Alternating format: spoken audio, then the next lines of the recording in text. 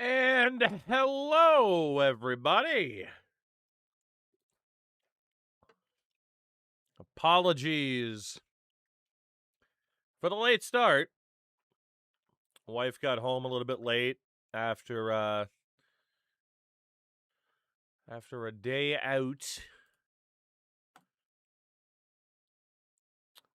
So I need to at least say hi to my wife for the first time today. Oh, how will Lubbock make you depressed today? That's a very, very good question.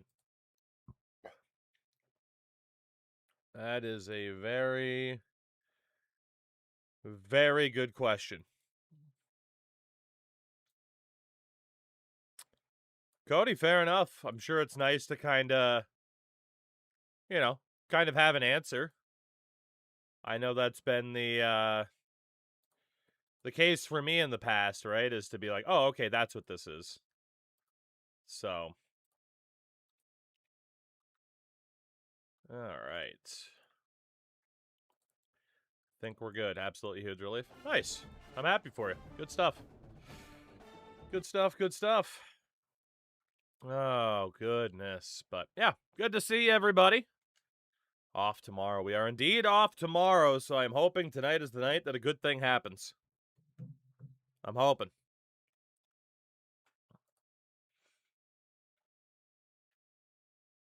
Yeah, Cody, like JR just said, right? Like, I have plenty of friends where it was just been like, oh, what's going on? Oh, okay, did something happen today? Or, I don't know, did something happen today? There was a college football patch, right? I'm intrigued. I'm intrigued to see what that looks like. The Kirby Doc contract, that happened today. Was the Trevor Zegras contract today or yesterday? I don't even remember. I think that was yesterday. Yeah, Kirby Doc signed today. That's fun. NHL 27 trail. What's that? I don't know what that is. I don't know what that is. What's the NHL 27 contract? Or contract? Read the word contract. The NHL 27 trailer. What's that? No idea what you are referring to. Not a clue. Oh, goodness. GM Kidder. What's that? Would it throw things off too much if you made conferences based off of budgets? Damon, not a bad idea. The problem is I cannot see what teams' budgets are at any given time. So, yes, if we wanted to start the conferences based off of who has the budget, sure. But then obviously, like, over time, it would just be what it is. If that's what you mean, start it off based off of budgets instead of star ratings, that is actually a very interesting idea. That is a very interesting idea, actually. I like that a lot. Cal Clutterbuck and Matt Martin. Oh, really? It's funny how the NHL has fun with the schedule releases. They never used to do that. Trifling Inuyasha. Hello. Hello. The contract is your NDA. Some shithead AI bro dropped a completely AI-created history of Japanese wrestling website full of wrong info. Well, at least it got shit on.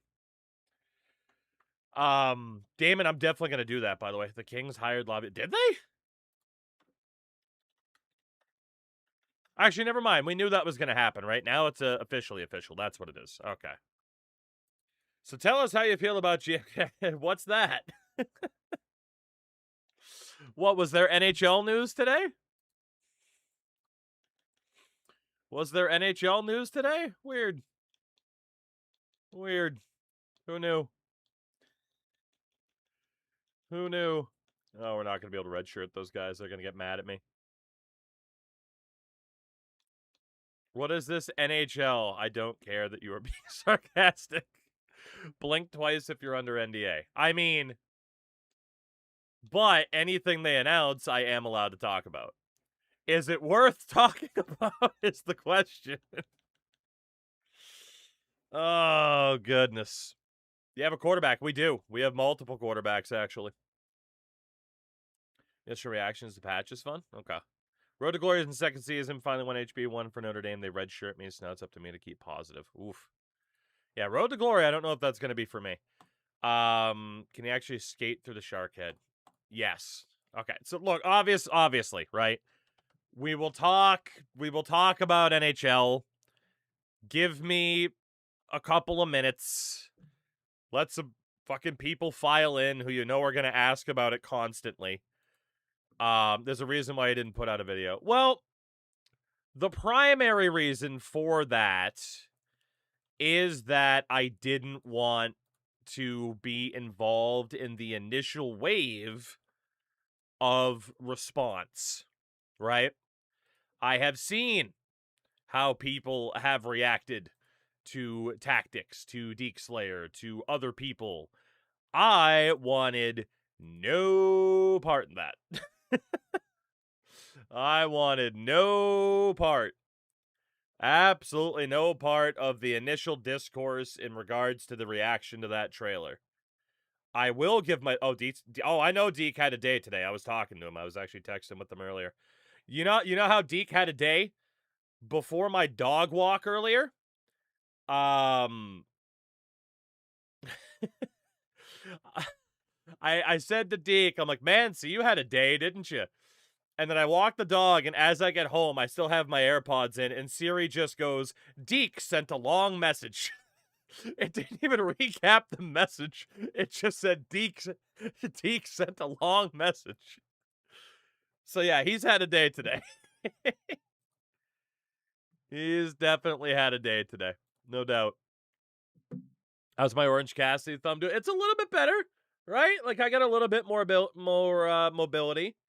It's healing up pretty well as well. I've been taking the progress pictures. My tweet talking about literally anything but connected franchises doing numbers. I've taken some progress pictures. Like, it doesn't look that bad. It does kind of look like I have a small vagina on my thumb, but you know, that's life. Did you sprain your thumb gaming? Endo, did you not hear? No, I was doing the dishes the other day, and as I was cleaning a glass, it broke and sliced my thumb open. So that was fun. I got 2 whole stitches. 2 whole stitches. Speak of the devil! Deke, I was just telling chat the Deke Slayer has sent a long message story, which absolutely made my day. That absolutely made my day. Oh, man. Final, what's up? We're doing well. We're doing well. But, yeah, I mean... you need to work your injured thumb into an angle with Leo Rush tomorrow. Just have him say, it's fine. Polly as well. What's up, dude? Endo's the last person to find out that you're thumbless. Yeah, it's amazing how that happens, isn't it? Let's see. Who was playing this year? Seeing White for the first time today. Hey, cool. Deke sends a long message. Well, I mean, Sergachev, she was tired as hell. She went out to a little, like, super spur of the moment, like, extended family get-together. And, which I need heads up for stuff like that because I stream until 6 in the morning. So yeah, she was just gone all day. Bubba, and that's Twitch. My question of the day, what's my favorite dad joke? When you see the construction sign that says road work ahead, you say, sure hope so. That's my favorite dad joke. That's an all-timer. That's an all-timer. I'm leaving for the day. Please don't thumb wrestle. I still do that. It's the best. It's the best dad joke. It's not even close. It's not even close. Okay. All right. All right, fuck it. Let's have this conversation. Let's do it. Why not? I'm not surprised. Of course, people are like, hey, questions, NHL. As I talked about earlier, I have intentionally avoided a lot of the NHL discourse today. Unlike previous years, I wasn't immediately like, okay, the second I can drop a reaction trailer to the reveal, let me do that. I just wanted to sit back and observe. I let other people have fun on social media. Shout out to Deke. I know you're in chat right now. Shout out to Tactics and anybody else that might have made any comments about NHL that might be affiliated with the game or not. In the case of people like Pete Blackburn, like, man, for me, I am just like, I am going to step back and let the reaction be what the reaction is. And then I'll step in and give my thoughts on stream. We'll put this up on YouTube as its own separate thing, right? NHL 27 reveal trailer came out today, right?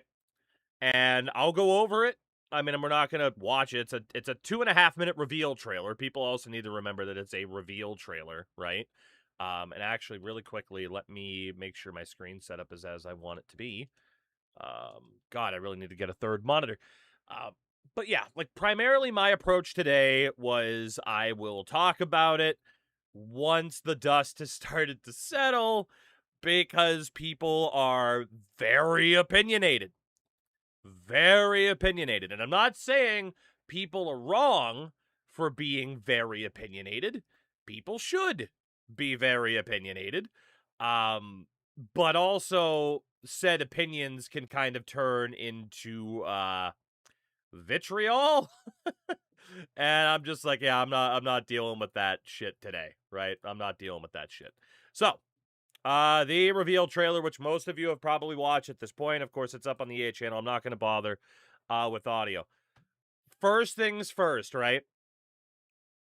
I know a lot of people, I've already seen tweets, right? Of, oh, they're leading with presentation. That's not a good sign. Which I don't necessarily disagree.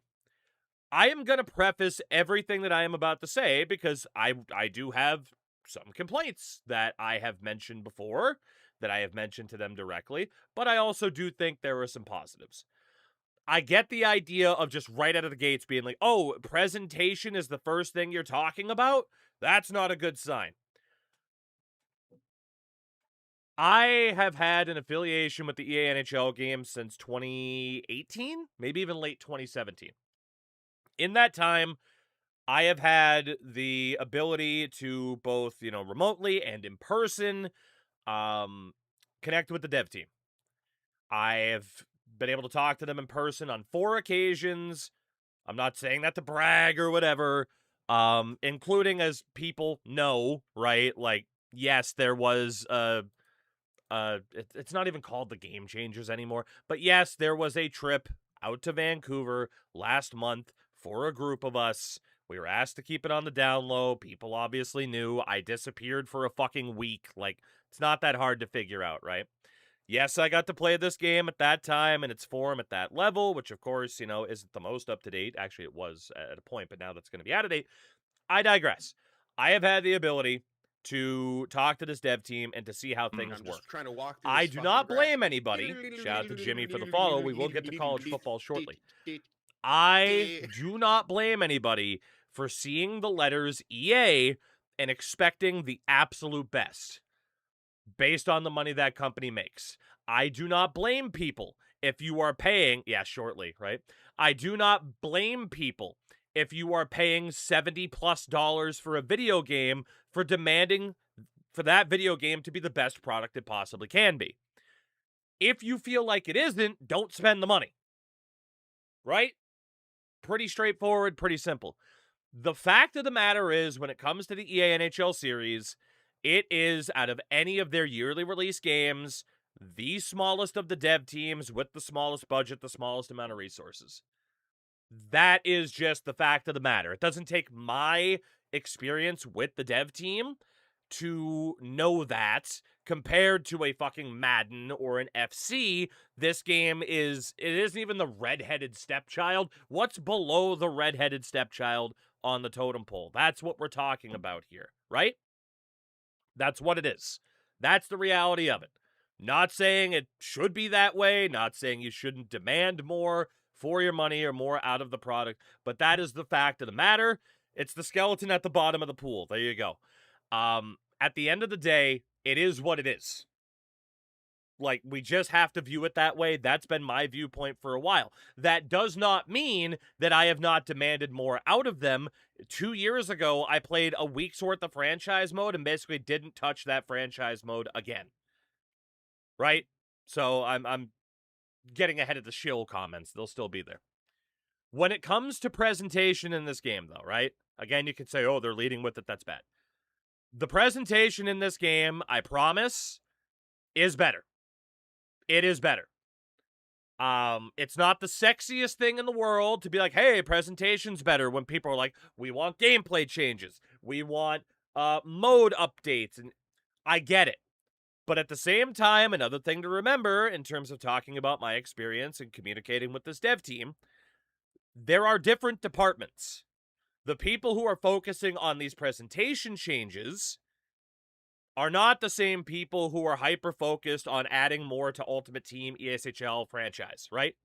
That's just the reality of it.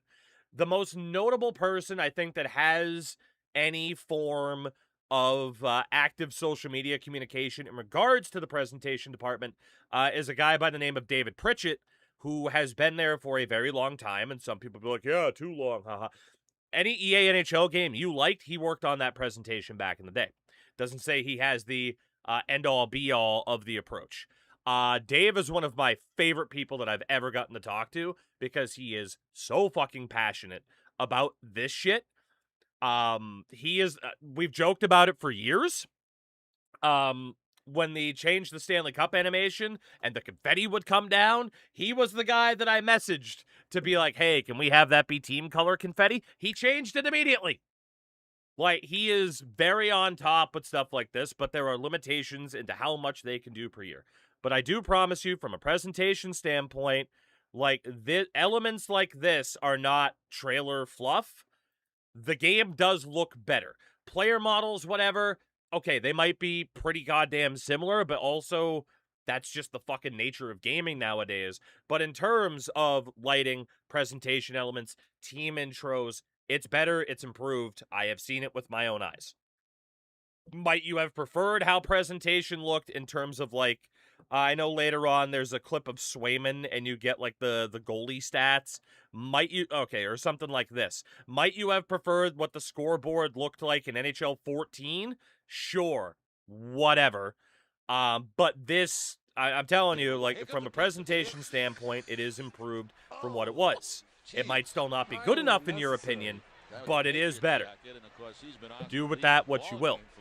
Cider, thank you for the 35 months. When it comes to other elements, right? Obviously, the arena's mostly updated. Some of them aren't perfect. Like, I saw a Hurricanes fan be like, they're missing the seating number plaques in the stadium. Like, that's the same type of person. I'm not even saying that person's wrong. That's the same type of person who would have been on board with the college football equipment debates that went on Twitter and Reddit for the past year. That's the type of person who's like, I want everything to be one-to-one.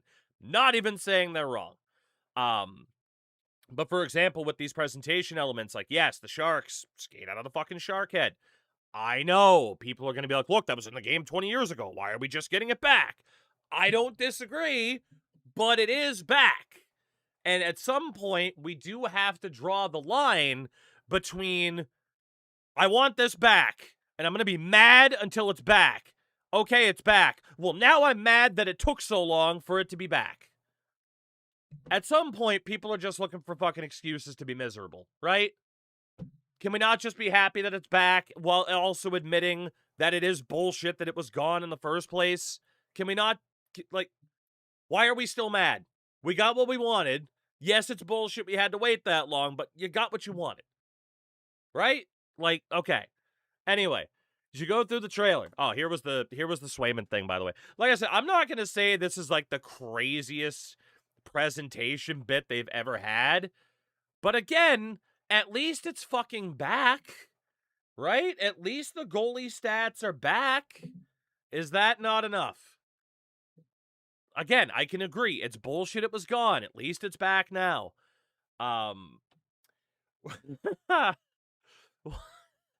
We'll talk about this in a minute, too. We'll talk about that in a minute as well. Don't you worry. Was confirmed as well. Obviously, it leaked. New commentary: John Buccigross, Darren Pang. Overdue. I've talked and worked with James Cebulski briefly through my time at Sports Gamer in the NHL Sixes community. James is a really nice fucking dude. It was time for a change.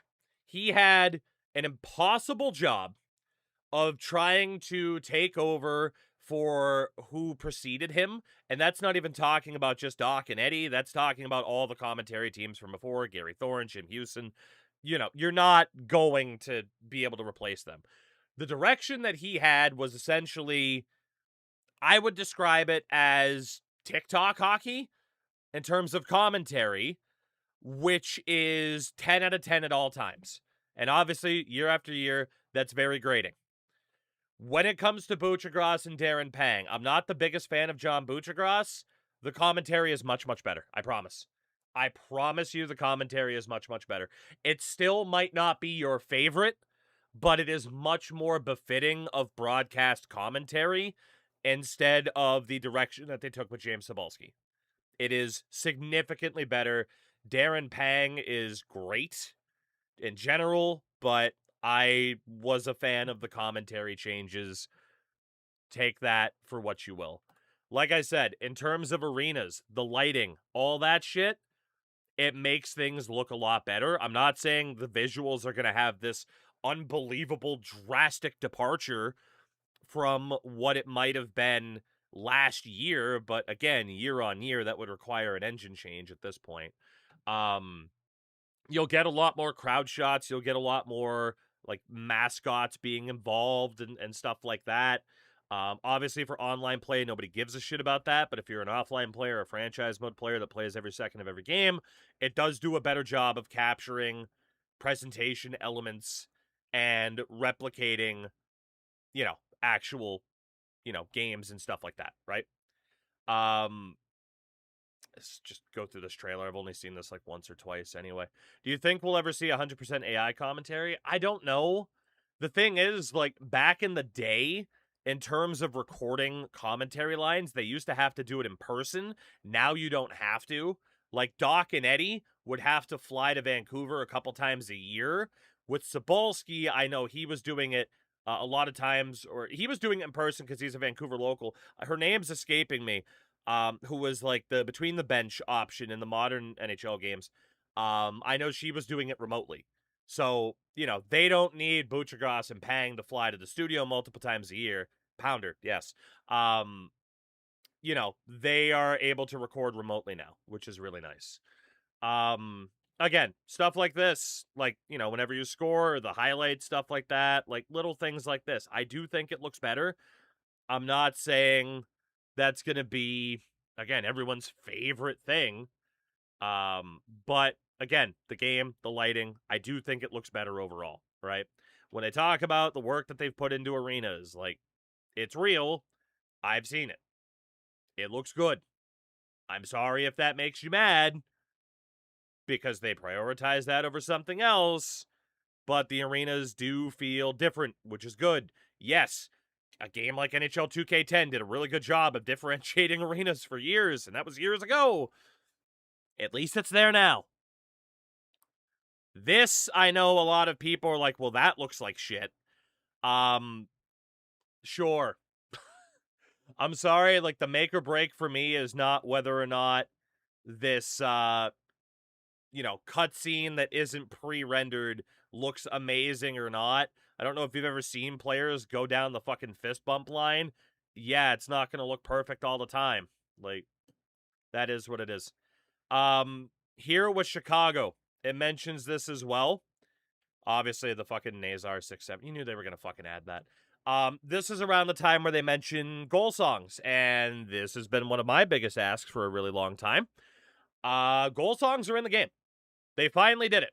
I argued, I'm not saying I'm to thank for this, but I argued this for years, is that to hell with the soundtrack, goal songs would provide a good enough soundtrack. They might still have songs, I'm not sure. To my knowledge, there may be a few that they are not able to get the licensing for. That is what I was told. There might be a couple, but the vast majority are in. The most we have ever had in terms of goal songs in the game is about a third of the league back in NHL 17. We're talking at most like a handful of teams that might not have a goal song but might have something close to it because of copyright, but I was told that they are still working on that, so there is not a confirmed number.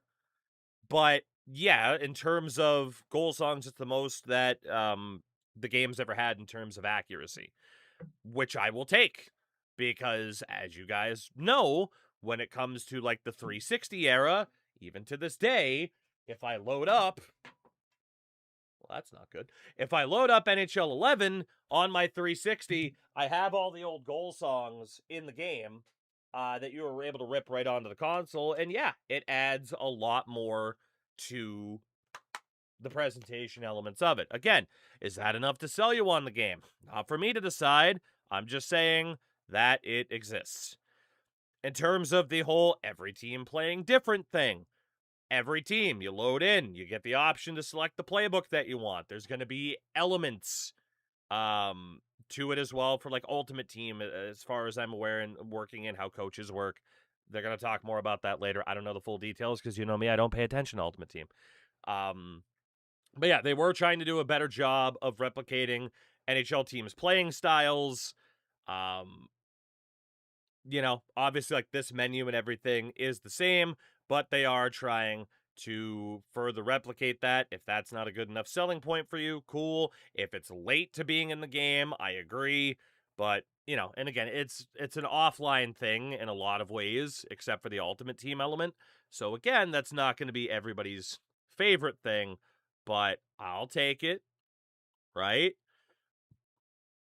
I mean, like I said, it's one of those things where you look at certain elements, right? And that is what it is. And then there's this whole to do. Oh god, how do I even handle this fucking topic? Connected franchise is not GM connected. And that pisses a lot of people off. Right? How slow are the menus? For connected GM or for connected franchise, the menus are the fastest menus that the EA series has ever had. They built this from the ground up. It's something that they're going to be looking to replicate years, in the coming years for the other modes. These menu speeds for this mode are the fastest menus in the game. Hands down, it's not even close. It is lightning fast. Unless something changes by the time the game launches, but from what I played, these menus are fast as fuck. Like, genuinely fast as fuck. Now, here's the elephant in the room. So it's bare bones. Now, see, that is what some people say is that's why it's fast, is because there is no AI element to the game. And again, that is why it is not GM connected. It is connected franchise. That was an intentional thing on their part to go with a different name. If you are going to play this mode, it is essentially franchise versus with friends with some franchise elements. That is the best way to describe this game mode in its current state. Now, some people are going to be like, yep, that's bullshit, don't want it, fuck you. Fair. Totally fair. If you wanted GM connected back, you're not going to be a fan of this. That said, for what this is, we got to play quite a bit of this. We had a really fun time with what it is. I'm not saying that means this, that, the other.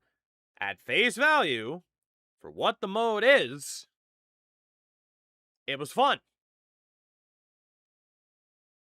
It's not GM connected. But for what this game mode is, it is fun.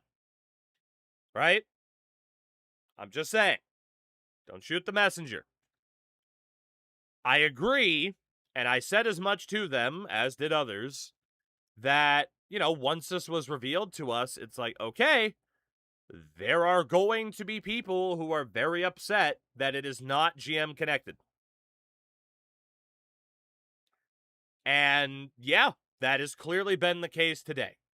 There are people who are furious that there is no AI element, and I totally get that and totally understand that. Again, at the same time, I also choose to look at the mode for what it is and put it this way, like, I am going to have fun with it on stream. I am probably going to play in a league with friends and with people in chat. There are some different spins that we can put on that. So you can only trade with players, not CPU. There's no CPUs at all, Graham. If there are any teams in the league, it is human controlled, and that is it. And that is why some people are very mad. Like I said, for me, I look at the mode for what it is, and it's fun for what it is. But is it GM connected? No, it is not. No, it is not. Right? It is not GM connected. That is just the fact of the matter. And for that reason, I don't blame people for being like, hey, what the fuck? Right? I don't blame people for that. But I can only be honest about my experience with the mode, that it is fun for what it is, and that at the end of the day, this is the most common thing. When it comes to the EA NHL franchise, we've seen this time and time again, and it's still true. They release things in stages, right? That is just a fact. I'm not saying that's the way that it should be, but that is how these things work with this game specifically, is they will add a pretty basic version of something and then expand upon it. So you need 32 friends to play the mode. No, I think it's the minimum is 3, but you can have up to 32. So it's wrong to assume that GM Connected was back and then the backlash happened with more information that was released. I don't think they could. BBG, I don't disagree. Like, in terms of the way they were talking about it, like the NHL 24 time frame of being like, hey, GM Connected's coming back. Like, yeah, I don't blame people for being like, hey, what the fuck? I don't.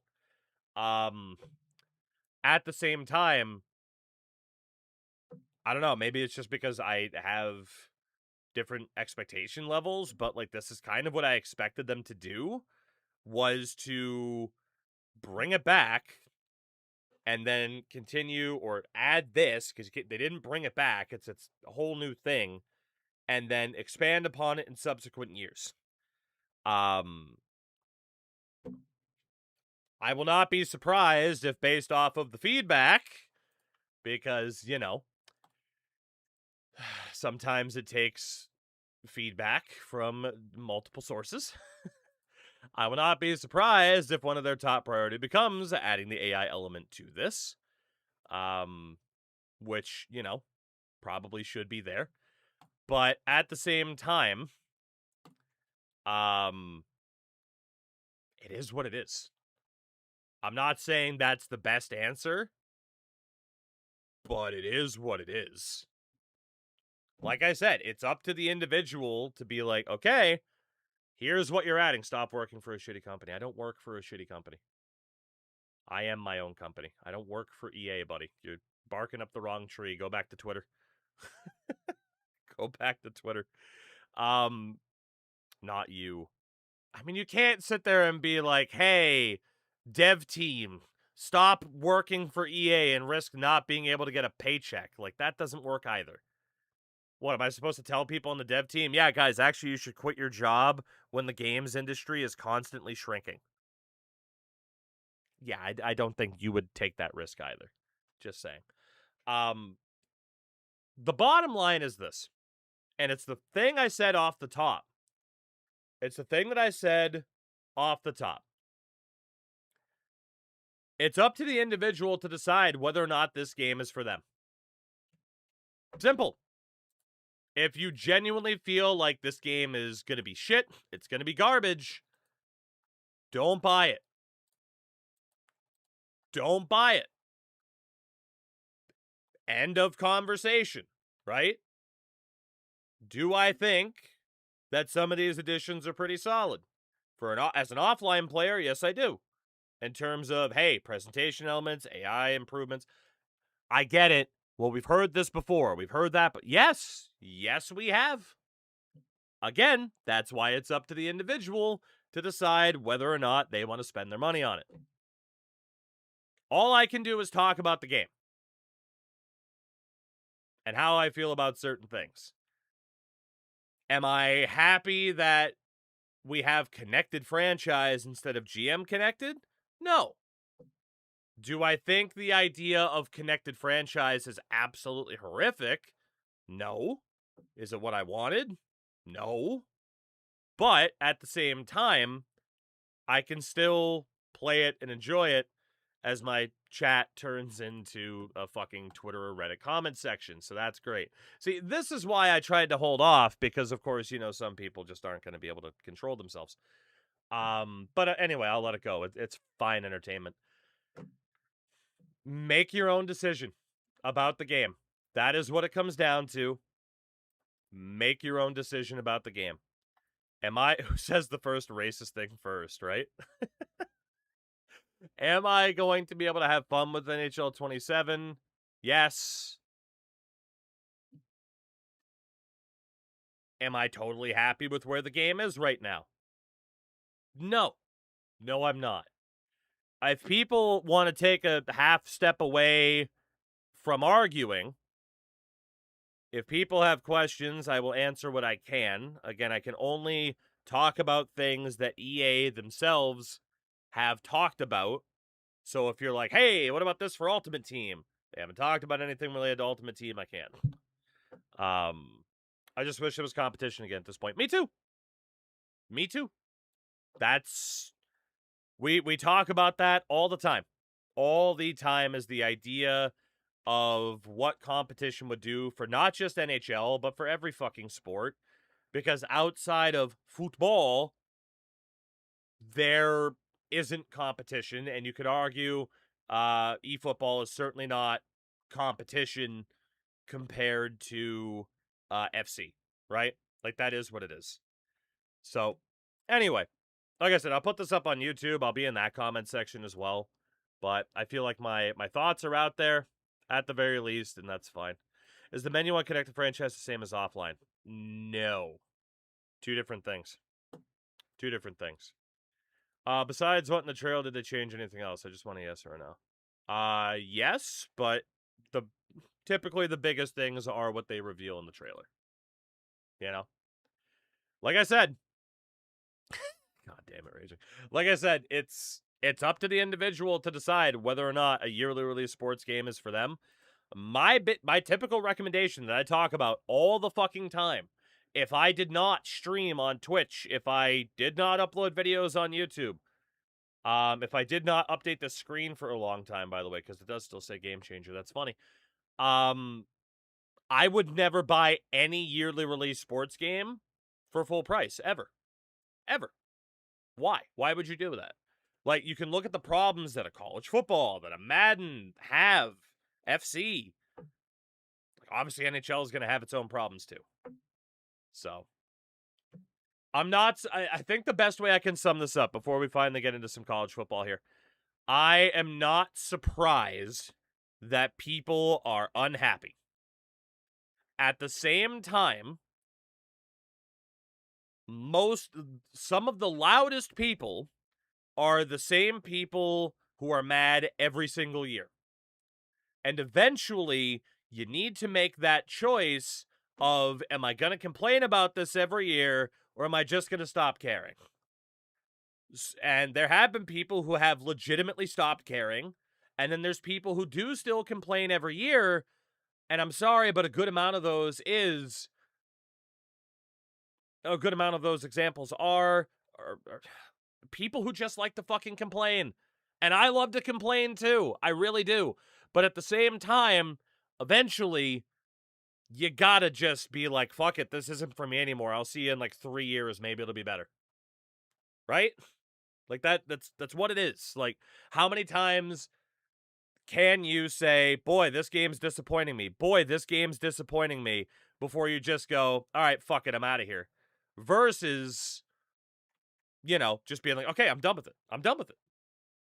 And I get it. The idea of like, well, maybe if I voice my displeasure, changes will happen. Well, apparently the changes still haven't happened that you wanted. So again, the best way to voice your displeasure is, in fact, with your wallet.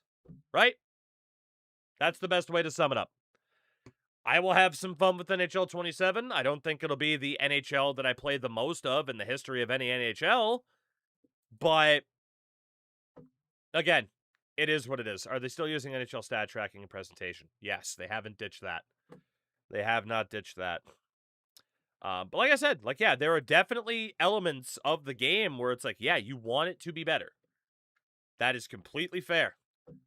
But there's only so many times, right? Vector and Champion, like, the game hasn't been good in 12 years. Are you still buying the game? Then there you go. And if you're not, then why bother still being like, well, the game's shit? Yeah, you know it is, so why waste the time stating as much? Like, I don't get it, because so many of the Twitter and Reddit comments end up being, chat, people don't buy the game, people don't buy the game. Yet, a lot of those people are the people that still buy the game. And I get the idea of like, well, it's the only hockey game. Again, vote with your wallet. That's all I can say. It's the gameplay upgrade, the one that we see in the trailer. I do believe they still have other stuff that they're going to announce. I do think they are still doing their deep dives. So, again, this is just their reveal trailer. Case in point, by the way, about the trailers, this was a much more informative reveal trailer than we've had in recent years. People are still unhappy. Vote with your wallet. That's all I can say. Vote with your wallet. We can keep talking about this stuff. Again, if people have questions, let me know. But, like, I can't help it. Like, one of my biggest takeaways from today is just a lot of people do just love complaining at this point. And I'm not even saying that they're wrong for complaining. But man, if you have the opinion of like, this game is shit every year, and this trailer's not good, so the game's not getting better, well, are you still buying the game or not? Because at that point, if you have that opinion and you are still buying the game, well, you're not exactly helping your cause, are you? So, what if they made GM mode 84 game seasons? To my knowledge, they did, yeah. Like, they want to keep that accurate. So, yeah, I don't know. It is a bit of a shame, right? Like, I'm not surprised by some of the more negative reaction. But at the same time, it's like, man, people are kind of entrenched in their ways at this stage in regards to a game like NHL. Raging, no, we did not. We very, very much did not. That's why I haven't played NBA 2K. Right, like, dude, NBA 2K, we do a couple of my era franchise modes, and then I'm pretty much done with the game. So case in point, like, if I wasn't a streamer, there's no fucking way I would buy that game every year. There's no fucking way. That's, again, like, that's what it comes down to, is vote with your wallet. You kept the rant under an hour. I mean, again, it's a 2.5-minute reveal trailer. There's only so much that you can talk about. Can you blink twice if there's any changes to franchise mode? There are changes to franchise mode. Are they the most expansive thing in the world? No. If you have your hopes up for this gigantic change to franchise mode this year, I can tell you that that's not the case. That's not the case. These other content creators get 45-minute videos up 2 minutes. Dake, it's true. I mean, I literally had a friend be like, yeah, I put out a video today just because I knew it would get clicks. Which, yeah, smart. He's like, and it got the exact reaction that I thought, or the menu's faster. In a general sense, not significantly, to my knowledge. Connected franchise, they're fast as fuck because the mode was built up from the ground up. So going to be a trade finder in franchise. Franchise, yeah. I mean, there's always been a trade finder. Is there a trade finder in connected franchise? No, because there's no AI teams in connected franchise. So, I mean, I've seen Game Theory do a 45-minute video on a single image. That's fair. If I were you, I'd shove an ad every 30 seconds during the connected franchise talk, right? Probably should. Probably should. But, yeah. Is it play-only franchise mode? There is no simulating in connected franchise. It is playing games against your friends with franchise elements. No AI whatsoever, except your AI teammates on the ice when you play, because it plays like versus mode. You know? Like I said, I know a lot of people were like, okay, when it comes back, GM connected. It's not GM connected. They're not calling it GM connected for a reason. It's online versus with slightly custom teams. Yes. Yes, it is. So you have to play them. You can't just do CPU versus CPU. Correct, to my knowledge. Why would a menu streamer like playing games, right? Good question. So, like, for example, Endo, with us in the Friendos, like, we're going to play that mode. I have ideas for how to make it pretty fun. But, you know. Niles, no, I still haven't gotten around to it. I've been busy as shit, but I will be binge watching them probably this weekend. Wait, custom rosters. Custom rosters are in. You can absolutely have custom rosters with GM Connected. 100%. Well, not GM Connected. Connected franchise, sorry. Yeah, custom rosters are in. So if you wanted to use like the Vasi Tactics Tugi roster in a connected franchise, you can do that. All right, I am having to go through one more time here just to make sure we didn't redshirt anybody who will probably leave if I redshirt them. Now we're cooking. Right. So, like, for example, if Snipe makes an original 6 roster, was time to play 84 games. It's not an 84-game season. You can customize the season length as well. You could have it essentially be a round-robin season where you play each team once, and then it's done. Now, in normal franchise mode, there is the 84-game season. But Connected Franchise works just like Custom League, where you have the customization, how many teams, how many games, stuff like that. You say we can use custom rosters in the new franchise? Yes. Yes, you can. Yeah, so again, like, if Snipe and Score makes a, like an original 6 roster, you can do Connected Franchise with the original 6. You don't need 32 teams. You just need 6 players to play in that. Is there free agency and a draft? There is free agency. There is no draft. At least in year 1. There is no draft. Players do not age. Now, you can technically finish your season, then start season 2. Players will be the same age. Again, if you want to do, like, if you want to replicate it like a keeper league, you can do that. Like, you know, there are certain elements to it where if you like the mode and you're willing to get creative, you can definitely have some fun with it. If you're just like, well, I don't want to get creative, the game should get creative for me, this is bullshit, I don't necessarily disagree, but at the same time. Bunny, I don't know if anything's changed about that, unfortunately. Is there a fantasy draft? There's the $1 million question. Not at launch. And that's what kind of sucks. So if that was the big sticking point for me of just being like, oh, people are going to be fucking mad. Fuck you mean not at launch. I said what I said. I said what I said. Unless something changed. that is the status of it. So again, if you're willing to get creative,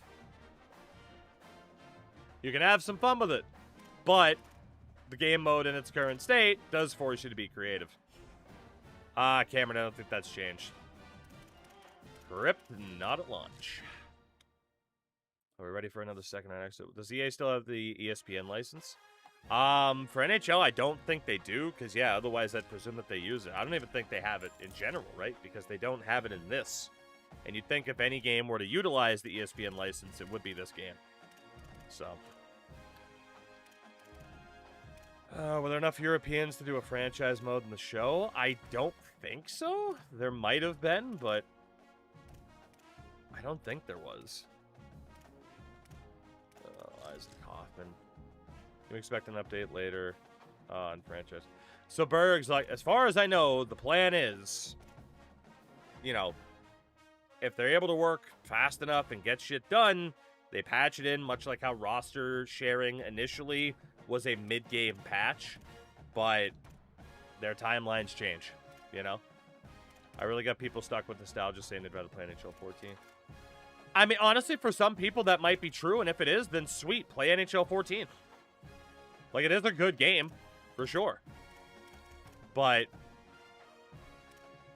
you know the same people are like, yeah, fuck this game, I'm going to play NHL 14. You know those people are still buying the game. You know it.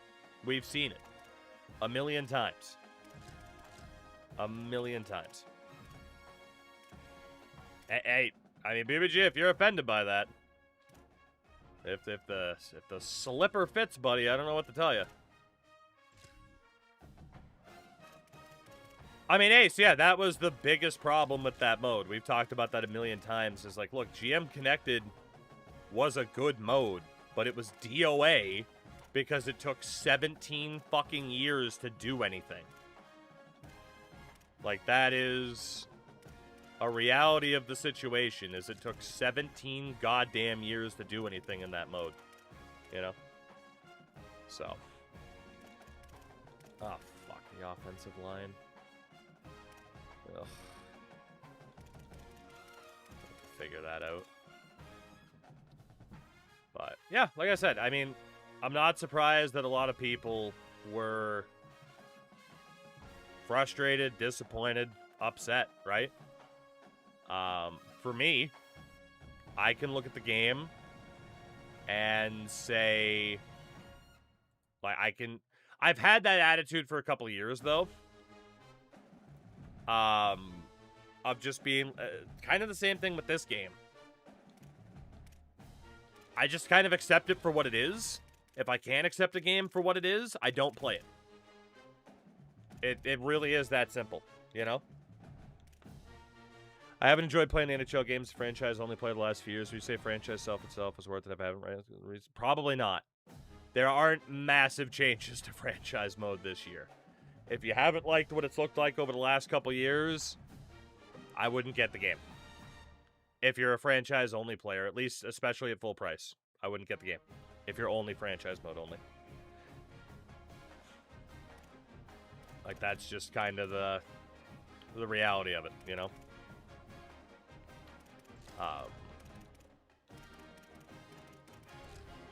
Like, we've seen this for years. We've seen this for years. They put things out in stages because that is just the nature of the beast. The size of the dev team, the yearly release schedule, like, that is just the nature of the beast. Is franchise more similar to 25 and 26? I mean, Cameron, they're the same. 25 and 26 are the same damn thing. There's basically nothing different about those two modes. So, does Madden still have online franchise? Yes. Have I considered doing one with those with friends? Yeah, but I'm not sure how many friends do end up getting Madden. So, that's kind of an element to that, you know? Is just the availability. Like, we could do something with chat. What's the go-to song while showering? I just put the Spotify playlist on random. That's it. Nothing too crazy. Nothing too crazy. Let's go with I guess Ragus, actually. Goda. Alright, really quickly. Boyko and Hose. Shembo and Hose. Listen to the Yacht Rock in the shower. Hell yeah, brother. Remember they added women into the WJC halfway through the game. Next year they actually, it was the first time they had. Yeah. They have definitely done that. Is there even double-digit developers for the NHL games? Yes. Yes. Like, it's not two guys and, you know, in a trench coat and then one other person. Like, it's... You know, I'm not sitting here saying it's this fucking massive, expansive team, but it's not, like, it's certainly more than 5 people. You know? Now, whether or not that sells you on the game at all or not, I don't know, but there you go. Thoughts on the Yzerman news? I'm not surprised. Something had to change. The other reason people feel like they got rubbed the wrong way is how connected franchise was sold to us in the trailer versus what it actually is. And I can't disagree with that, you know? I can't disagree with that. Like, all I can say is that it was emphasized to them and that the original plan anyway was to be more open in the trailer in the first place. But it was emphasized to them be as clear and honest as absolutely possible. Whether or not someone feels like they pulled that off, you know? But they knew the importance of that, at least. Is Zadorov getting the seed? No way. McAvoy or Pasternak first. The only surprise on Yzerman was why now instead of a month ago. Yeah, pretty much. Looks like we're going to go Brazil on the other side. So Moffat and Choi. Choi and Moffat.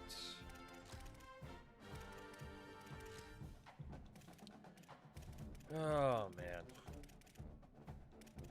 Defensive tackles look good. Linebackers. Oh, boy. Lipscomb, Whitaker, Dragisevich, Andrews. Alright, so Lipscomb, Whitaker, Dragisevich, Andrews. Give me a second here.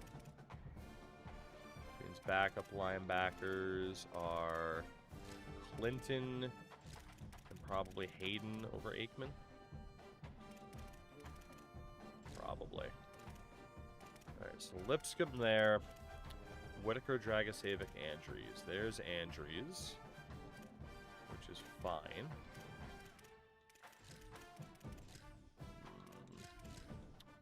And then here needs to be Dragisevich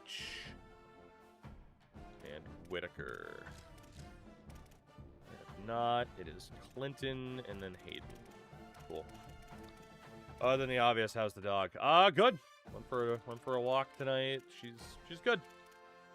Yeah, nothing too crazy. She's living her her best old lady life, you know. Happy Forza 6 wasn't a flop. I have a fair amount of time in Forza 6, honestly. So not sure how much in general, but I had a 6-month-old high. Ooh, congrats. Always good to have a new doggo. I got a rock. Free safety. Peoples or Banks? Probably Banks. Strong safety. Godwin and Virgil.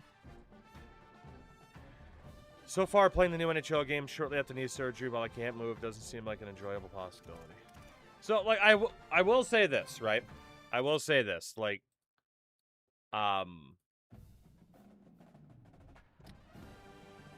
I do think there's fun to be had with NHL 27, but anybody that expected it to, like, reinvent the wheel, like, I do feel like you were probably just setting yourself up for disappointment, you know?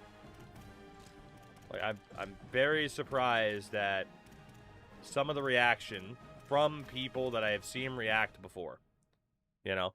But, like, CW, for example, there's no reason, like, if people do get NHL 27... there's no reason why people in the Discord can't easily put together a league and be able to play, right? Easily. Oh, we're doing this again. I mean, shit, we might have a league of our own in general with some of the friendos there, too. Biscuit, 8 months. What a man. What a man. Are you taking the over on 4 days before you stop playing 27? I'm not sure. I'm not sure. It depends on kind of the status of the game at launch. Top hat, that's outstanding. It depends on the status of the game at launch, right? Because, like, I could be excited for the game, but if there's instability, then, you know, yeah, Biscuit sure did. Those 30 minutes of WoW Connected's here. I know BBG said it. Hold on. I know BBG said as much. I need to listen to this. Hold on.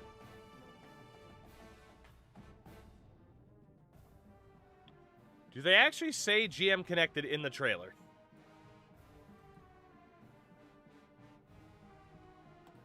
Because 15 seconds in, Darren Pang says Connected Franchise.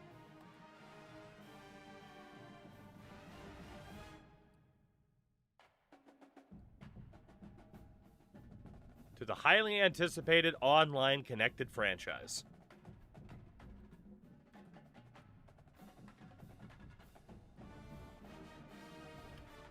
Give me a minute here.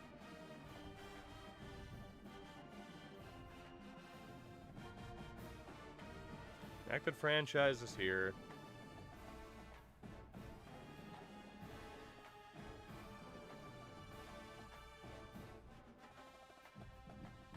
A shared online competitive experience has been one of the community's biggest requests for a long time, and it's finally here.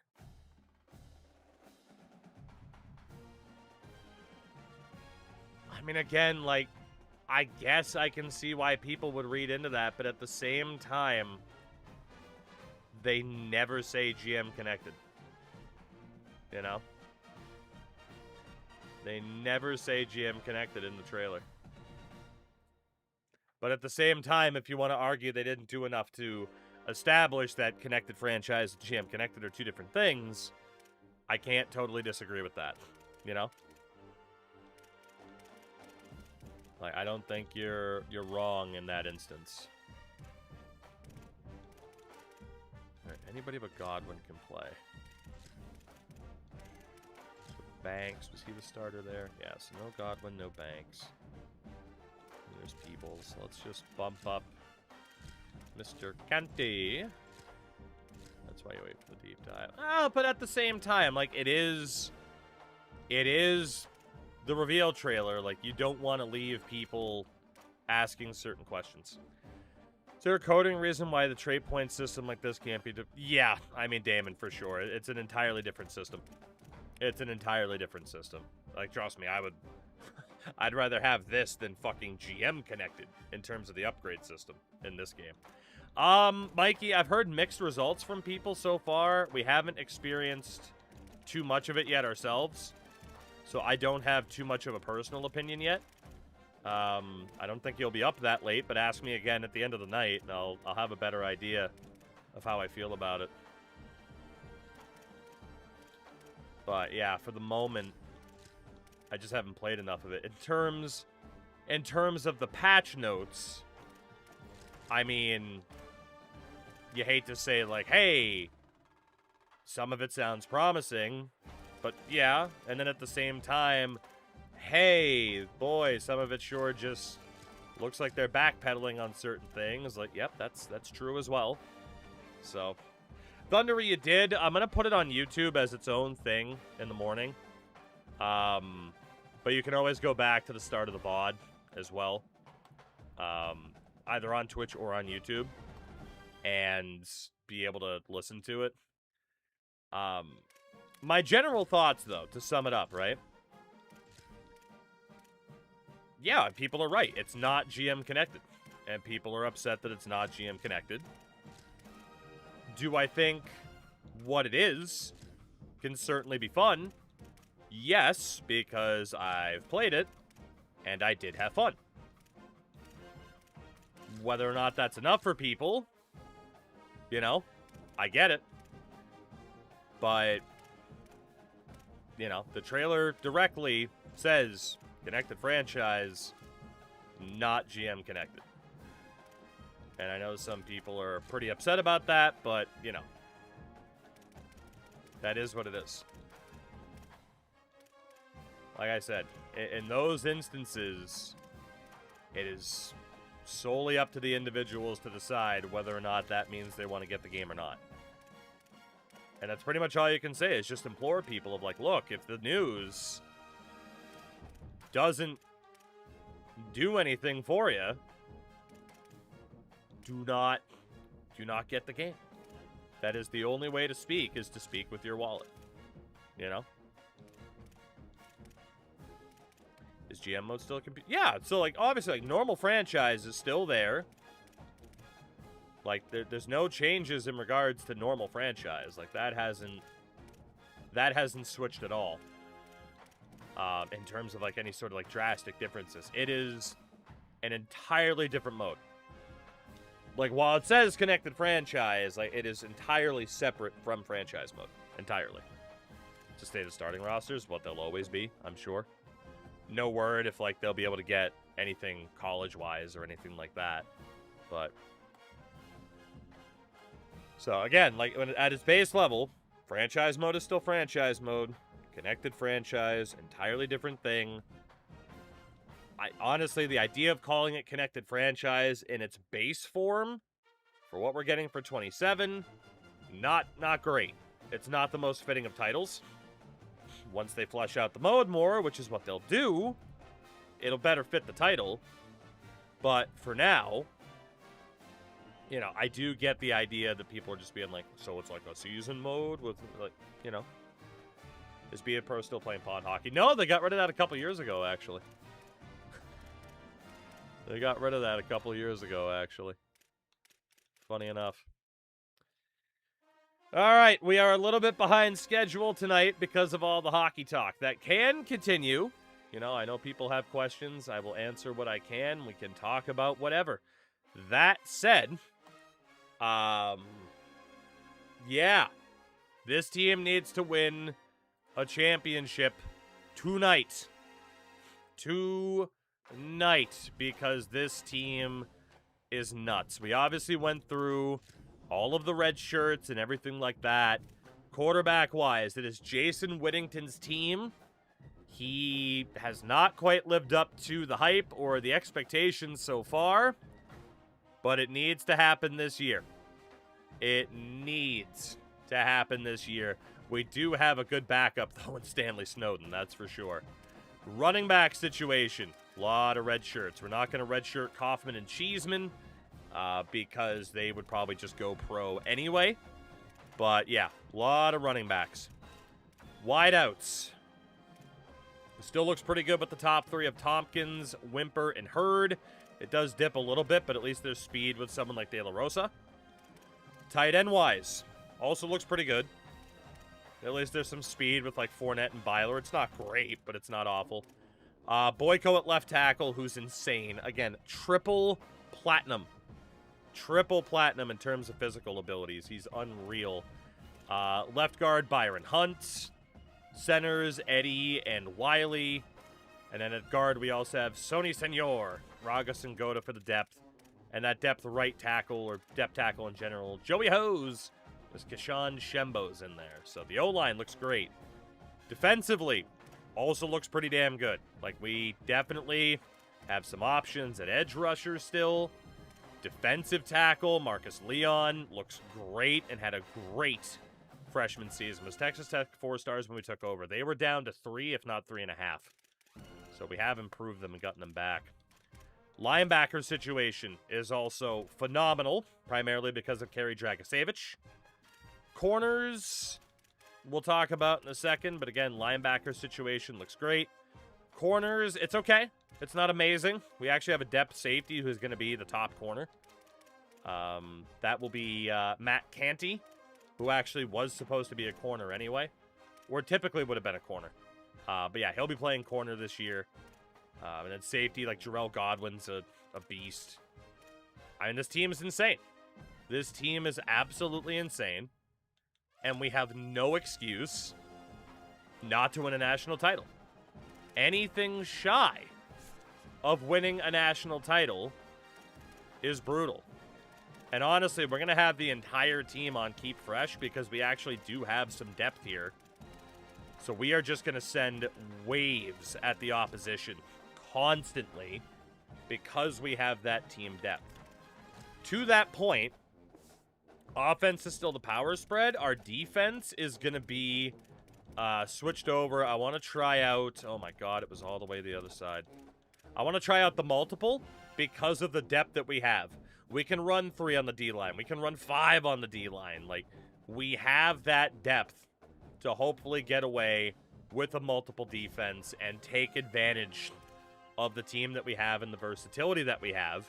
You've probably seen that we're the number 7 team in the country. Conference-wise, again, there were changes. Top it, I have no idea what you're talking about. We moved Army over to the ACC because they were dominating their conference. They beat us in the playoffs last year and made the Final Four. So Army has been moved to the ACC. The American has some new additions. Florida International, Mid-10, Ohio. If teams were dominating their conference, we moved them to face tougher competition. Boise State has been moved to the Big 12 with us. So is Memphis, who have also done really, really well lately. So we're not doing like a full promotion relegation, but if there are some teams who have just been whooping ass, we moved them up in conference, not only to give ourselves a little bit more of a challenge with some of these teams who have been great, but to maybe give some other teams an opportunity to not just get frickin' obliterated. But given that, you know, we could have moved ourselves to the Big 10, and I was very tempted if we win the conference again this year, I probably will move us. But at the same time, we did add that competition level. So like Conference USA now is a little bit shorter on some names.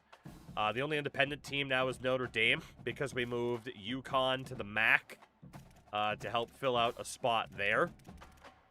Mountain West also took a little bit of a hit, but, you know, for the most part. Oh, and then UNLV and New Mexico were moved to the Pac-12 to replace Boise State.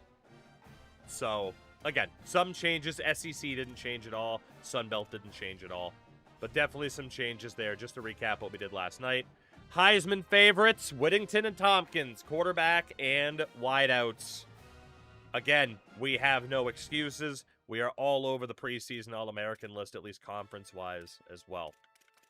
In terms of our schedule for this year. Oh, God, Endo, I know, right? It scheduled us for Notre Dame. That's not happening. We're not playing Notre Dame. I'm almost willing to schedule Army for the first week, but in terms of those one-star programs, who haven't we played? Because we do want a bit of a tune-up game. You know, people have joked about Rutgers for a while. Let's get Rutgers in there.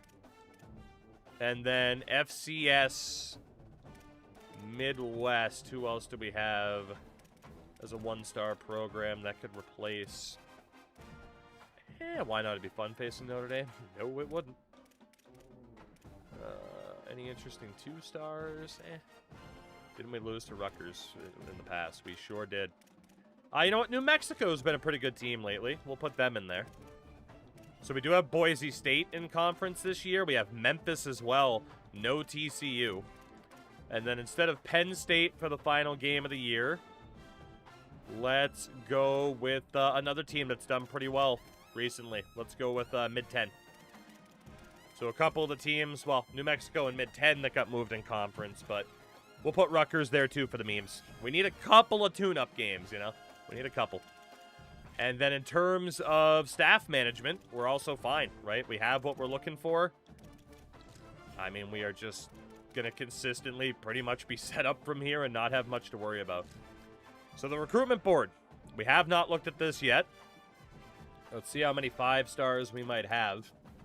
We're already due for 1,800 points. Quite a few 5-stars are willing to come here. That is delightful. I think we'll just be able to add every single 5-star and see what we are dealing with. But that is great news to see that many 5-stars interested in our program. Are there XP sliders for players in Dynasty? No. Yes, no. I don't remember. There's been so much talk about sliders and shit like that recently in XP settings, I've tuned it all out.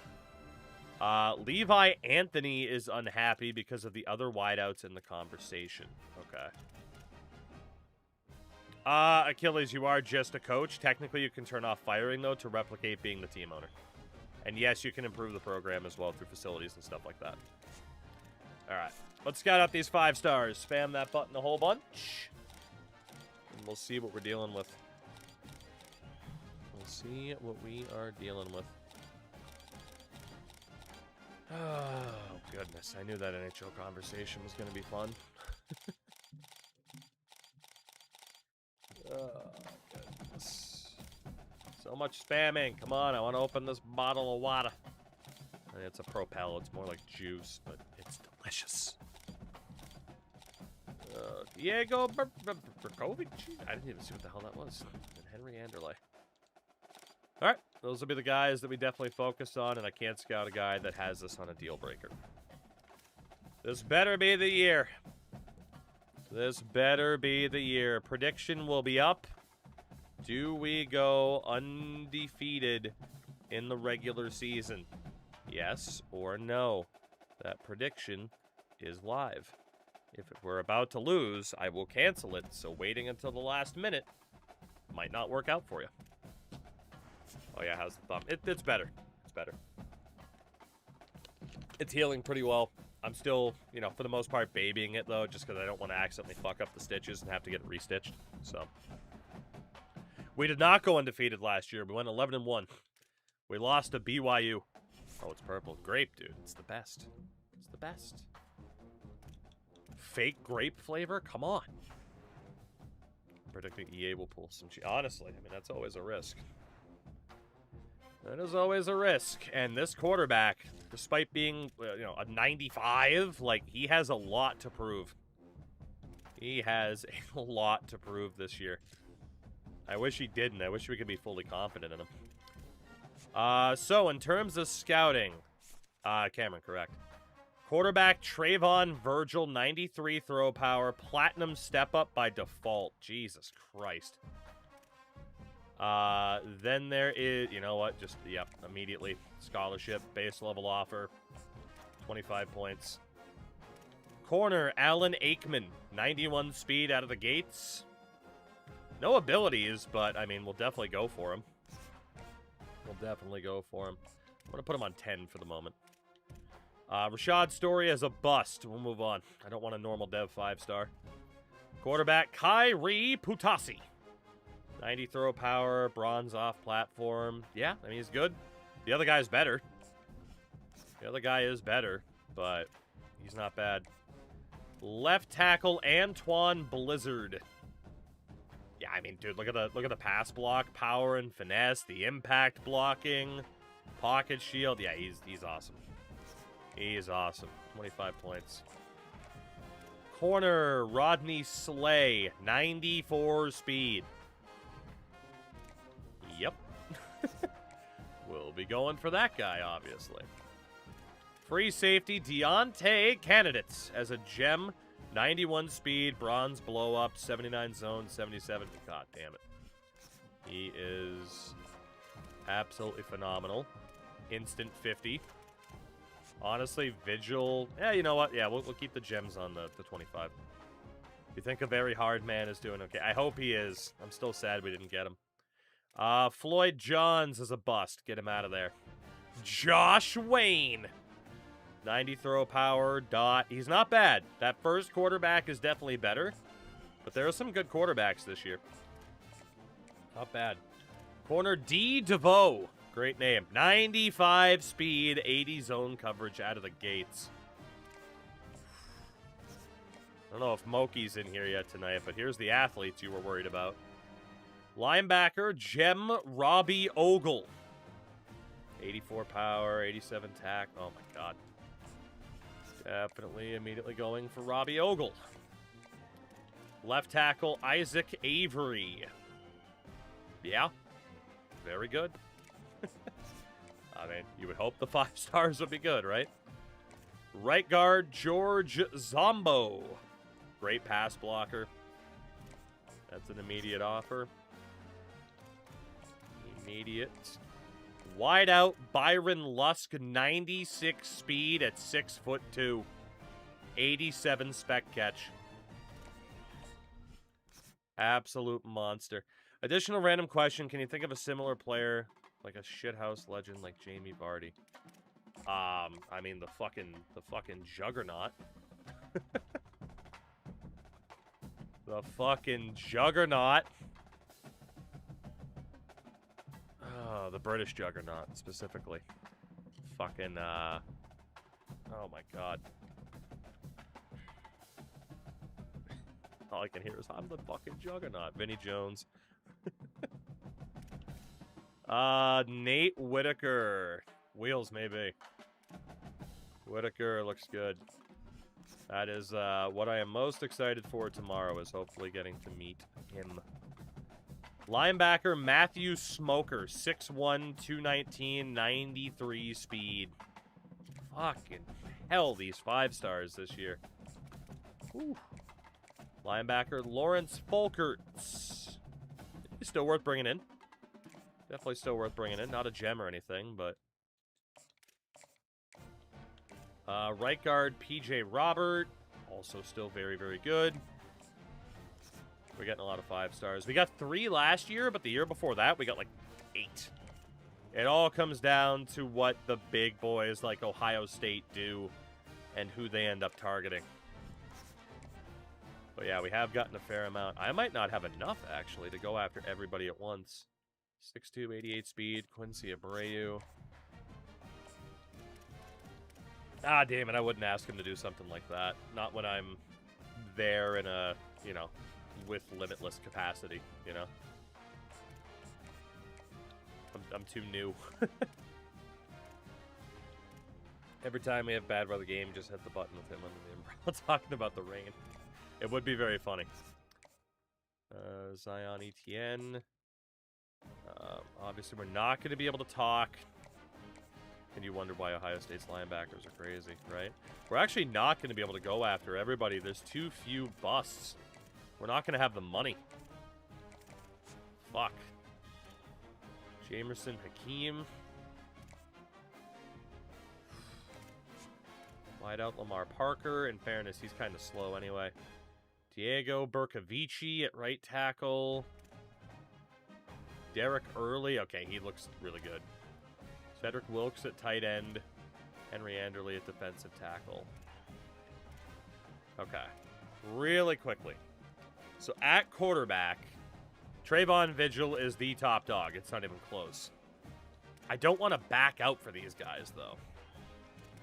So we might have played ourselves a little bit from a financial standpoint. Bercovici looks fantastic. Early also looked pretty good. Wilkes and Anderley, though, might be the biggest position of need. So Anderley will get the offer.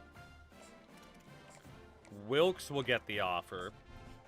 The other 4 will probably have to wait because we're not going to have the money until somebody drops out. But we can put them on 50 points to at least try to stay competitive for long enough until others, you know, at some point end up dropping out. Like, that's bound to happen. Anybody else who was on 25 points, like Matthew Smoker, we can bump him up to 50. And this is why we were leaving some of those points left over, because I had a hunch that might happen. Let's get Lusk on 50. Robbie Ogle. All the gems that we really want to push for. Deontay Candidate at safety. Blizzard at left tackle. We're actually still going to have points left over, too. Yeah, we know some of these guys will end up falling off. We're not getting 27 5-stars. So aside from that, who has the least amount of interest? Tight end Kadarius Caraway. Let's bump him up to 25. Quincy Abreu. We'll bump him up to 25. Lozano. I mean, anything we can do. Wrath, take it easy. Appreciate you stopping in as always.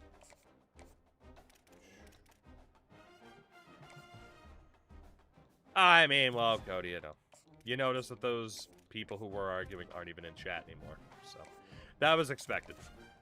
That was expected. Like I said, that's why I avoided anything social media-wise today, or immediately putting out a video, because you knew it was just going to devolve into that, right? Put those extra 5 points on Avery. Okay, there we go. Not bad for the first week. I'm sure we'll get locked out for some people. We do have some coach coins that we can apply. Of course, we don't have Program Builder yet. I kind of wish I did add Rainmaker at this point. So again, Strategist helps out visits. Recruiter. I mean, increase sways and stuff like that, which isn't that bad.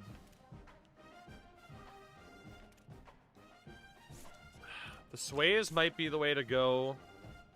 Additional XP for in-game goals. Motivator.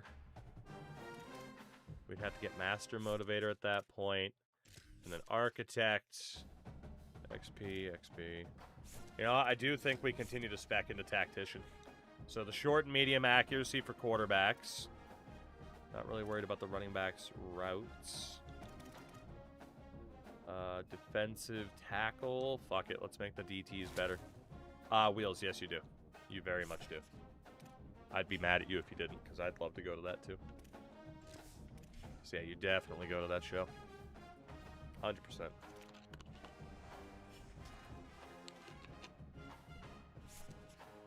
Not bad, congrats. Our goals for this season, actually the next 5, maintain national powerhouse facilities, win 80% of our home games this year, and have a top 25 class. Okay, that's not bad. That's not bad. We already have that top level of facility as well. I don't know if it's regressed. No, it's still the same. Cool. Cody, I'm hoping to win a national title before we consider ending this one and starting something new. But it does help now that the, update is out for this as well. Teddy Long is going to be here at the Brewers single-A game tomorrow. How random is that? Alright, we didn't get locked out for anybody in the first week. Which is good. I mean, except for Anthony, who was already mad at us. Anthony? So we will just see... let's get everybody on to at least 25 points. We already got the most important people on 50. And we'll see what's up. We'll see. Alright. Anything else? Not that fair enough. Still, just gesture. Yeah, now about time the Undertaker shows up.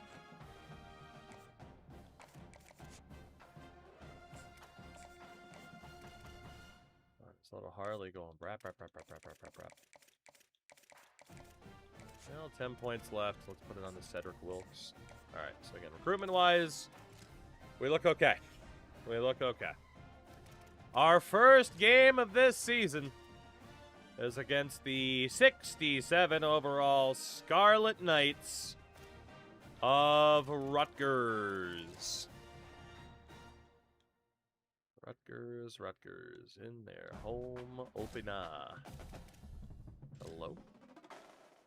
Wear the home. Wear the Scarlet Pants. Because we prefer the Color Rush hard game here. The funny thing is, though, it actually could be. Like, this should be a game where we decimate the opposition, and if we don't, that's going to be very scary. Like, very scary. We should obliterate them. It shouldn't even be a question. But what if we don't? There's so many guys on this team that have A lot to prove. A lot. It's the Texas Tech Red Raiders and the Rutgers Scarlet Knights. It's always a challenge when you have to go to the backup quarterback and one of these teams. I mean, Cody, you can find out on Instagram. We check in with Holly Rose. It happened for a charity stream once. Head coach before the game. They are without their star quarterback, but they have a ton of belief in the backup, even though he's not highly recruited. Ghost Buster. Mr. Buster. How are you, good sir? Thank you very much for the raid. How did college football treat you tonight?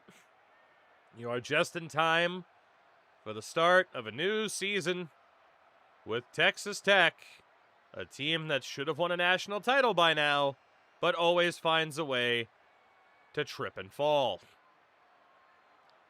Let alone the fact that we're not exactly obliterating Rutgers like we should. We're at least going to win. You see what I mean, though? Okay, by the end, we kind of pulled away. But you see what I mean? No touching! No touching! No touching! 39-20 over Rutgers. That is not the most impressive performance, but Jason Whittington might not have been the problem. He actually had a pretty stellar game. A pretty stellar game indeed. Got to like what you just seen. First game of the year, not bad. Tremendous effort on the field. Not Guys bad, flying not around, bad. flying to the football, trying to make the plays necessary to win this game.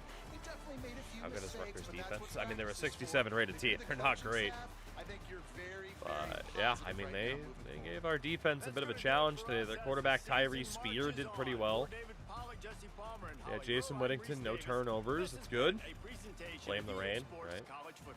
Kaufman, decent on the ground. Whittington had quite a few carries. Receiving wise, it's actually Taj Hurd, who might be hurt. Doing okay. Byler and Wimper with touchdowns. Blocking wise, not a great start for triple platinum Maurice Boyko. We'll blame the rain. Defensively, we got to their quarterback 4 times. Hell yeah. No picks, though. Kicker went 1 for 2. We'll blame the rain. Because what choice do we have? We gotta blame something. We'll blame the rain.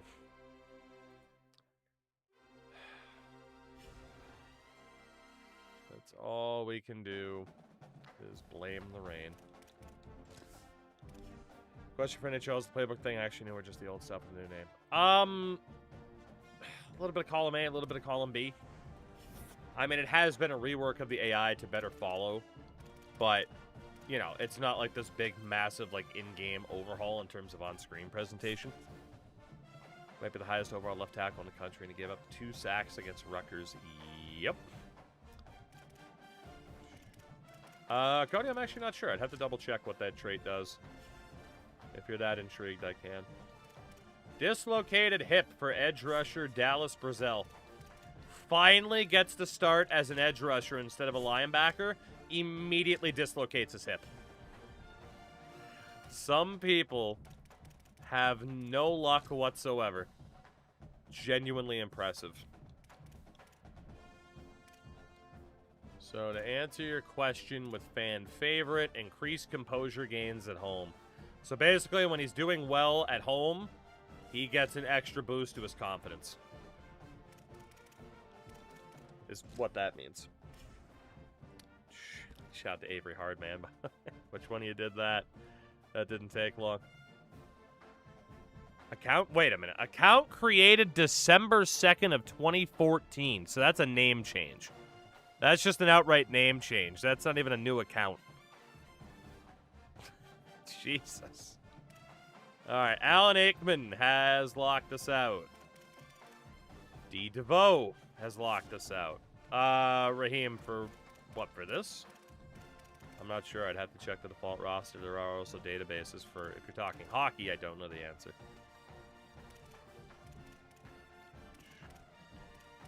All right, Vigil. Send the house is fine.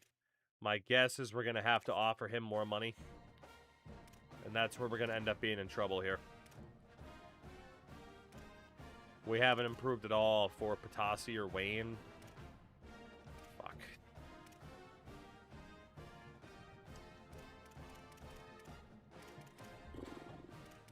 How do we want to handle this?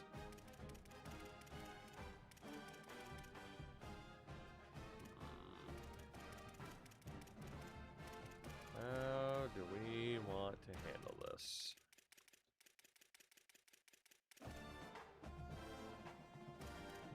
Game was too good and I had to adopt I'm just it. trying to Fair walk enough. through this fucking grass. Resno. Oh. Going with Resno. Thank you for the follow. Welcome in. How long can you go without having to jump into the game to save the day? I mean, we've had entire seasons where we haven't had to do anything. I don't think that's going to be the case this time, though. Vigil, we are going to give you more money because you are absolutely insane, and we will schedule you for a visit against Cincinnati. Yeah, I mean, we're not going to have more than a 1 or a 2 impressions, so we'll go Conference Prestige for Vigil. Mr. Candidates, we will also give you more money. Schedule you for a visit against Cincinnati on contender status. Ogle. I can't really afford to give you more money right now, but I'll give you what I can. And then Lusk. Can't afford to give any more money than what I have. Smokers on 50 points.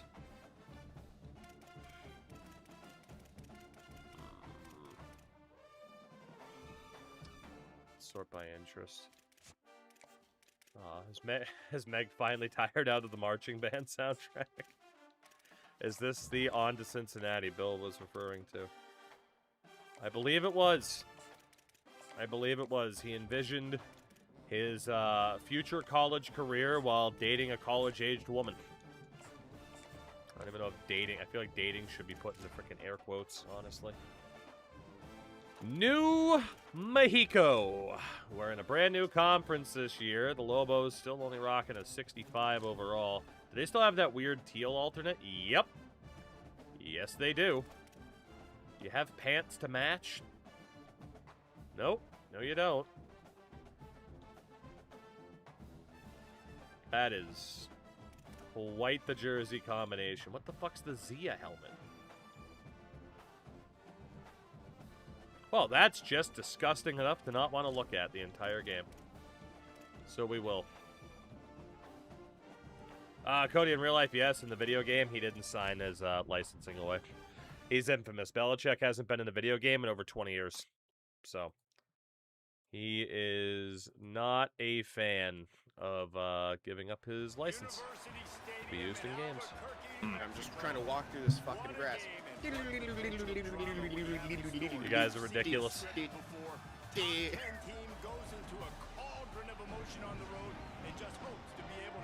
This might be the worst jersey combination I've ever seen.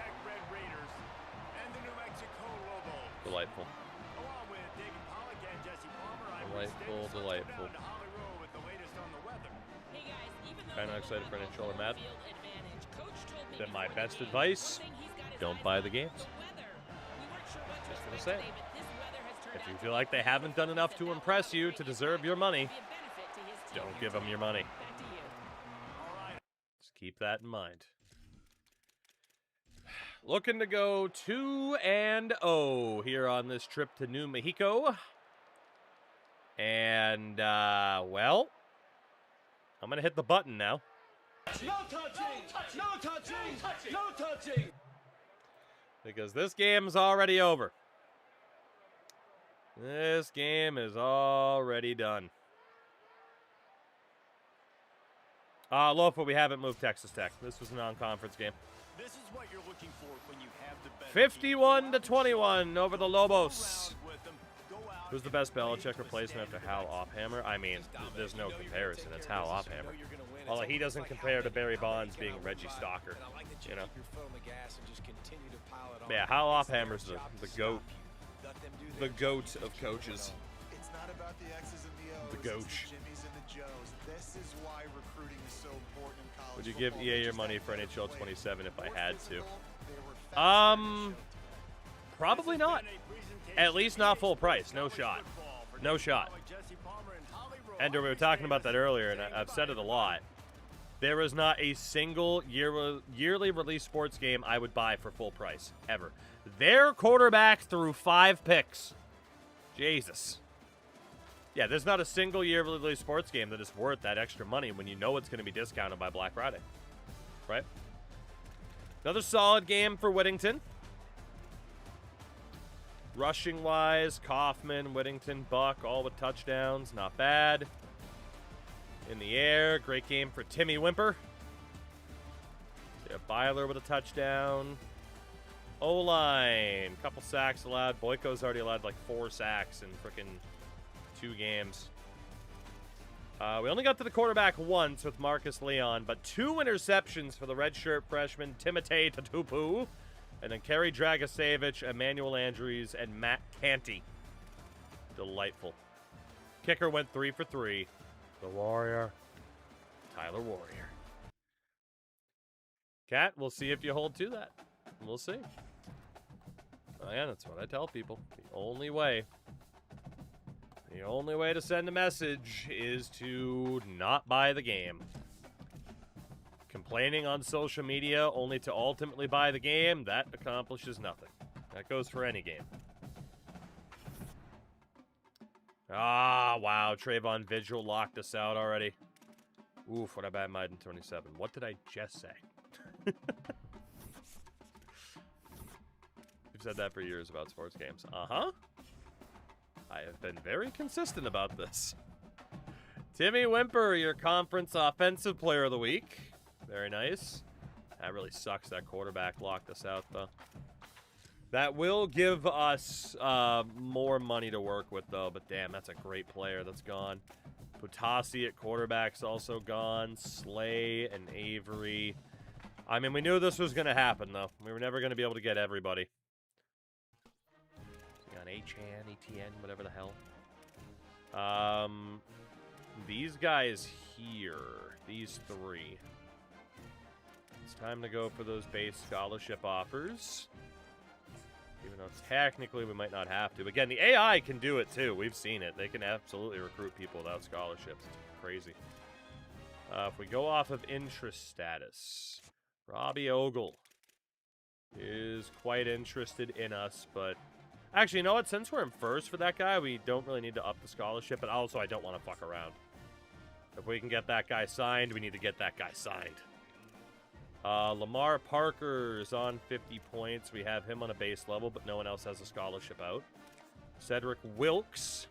Does he ever give you game codes? On occasion, but typically only for NHL.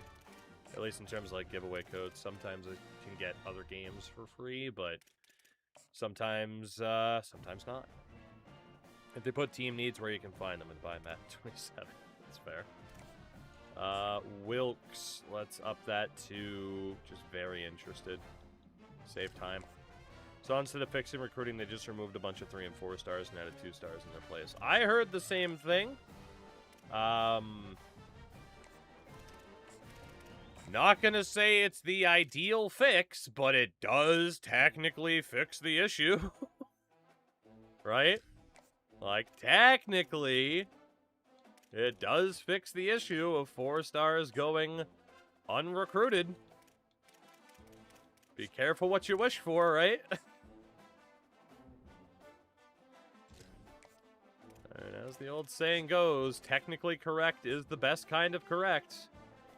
And EA on that specific example is technically correct. For better or worse. Candidates. We don't know enough about you. Zombo. Let's get you up to 50 points. And schedule if you really can stay on the board and be unrecruited if you don't exist. Exactly. Again, I'm not saying it's not a little bit sus, as the kids say, but technically they did address the issue. It's probably the laziest and fastest way they could have fixed it, but it technically has been addressed. Gotta be careful what you wish for.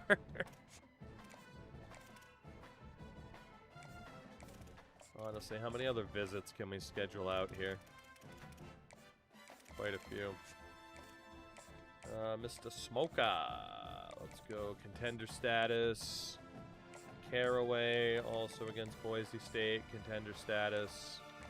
Anybody on 10 points? Of fucking course not. Onderly, here's an extra 10. It's not really fixed per se. Well, is anything with these games, is the problem ever actually fixed? Or do they just consistently patch over things and hope that the dam doesn't break? Right?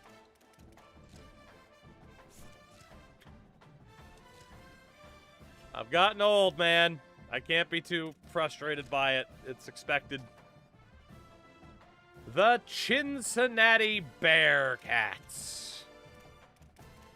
The Bearcats. See if we can beat the old Bearcats. Move to 3-0. This is a conference game. So we must do well for ourselves. We must. Dumbass name. Well, you know. Matchup we have in store. It's still early in the season, but this is a major test for a couple of squads who've gotten out of the gate undefeated. It's the Cincinnati Bearcats and the Texas Tech Raiders. You know, game's realistic when Alabama's 4-3 and ranked in the top 25. Sadly, our boys at Purdue are one of the teams that dies horribly. They're only afloat because of the time spent there. Yeah, I mean, we kind of expected that. But hey, we gave them life. Leave the memories alone. Don't change a thing. Except beating Cincinnati. Let's go ahead and beat Cincinnati, please. That would be nice. That would be nice to beat Cincinnati and put the Crimson Chin in his place. Because Cincinnati. Boy, this game... Okay, there we go. That's better. That's much better. Boy, we have a great way of kicking just dirt onto the grave, don't we? We let them think they might have a chance, and then 21 points in the fourth quarter. Jason Whittington, he's been very consistent so far. Very consistent. He hasn't exactly, you know, decimated any of the opposition. But we've done well. We have done well. 44-9. Our defense, man, we're allowing a lot of yards. Maybe multiple isn't the best way to go, even though it fits our system the best. 2 touchdowns through the air for Whittington. He had a rushing touchdown, too, I'm guessing. Yes, he did. So did Joey Buck and Isaac Kaufman. Reception-wise, Hurd, Whimper with touchdowns. Blocking-wise, Boyko allowed his at least 1 sack per game. Defensively, got to the quarterback twice with DT Darren Hack. No picks. Kicker went 3 for 4. Okay. Not bad. I'd rather allow a lot of yards than a lot of points. That is fair. That is definitely fair. Which is why I'm probably not going to change anything yet.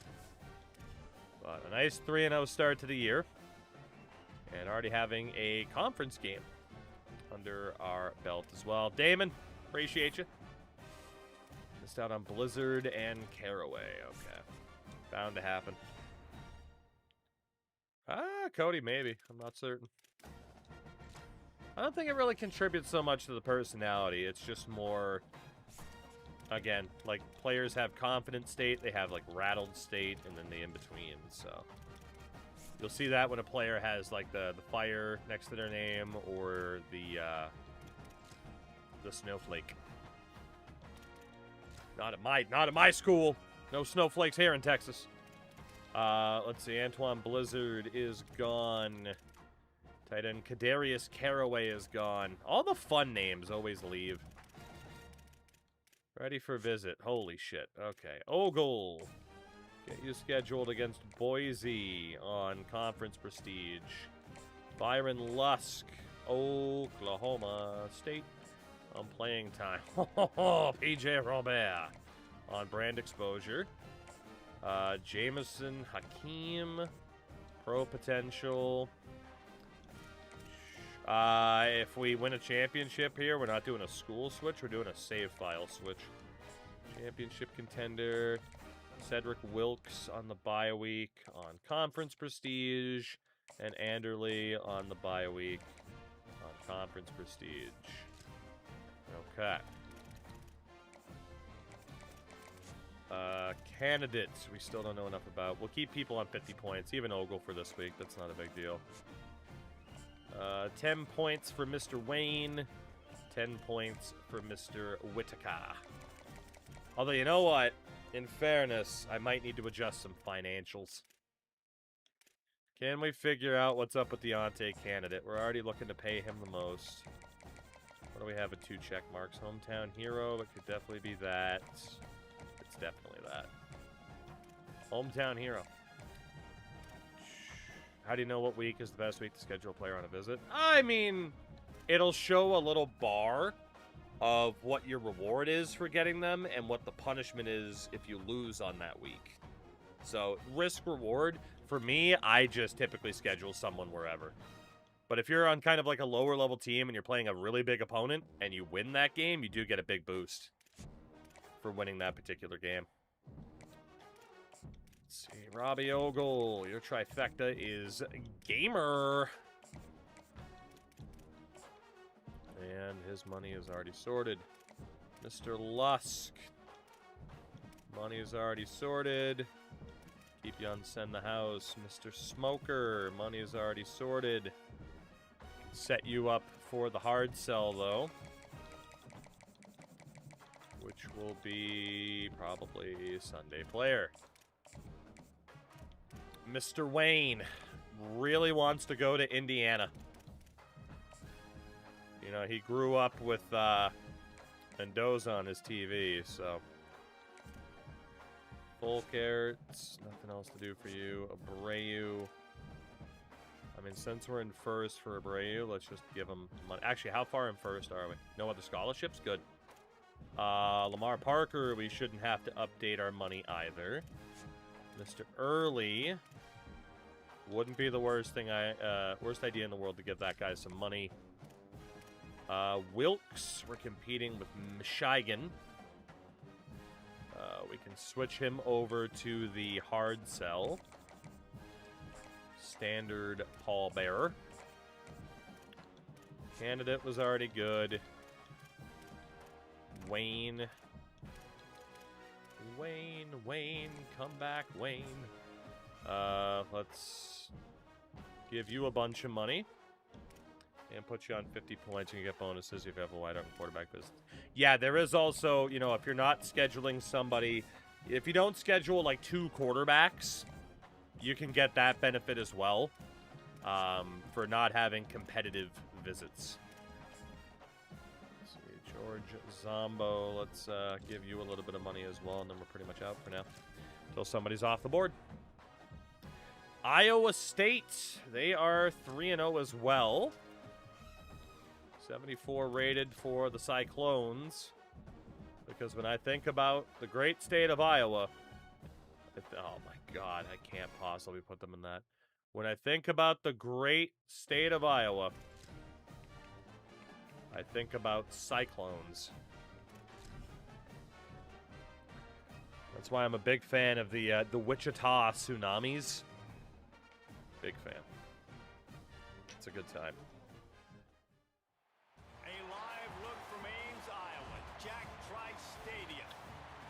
Almost hit my finger on the edge of my desk. That would have sucked. Going on their road and right into the snake pit. It's the Texas Tech Red Raiders. Iowa State needs some piss boy jerseys, don't they? Man, if you have a yellow if you have like a yellow in the color, but you don't have a yellow uniform, what's the point? What's even the point? There's no trap game here. We have lost to this team before. Whoever thinks about Iowa voluntarily. Fair. Fair. I mean, corn, football, they have a racetrack. Is there anything else to think about Iowa for? I don't know if there is. I don't know if there is. They have a cool old punting. Jet, we're still early into the season, so I haven't really experienced a ton yet. You know, I've heard some mixed feedback from some people. Oh my god, this game is way too close. Uh-oh.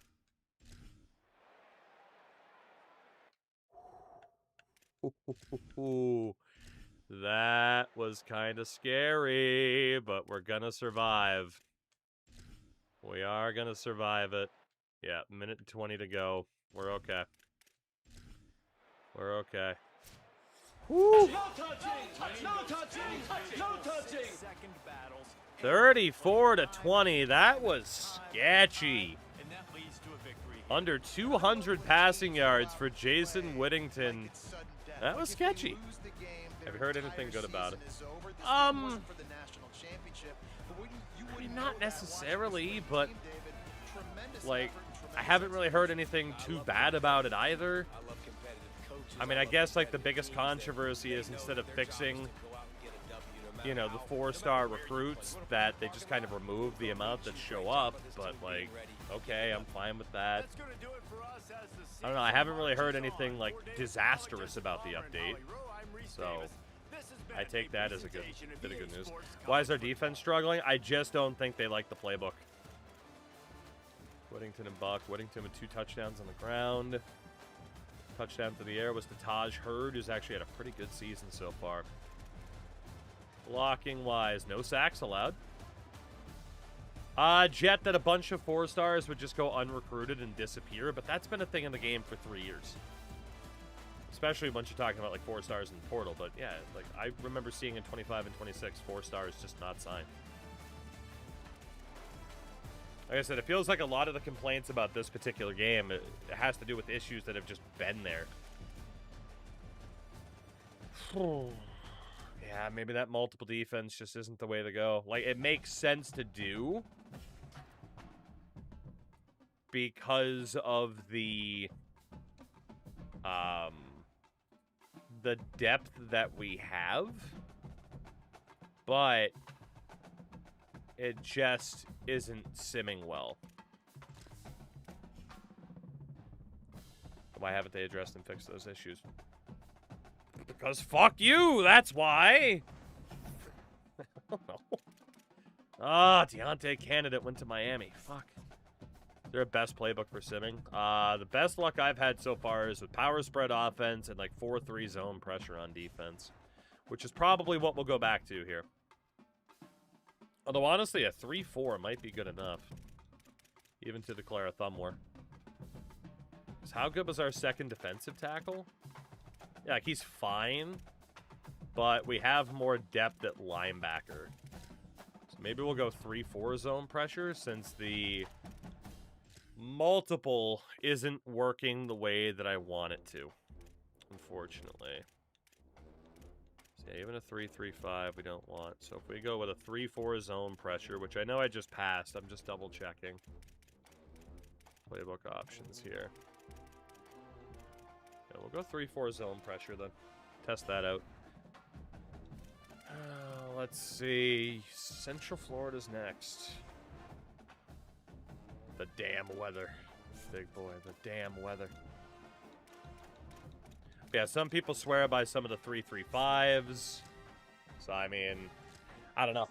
Playbook-wise, definitely seems like they're still important. For me, I just try to match it up with what our coordinators are good at. The problem is, right now, when you recruit a defensive coordinator, it doesn't show you what defense they prefer. It shows you what offense they prefer. So it's kind of a crapshoot.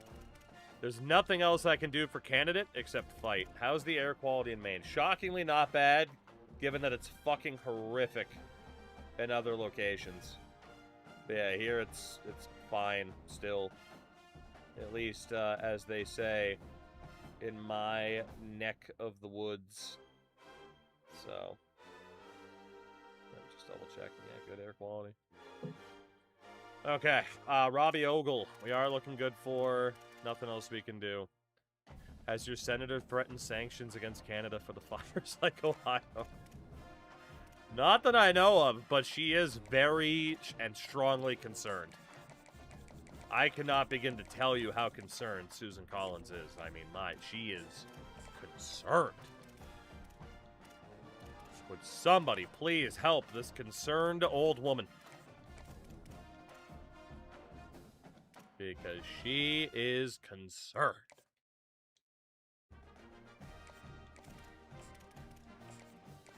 Josh Wayne will get you on a visit on the bye week. Yeah, see, like Josh Wayne, for example, pairs very well because of the tight end Cedric Wilkes visiting at the same time. You can see the bars there too, right? 3 out of 5 loss if we lose to a lower tier opponent on the visit week, and a slight boost if we win. So, you know, there are some strategic elements to scheduling visits for sure. Zombo, this is not looking good. Again, Ogle is good. Folkerts, get you on a visit on athletic facilities. I mean, technically we could get that up to an A+, but I feel like an A- is fine enough. Quincy Abreu. Went first for this guy, nothing else. Parker. Nothing else. Derek Early. We know the sell for you. Yeah, I mean, it has been funny to see people reacting as if it's the first time there have been wildfires in Canada in recent times. It's, you know, it's almost like it's becoming a normal thing. Not saying it's solely because of the environment, because sometimes they are set. Like, I think the Palisades fires in the U.S., right? In California, I think that was arson, wasn't it? But, you know, it's almost like wildfires are much more of a normal thing now. It's fine. Don't worry about it. Don't you worry about it. Everything is fine. It's great. The world is doing just fine. It's not like we got a preview of how good the world would be doing when COVID happened and all of our dumbasses were inside because we didn't take the thing seriously in the first place and it got worse and killed a bunch of old people. You know, it's not like we saw that nature quickly overtook major cities again. It's fine. We're not a plague on the earth at all. Don't worry about it. Everything's cool. USA, USA, and such. Bagel, I think so. Alright, we are down to talking to 4 stars now. Of which a lot of them are interested in us. What about the guys who are the most interested in us? That works. It didn't turn into The Last of Us, unfortunately. Imagine the world as if it was The Last of Us. What a time. Oh, that's why he didn't disappear, because we're on need scholarship, not scouting. Whoops. Wait a minute. Did the game freeze? It didn't. Everything's fine. Don't worry about it. Central Florida. We are looking to go 5-0 already. We have not had to play a second of this game so far tonight. And we will see what we can do against Florida.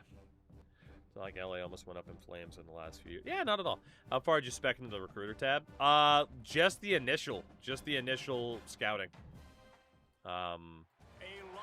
Some of the extra recruiting tab is nice, but at a base level, we wanted just the scouting because we didn't start off as a recruiter. We started off as a motivator. So.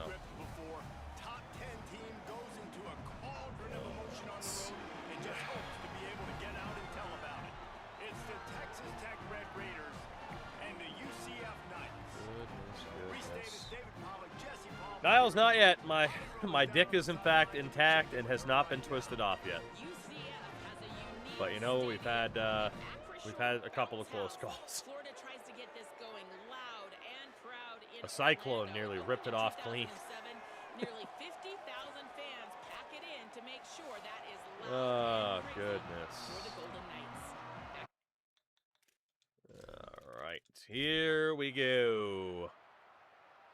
Florida of the central vicinity. And we are are starting off a little bit slow again, as we often do. But then eventually, everything's going to be all right. Rockabye. No touching! No touching! Rockabye. 55-7. Turns out the defense change was a smart move. I highly recommend 3-4 zone pressure or 4-3 zone pressure. Holy shit. Jason Whittington, solid game. And we are in cruise control to begin this season. The regular season dominance for Texas Tech continues, but it is down. It is down to what we do in the playoffs. We know this. We know this. Yeah, 166 yards of offense for Central Florida there. Player stats, a couple of picks thrown by their quarterbacks. Whittington, 2 touchdowns in the air, 332 yards. Had another one on the ground. No, he did? Yeah, he did. So did Cheeseman. Buck had 2 touchdowns. Kaufman had a touchdown. Damn. And then Tompkins and Kaufman, the touchdown receptions. Tompkins, again, was a preseason Heisman favorite. 2 sacks allowed because, of course, defensively, got to the quarterback a couple times. Very nice, although I have a feeling our top defensive tackle got hurt. 2 picks for the freshman, Timotei Tatupu. And our kicker actually missed on 2 of his 4 attempts. Because, of course, he did. So, again, the score could have been so much more one-sided. Warrior was the punter before? Correct. Correct. We brought in somebody. He was a better fit for punter. Warrior was a better fit for kicker, so swapped him around. Quick and easy. As we miss out on Zombo and Lozano, most likely, and then Deontay Candidate is definitely gone. Shit. Conference Player of the Week. Yep, Timotei Tatupu. With your beard, if we want to call it that. Here we go. It's not a trip to Boise State, so there will be no blurf. But they are 3-1 on the season.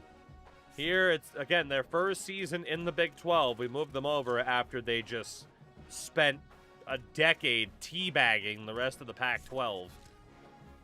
So, we decided to give them a little bit of competition. And we'll see just how good they actually are. Alright, Deontay Candidate is gone. Unfortunately. Robbie Ogle. Can do no more money. We can't do anything else for you, buddy. It's either you sign or you don't. Byron Lusk. Same thing. Matthew Smoker. Same thing. Josh Wayne. Nothing else for the moment. George Zombo. Can offer him a little bit more money to see if he'll change his mind. Nate Whitaker. We can offer you some more money to see if you'll change your mind. Lawrence Folkerts. We can at least get the sell for this guy now. What's he going to be interested in? That right there. He is a Jim Rott. PJ Roberts. Don't know what to sell you on, but we can give you more money. See if that works. Joe Lozano, let's be honest, this guy is probably gone, but we'll stick with him for the moment. Quincy Abreu. We don't know the sell, but we can schedule you for a visit against West Virginia. Jameson Hakeem is also probably gone. Leave him on 50 for the moment, because we have no money left. Lamar Parker. We can switch you over to the hard sell. Carlsbad, New Mexico. Did I know that New Mexico had a Carlsbad? Interesting. Get you for a visit against West Virginia. Derek Early. Nothing else we can do for you. Mr. Wilkes. Nothing else we can do for you. The Caverns, fella. Oh, yeah. It's near there. Now, that would make sense. I can't say I ever think about fucking New Mexico, though, you know? Or visiting. Fair enough. I don't know. You could have told me that was Carlsbad, Alberta. I would have believed it. There's been a lot of bad Carls over the years, you know? Carl Crawford when he was with the Red Sox. Carl from The Walking Dead when he got himself killed. Carlos Santana. Boise State, our first ever matchup against Boise State. Yeah, and especially Carl Jr. Especially. It is great to have you with us from Jones Stadium in Lubbock, Texas. Boise State makes the trek down to Lubbock. Top 25 showdown we have in store. What's it gonna be? Broncos and the Texas Tech Red Raiders. What is it gonna be? Jesse Palmer with you. Holly Rowe is down on the sideline. Hello, Holly. Checking in with Let's the see if Texas Tech Boise coach State's before the legit. game. Guys, he told me that his It is quarterback now a deserves to conference be in the opponent. Heisman conversation.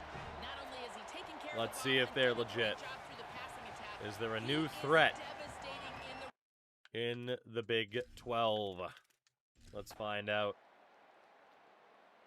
They have been consistently good, consistently ranked. They've had a couple of Heisman finalists. But you are not in the Pac-12 anymore. You're in a real conference now with men who wear big belt buckles and drink beer. No touching! No touching! Reeled off 6 straight to start.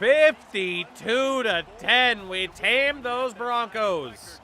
The possibilities seem Sheesh. What a great way to start the season. My Best way goodness. possible, right? Like 6-0, taking My care of goodness, business, my goodness. building momentum. This squad continues to climb Palpatine, the that's ranks, fantastic. getting The better, Kraken getting more preseason game I got to go to was a great 6-0 time. is the best start you could have, Palmer, but they're looking for more. 6-0 after a dominant performance. 550 yards to 220. Whittington, 327 yards, 3 touchdowns, no picks, 74% completion. I'm Reese Davis. 3 touchdowns for Joey Buck on the ground, 1 for Chester Cheeseman. Kaufman did fumble today. Receiving-wise, touchdowns for Hurd, Wimper, Byler. I don't think Tompkins is winning the Heisman. No sacks allowed.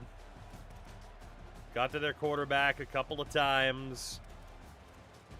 No picks. Kicker went 1 for 2. Prime, I'll forever be irritated. I will forever. Oh, goodness.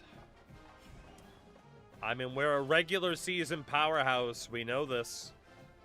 At this rate, it's looking like we'll be changing conferences next year, which means we need to win the national title this season, please, for the love of God. For the love of God, win the title this season, because it's going to get way more difficult after this. We get the verbal commit from 5-star linebacker, the gem, out of Burleson, Texas, Robbie Ogle. Meg, I'd have to double check to get back to you. Send me a message on Discord asking that question. I'll try to get back to you. I'm excited to chance to fight in the game. That is true. Fights in the preseason are much more common. You know what else is common? Me saying hello to my favorite trash panda, Sid. Thank you very, very much for the raid. How was the wrestling as we miss out on Hakeem, Zombo, and Lozano? Bulls. Bulls. Balls. All right, Oklahoma State is next. After that demolition of the Boise State Broncos. Kenty, man, we are just dislocating hips left and right. It's our second dislocation of the season. That is nuts. LeBron having so much aura, he's delaying the NBA making the schedule. It's cool. It's certainly interesting. It's crazy to think that's a man in his 40s, by the way. God damn. Where does the time go? So, Robbie Ogle. Nothing else we can do for you. Byron Lusk. Nothing else we can do for you. Smoker, nothing else we can do for you. Josh Wayne. Let's try to figure out the pitch. Let's see. Sid, all good, buddy. Appreciate the raid as always. Get yourself some sleep. Find a nice garbage can to burrow in and enjoy the shut-eye. Nate Whitaker. Looking good. And anybody coming over from Sid's. Again, thank you for hanging out with Sid. Really, really good dude. Longtime friend of this channel. As I always say to my chat as well, make sure to support the people that support me, damn it. Drop Sid a follow if you haven't. We gotta give PJ more money. We know the trifecta. Raging, that I'm not sure about either. I do know it's their intention, though, to get back to, like, replicating as best they can. I'm not sure about the intro songs, but I do think it's something that's planned. But plans can fucking change, which kind of sucks, but, you know. I think that's why we don't have fucking... I actually don't know if it's in 27, so you don't get to quote me on this, but, you know, I do know, like, it was planned of, like, yeah, hopefully we'll have cross-plat roster sharing. And that hasn't happened yet, so hopefully that changes. Mr. Besser. What's going on? Fucker. Sam, what's up? Sorry I called you a fucker. Quincy Abreu. Honestly, I don't think I have to up the money for him. But if we're going to try to get Jameson Hakeem, I definitely got to offer him some money. Omar Parker, we should be fine. Derek Early. Wilkes. And then Anderley. And if we're going to get Anderley, we got to spend some money too. Okay, I think we're all right from that perspective. 200 streams in a row. Get a job.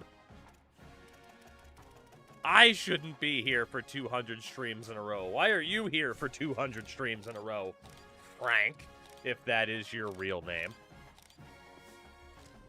Thank you. You know I gotta be sassy towards you. You've been sassy towards me lately, so I gotta be sassy back. It's always the Australians, so sassy. Because I have a problem. Okay, at least you can admit it. Brian Vasquez, Josh Street. Do we have any gems? Not really. I mean, Vasquez has Workhorse. That's okay. Get Josh Street out of there. Eric, don't call him S.A. Rios. Get him out of there. Earl Patchett can go. Cassius Hutchings, he can go. Shaq Allen, goodbye. Pat Sims can stay. Trey Myers, you can go. Jaleel Vincent, you can go. It's always so many defensive players. Dayon Hogg, Hoge, Hoagie, and Jared Hesse. Bangor, Maine. That's right. It's pronounced Bangor. I don't know where the fuck people got to... Oh, that's Bangor, Maine. No one says that here. Nobody says that. Ever. I don't know where that came from. It's very annoying. I can't hit his expected NIL, so that kind of blows. We'll put him on 50 points. All right, let's go see about the other 4 stars. Baffle! Sweet, beautiful Baffle. Who cares? It's Maine.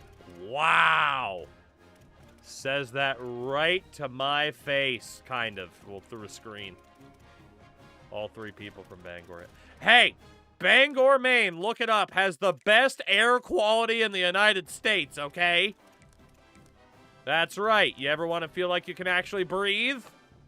Go to Bangor. And that... There's not too much else to do because it's a big city by Maine standards, which means it's not a big city. What the hell would I even tell somebody to do if they're there? Probably because there's 3 people. There's like 40,000. Thank you. Actually, what is the current population of Bangor right now? What do we got? 31,000. Yeah. I was just at the Rennies in Bangor. Legendary. Waba? I don't mean this to be creepy. Where are you? Because I'm heading down to Westbrook tomorrow. And if you were like, oh yeah, I'm still hanging out in Bangor or something like that, let's meet up and get a sandwich. And maybe even kiss. Maybe. I'm sure you're with your wife and child, so, you know. We don't have to let the wife see that, unless she wants to. But we could kiss. I'm back in Massachusetts. Unfucking believable. Just when you think you know a guy, he just goes back home with his family. Unfucking believable. This is ridiculous. Just leading me on for years just to pull this shit. Unbelievable. Also, hi, Wabba. It's been a while. Oh, goodness. Palpatine, yeah. Yeah. I know, Baffle, right? What's there to do in Bangor? Breathe. There is that. Cody, I did. It's the internet. Can't be surprising, right? All right. Well, since I'm not gonna get time with Wabba tomorrow, let's play Oklahoma State, shall we? I just got back tonight. Unbelievable. Opportunity lost. We are 6-0. We are taking on the Cowboys of Oklahoma State. Let's see if we can win this. Anyway, back to Bangor. Oh, man. Ah, yes. Bangor. Maine's second biggest city. 31,000 people. I think, yeah, Augusta's at under 20K, and then Portland's at like 60 or 70. So, Bangor, Maine, home to Stephen King. Oh, Baffle. I've had a completed Baffle. Wabba, you both have green text on my screen. Wabba, I've had a completed Rennie's passport for years. They call it a Maine adventure for a reason. There's so many things you can buy, like boots and decade-old electronics. Is there anything to do in Maine that isn't related to Stephen King? Yes. Yes, there is. Bangor, Maine. It's no Firth, Nebraska. You know, in fairness, I can't really dump on Firth, Nebraska, because there are plenty of places in this state that are very similar to Firth, Nebraska. Very, very similar. Very, very similar. We are going to beat Oklahoma State to move to 7-0. Will it matter at all? Probably not, because we'll get to the playoffs and we'll poop ourselves. No touching! No touching! No touching! Ah! It's going to win the Moose watching. You know, my wife laughed at me when I told her that I told you guys that I haven't seen a moose. And now all people do is tell me that they've seen a moose. It's annoying. It is annoying. Yeah, CW, I mean, that's kind of how it goes, honestly. Kind of how it goes. Terror, 225. Jesus, Frank, eat rocks. Get shit on by 25. Whittington, only one touchdown on the ground or in the air today. I think he had another one on the ground. He didn't. Wow, kind of disappointing. 2 touchdowns for Bucks on 8 carries. Jesus, 1 for Kaufman. I'll just fuck off then. I have to give you a hard time sometimes, you know. Got to their quarterback a couple times. Picks for Virgil, Tatupu, and Laporta. Kicker went 5 for 6. Field Goal University is back. I think scheduling Notre Dame and Miami for a non-conference game would help. Not necessarily. I mean, we need the wins and the losses at this point. That's it. Well, we don't need the losses. We just need the win-loss record. Strength of opposition, don't really care. We just know that we should get to the playoffs as long as we do our job. So that's the goal. Let's be honest, being a top 4 team didn't help us. So, NWO Virgil, Meat Sauce Virgil, Wrestling Superstar Virgil. I prefer Vincent. Verbal commit from 4-star, 5-star even wide out from Fort Lauderdale. Byron Lusk. Hell yeah. A verbal commit from 5-star linebacker, Columbia South Kakalakis, Lawrence Folkerts. Hard commit from 5-star linebacker out of Burleson, Texas, Robbie Ogle. Burleson. I'm pretty sure it's a big place. Oh yeah, population's bigger than all but one place in my state.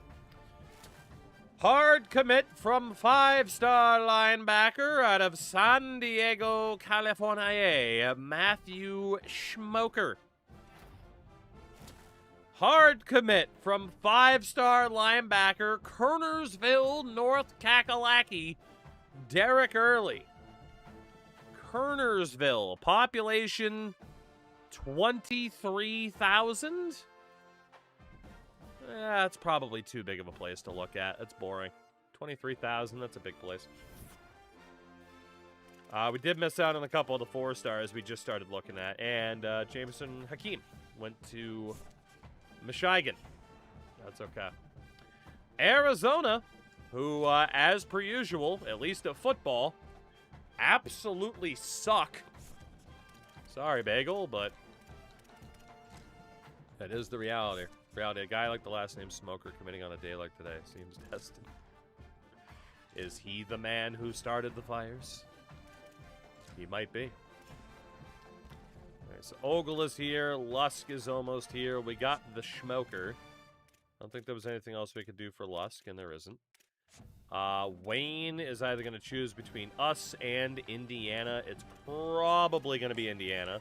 He's from Indiana. But we can fight until the bitter end. Right guard, Nate Whitaker. We still don't know what to do for the sell, but the budget's good. Folkerts, we can't do anything else. PJ Roberts, we're good. Abreu, we're okay for now. Hakeem is gone. We have Parker, who's fine. Early, who is here. Wilkes, we're battling with Michigan. And Anderley, we're battling with Oklahoma. Okay. Do we have all of the 4-stars scouted? No, we do not. Let's keep looking. Niles, I don't think I know who that is. I don't think I know who that is. There was a brief flirtation with relocating the Minnesota Twins to Kernersville in 1998. Really? I mean, in fairness, that would have brought much happiness to the fine people of Minnesota, given that the Twins are baseball terrorists. Ooh, 92 speed safety, Chester Peters. Tough to turn down. Edmonds, 95 speed wideout. Jesus, that's 6'3". Okay, Oklahoma, you can fuck off. This guy's mine. Go away. We want him. Tyrone Akbar, 89 speed corner. I mean, we'll probably prioritize Peters over that. Keglar, 85 speed. Chamberlain, Culbreath, Clausen already took us off the board. I never watched Outer Banks, so that's why I don't know who that is. There are some of these 4-stars who look okay, but we still have so many to scout. Tight end Brian Goldsberry is a gem. Let's go for him. 50 points. Nathan Teague is also a gem. I can't really offer you a scholarship right now until somebody else drops off the board, but, you know, we'll keep you in our thoughts. Kenneth Fangupo. He has a tight end, like he at least has an ability, but I don't know. 92 speed for that guy, no abilities. 95 speed for that guy with takeoff. Who we are prioritizing. Vasquez looks decent. Sims looks decent. Culbreath we'll get rid of. Chamberlain we'll get rid of. Keglar can go. Akbar can go. Peters can definitely stay. Fangupo can stay for the moment. All right, let's see if there's any other interesting 4 stars. I do think that was everybody. Are there any 5 stars who changed their mind? No, there is not. I think that was everybody who was interested in us. So there's nobody else to look at from that perspective. So if we go pipeline and players who have no interest in us whatsoever. Stops, what's up? So pipeline and then players who have no interest in us. There's a lot of people in that, like, Texas pipeline. Good lord. Looks like we struck oil. All right, and we scout. We scout and we snaw. Okay. Arizona. This should be a win to move to 8-0. It would be pretty devastating to lose to this team who, you know, they're not very good. Do they not have a blue helmet? They have a USA helmet. America. They actually don't have a blue helmet. Who am I bandwagoning tomorrow? What? For what? What's happening tomorrow? Aside from me kissing Coco right on the fucking lips. Coco! I thought that was Sunday, not Saturday. Coco, thank you very much for the raid, my friend. How are you? How was Mega Man 2? Mega Man 2. Andy, good to see you as well. Is the bronze medal game tomorrow? I thought that was Saturday, and then the final was on Sunday. Am I wrong? Yeah, right? I thought the final was on Sunday. Yeah, I'm right. Frank's weird. Frank's drunk. Drinking on the job, Frank. Unbelievable. How unprofessional. Unbelievable. Unfrickin' believable. I never stream with Mega Man 2 speedrun. I suck, but I'll try to beat the world. I appreciate the ambition. I appreciate the ambition of like, well, I'm never going to do it, but I'm still going to try. I respect it. Technically, tomorrow is Saturday. Right, but also he was referring to the final, which is now technically 2 days away. Although he is in Australia, which means today is actually Sunday. And it's like 1 in the afternoon. Your eyes are the size of the moon. We just beat Arizona. No touching! No touching! No touching! 55-6. This team is borderline unstoppable in the regular season. Just for the love of God, can we win in the playoffs? Please. Please. Please. Forget the close games, forget the Regular season Rileys. Just frying pan meat face, ball game over. Oh, God. 55-6. Held them to 160 yards of offense. Their quarterback threw 2 picks. Whittington, 425 yards, 3 touchdowns, no picks. 3 touchdowns on the ground for Isaac Kaufman. Buck had another.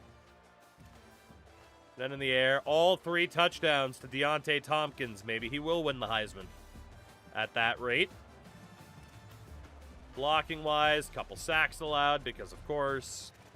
Defensively, we got to their quarterback a couple of times, mainly with the DTs. Picks for Jarrell Godwin and Timothée Tatupu, who has been unbelievable this year.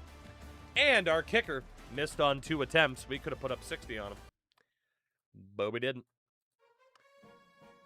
But we didn't. That is okay. That is okay.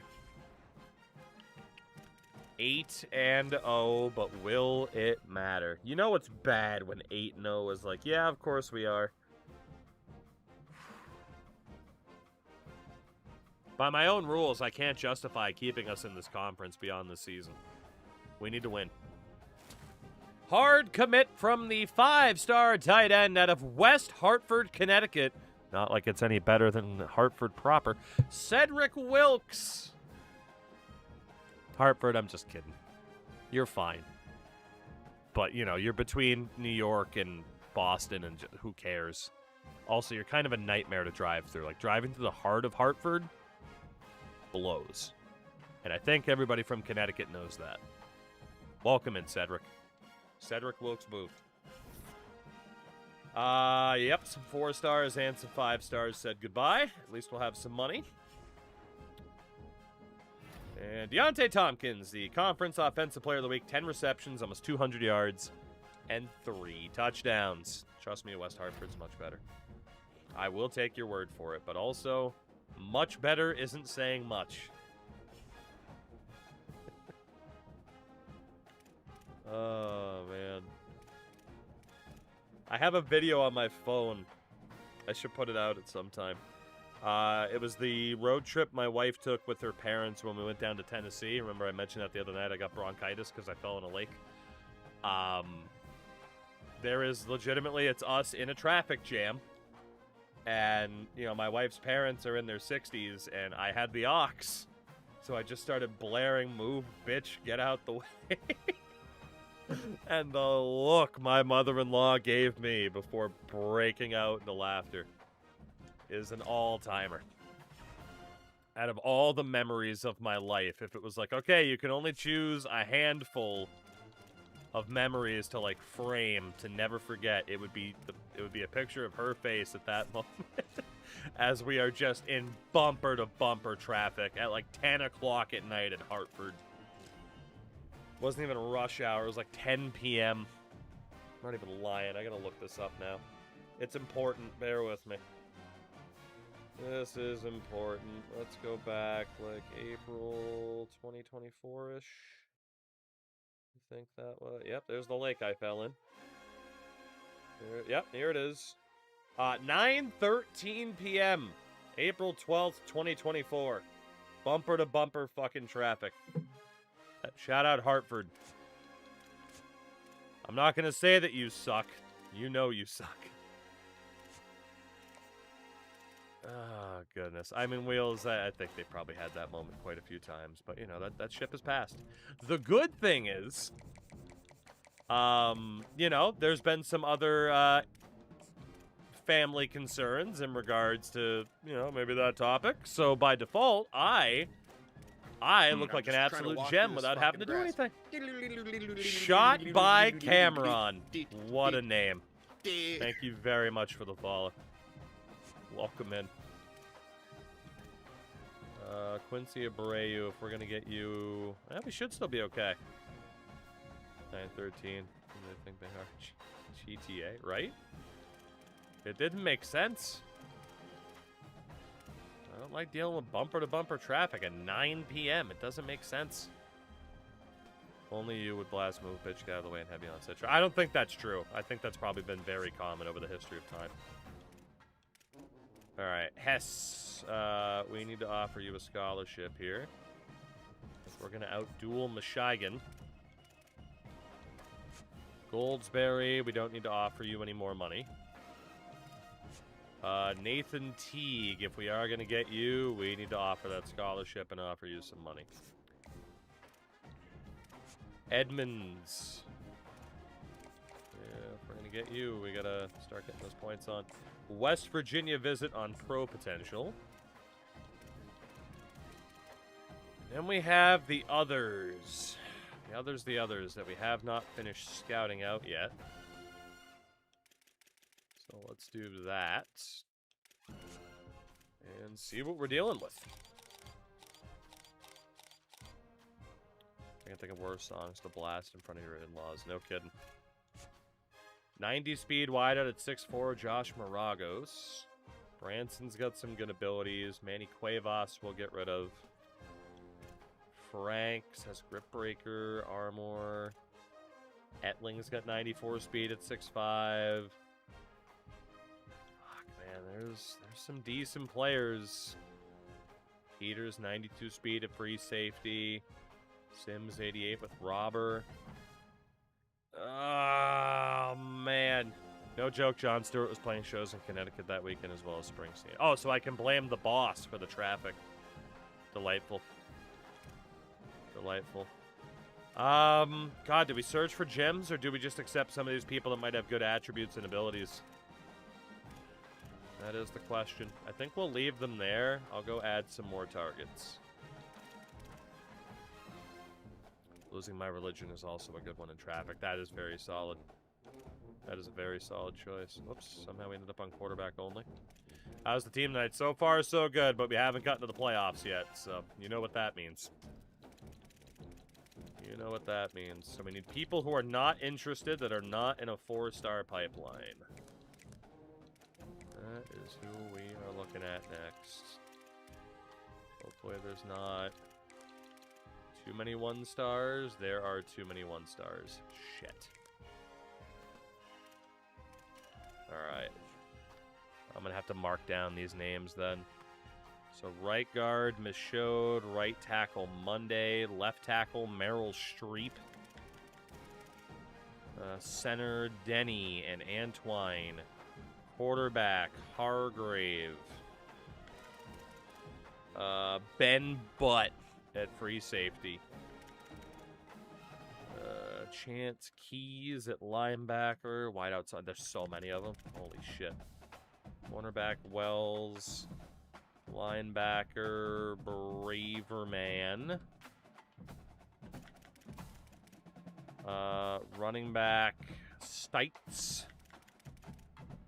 And wide out, Carman. Actually, we'll just add Carman to the board now. All right.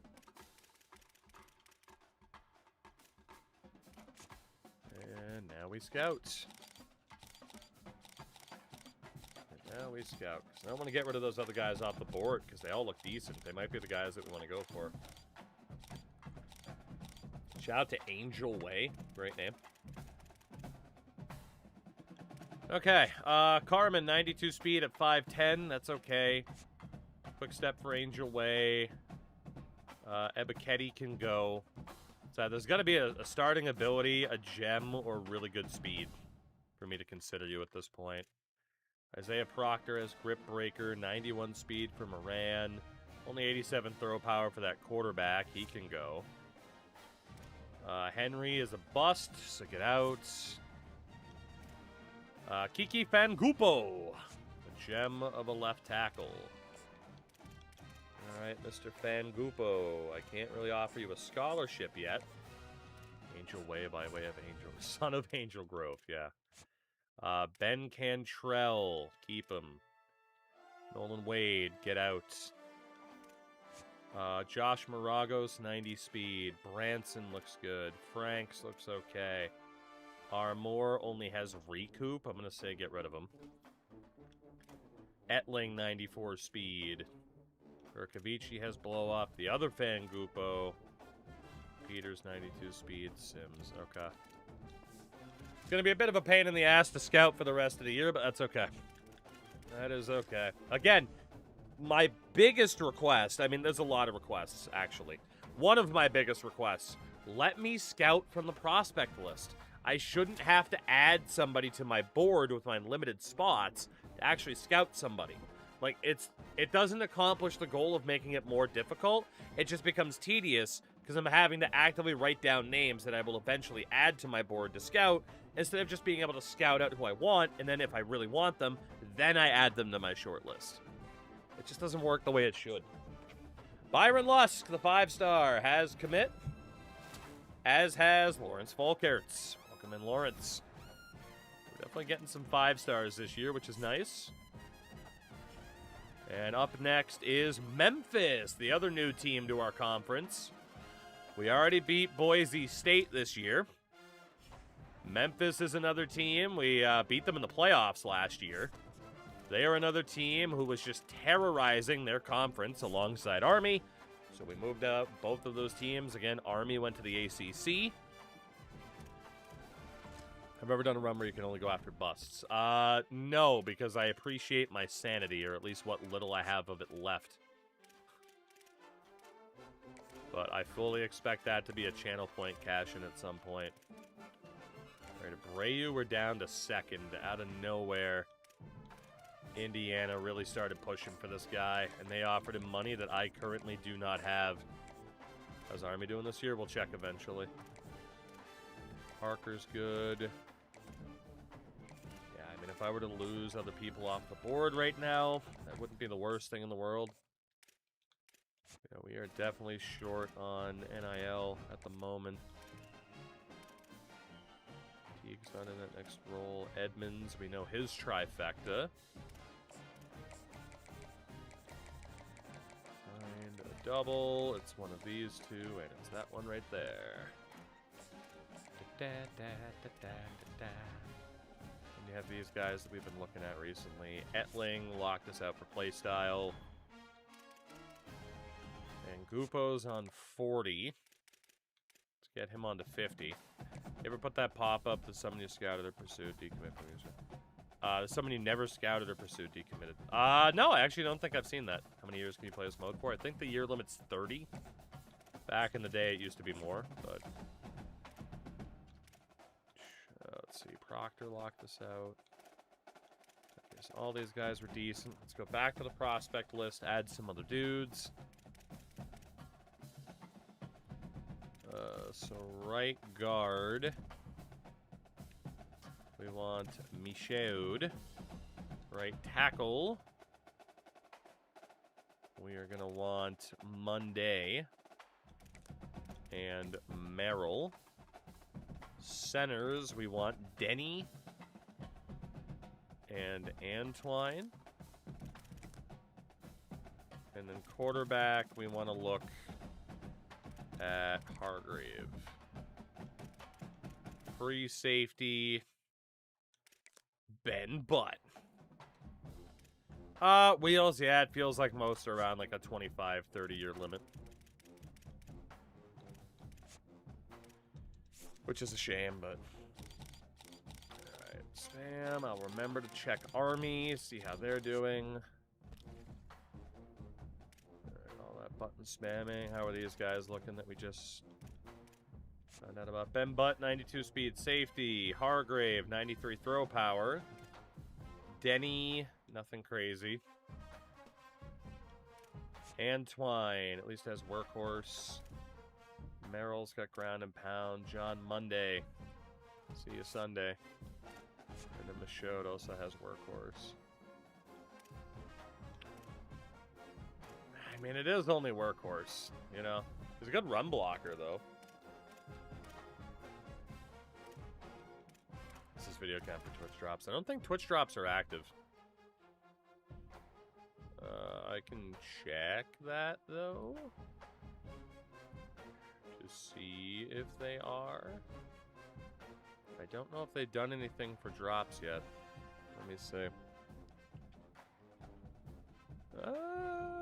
Drops start at 1 a.m. today, so look at that. Yes, they are. Drops are indeed active. They just started over an hour ago. So there you go. There you go. You can watch franchise and get your Ultimate Team packs, everybody. Knight, I'm actually very happy about it. Again, right now the word is it might not be every single song. There might be a handful that they have kind of close to, but not the accurate thing just because of licensing costs. But it is going to be by far the most properly licensed goal songs in an NHL game ever. And for that, I am incredibly pumped. I have also... seen what the game sounds like and looks like, and it's fun. It is fun having that information. We need Braverman, and then I think Keys is already gone.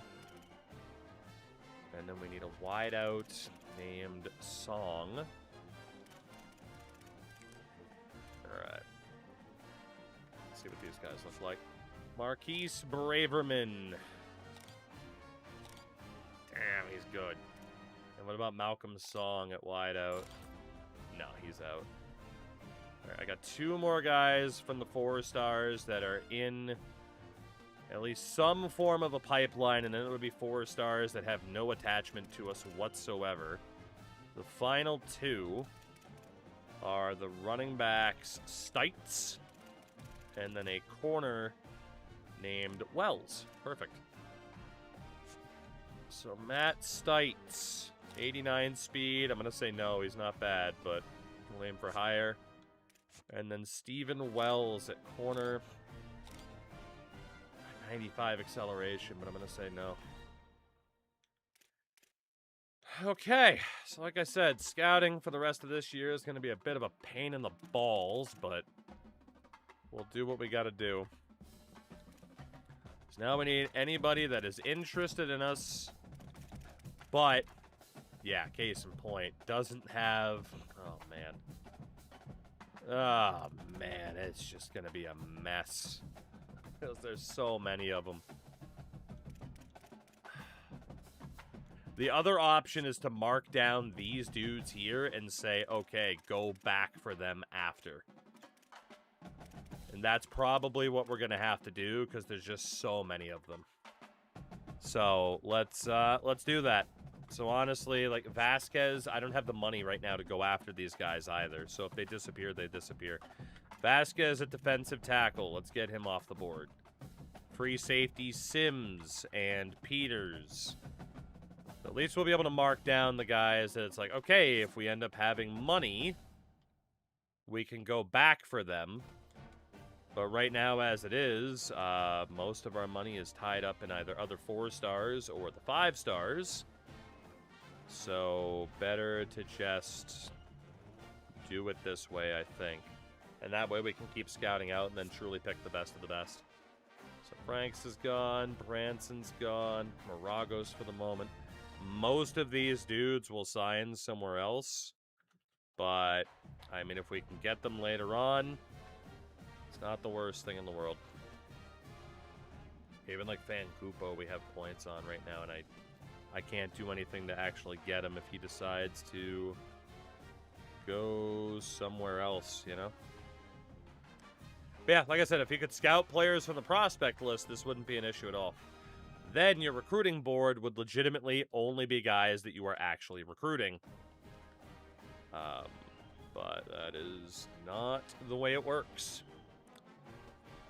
Unfortunately. And final guy is a weak side linebacker named Braverman. There's quite a few dudes we just took off the board. Okay. Vasquez and Netley look pretty good. They do, but again, they want NIL, and I got nothing right now. I could put 50 points on them and hope for the best, but odds are they're gone anyway. All right, so amongst the 4 stars, no pipeline and no starting interest. These are the guys that we are wanting to scout. Coco Tai, who's an athlete, 94 throw power, but he's a bust. Get him out. Alex Stingley, 89 throw power, get him out. Tresman Woodside, 91 throw power, gem, has dot. I can't offer you a scholarship, but I can put you on 50 points and try to keep you around. Johnny Quick, 88 throw power, get out, not a gem. Nate Garrett, 87 throw power, not a gem, get out. And then Trevor Cheeks, not a gem, get out. Have to get a way. I mean, I hope we do. Where there's a will, there's a way. Running back, same thing. No pipeline, no starting interest. These are the final guys we have to scout. And then Stephon Shermer we won't fully be able to look at for this week. That's okay. That is okay. Memphis. We'll see what we're dealing with. To answer the question about current conference standings, in the ACC right now, Army is not doing well. They are 1-6. 1-7 overall. They are not loving life, facing competition that's of a similar level. And they're better than quite a few teams in this conference. They've been awful. The American. You know, you got like Ohio in there, but yeah, like mid-10, FIU. They're having trouble adjusting to life in their new conference. Same for Memphis so far and Boise State. I mean, in terms of kind of neutralizing the best of the best and giving them tougher competition, it's been mission accomplished so far. Connecticut, 3-3 now in the MAC. Well, that's a way to make sure they don't make the playoffs, isn't it? Pac-12, UNLV, though. Case in point, right? We moved them to the Pac-12. They're crushing it. New Mexico, not so much. But UNLV's loving it. We'll see if they turn in to the new Boise State. All right, Memphis. A playoff rematch. They had to play on our home turf. No, we got to play them on their home turf. The Memphis Tigres. Oops, I actually do want to stay over here. Let's see what they can do. Let's see. Will this be our first loss of this season? Memphis has fared a little bit better than Boise State. Top 10 team goes into a cauldron of emotion on the road and just hopes to be able to get out and tell about it. It's the Texas Tech Red Raiders and the Memphis Tigers. Reese Davis, David Pollock, Jesse Palmer with you, and Holly Royce down on the sideline. Hello, Holly. Guys, Coach Huff told me pregame. He knows this is going to be a battle of strength. Someone who pays no attention to college football before bowl season, what would be considered the S-tier conference? You're looking probably at the Big Ten and the SEC. Or like Holly, thank you. the Big Two at this point. Not that others don't have some merit, but, you know. Those are definitely the two, and you could argue the Big Ten's jumped over the SEC. I mean, yeah, I don't really care to have the debate, but yeah, those are the two top tier. Memphis has given us a game here. And I had a feeling it would be the case. We know they're a good team. We're going to get the ball back here, though. This could be the first time that we're in a little bit of trouble. Memphis has the ball again. Failed to score. A lot of quick 3-and-outs for both sides here. We're forced to punt again. Memphis scores to tie the game, perhaps. Yep. 1:48 to go. We are in trouble for the first time. It's Memphis in a playoff rematch. It will not be a full no-touching season. This offense is ice cold right now. The inside handoff. Gotta be smart. All we got to do is march down the field. We have 3 timeouts. Solid pickup of 4 on first down. It's 2nd and 6. Yeah, march down the field, get into field goal range. Let's see if we can run the ball first. Running inside. It's Buck. The answer's not really. Stopped immediately by the big defensive lineman. This is where you make the money on the drive. Ideal. Ball at the 30, it's 3rd and short. For De La Rosa or Bravo.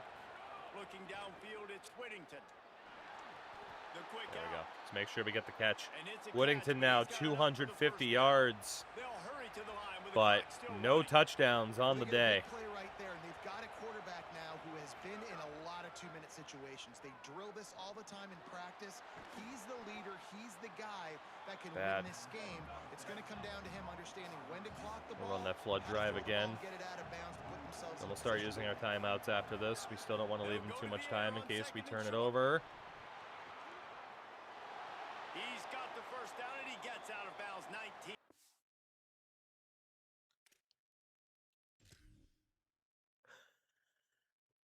Holy shit.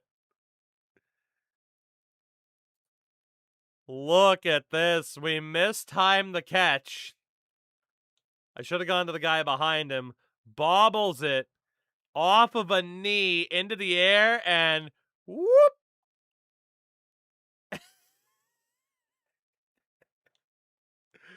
Oh, man. Don't worry about it. Remaining. Everything's fine. And the Red Raiders come to the line. Jesus. With a new set of downs.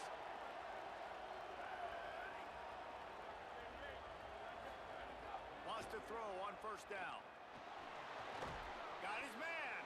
No chance to run, but still a The solid jump for added pickup points. on The that. jump was me hitting Y to try to catch the ball in midair. They have 14 seconds left. Picked up 5 All right, on that Cheeseman. last pass play. Now it's 2nd and 5. Attaboy, Cheeseman. All down, but he has Okay. enough to move the 57-yard field goal from here. chains. Call timeout with 9 We seconds do need to left on the try to get a little bit more yardage. The Red Raiders pounded the Maybe rock take to a shot move at the end sticks zone. back to work. Looking at like Terrell or Shembo. To the air on first down. Or Whittington just takes off because we know we can. Timeout. And I think we've pulled this off. This game's telling me I need 2 left guards, but they're none available. Can I ignore this? Yeah, technically. Just because the game says you need something doesn't mean you actually do. They're gonna ice this here. And here he comes again. Timeout is called with just 2 seconds left to go. And the line of scrimmage is the 30. That'll leave them a 47-yard attempt and a chance to win the game. Oh, it's good, baby. Get shit on, Memphis. Not today. Not today. Taking the lead in the waning seconds. Not today, but damn, having Memphis in this conference is a little bit scary. Whew. Oh, man. A show. Both of these teams Light put touching. on today. Couple of outstanding squads. That last play, I remember we have a quarterback that can run.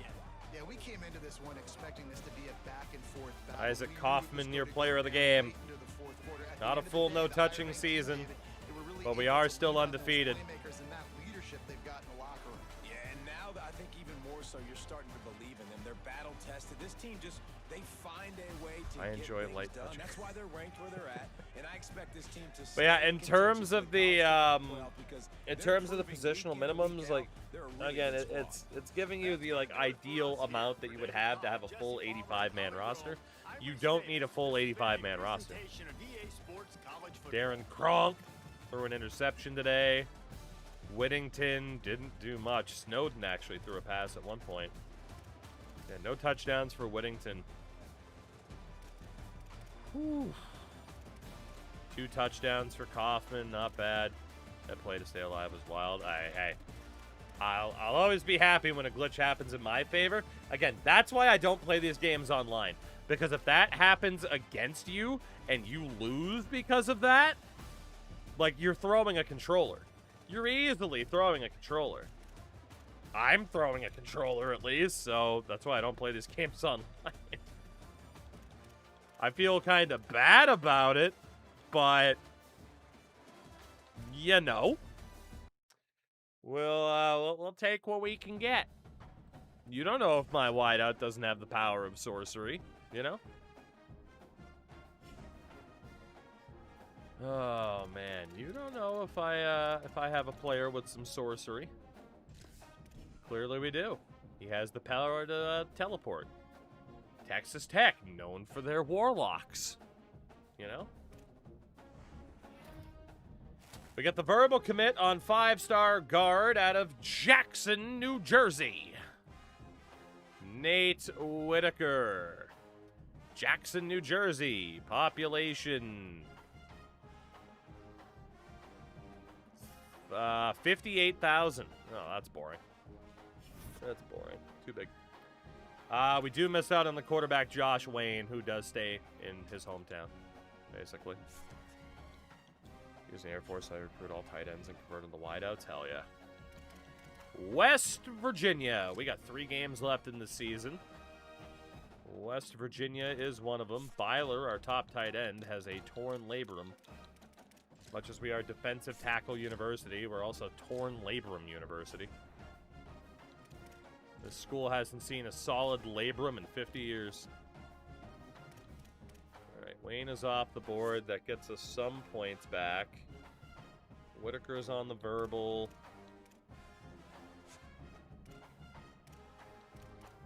And nothing else we can do for him. Abreu. We can switch you to the optimized. Ooh, I earned a drop. Woo! Give me that sweet, sweet ultimate team item, baby. Yeah, ultimate team. Do we need to scholarship you? Yes, we do, because Indiana is being pain of Ashhole.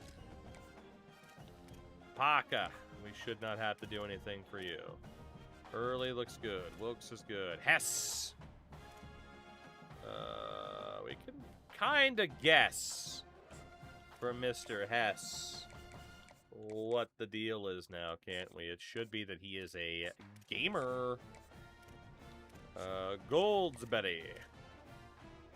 We don't really know the sell for you. We can schedule you for a visit, though. On Pro Potential. Mr. Teague. We're still in first for. We know what the sell is for him now. It's hell. In a... let's see... Conference legend. Ah, yes. He is, in fact, here to play school. Proximity to home. Lionel Edmonds. If we're going to get you, we're going to need some luck. We're probably not going to get you. And then we got, like, Kiki Fangupo, Tresman Woodside. And we'll keep looking at these running backs. Not including Tony Blunt, who has taken us off his board. Spam the button. Spam, spam the button.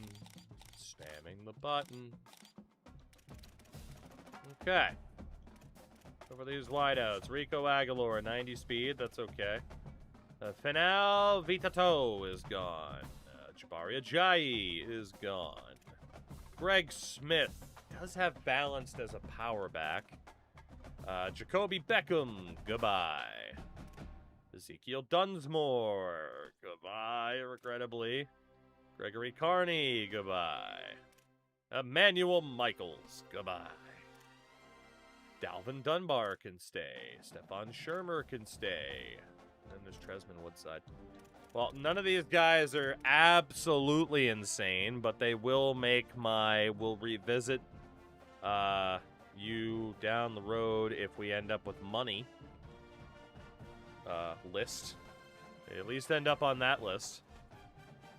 But for now, we want the scouting spots. We definitely have a lot of prospects who we could add back to the board if we need to later on. Especially, too, we can focus on the team needs at that point. Alright, wideouts. I believe we already looked at the guys with interest. We must have. We definitely already looked at the guys with pipeline as well, right? Yes. So, anybody who does not have interest and who is not in a pipeline state. Good lord. There's just enough space. Holy shit. Well, that worked out well. That is a lot of dudes to scout. Let's do it.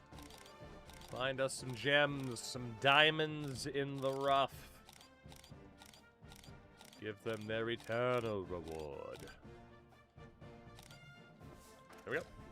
There we go, there we go. West Virginia.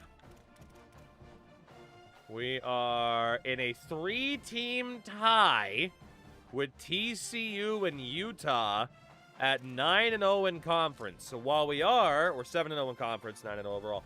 So while you might think, oh, okay, we're good to go, not necessarily.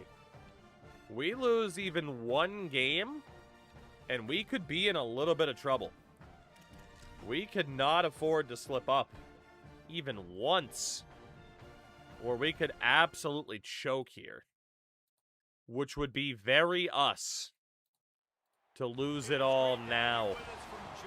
Because if we don't make that conference title game, there is no guarantees of us making the playoffs, which is not good.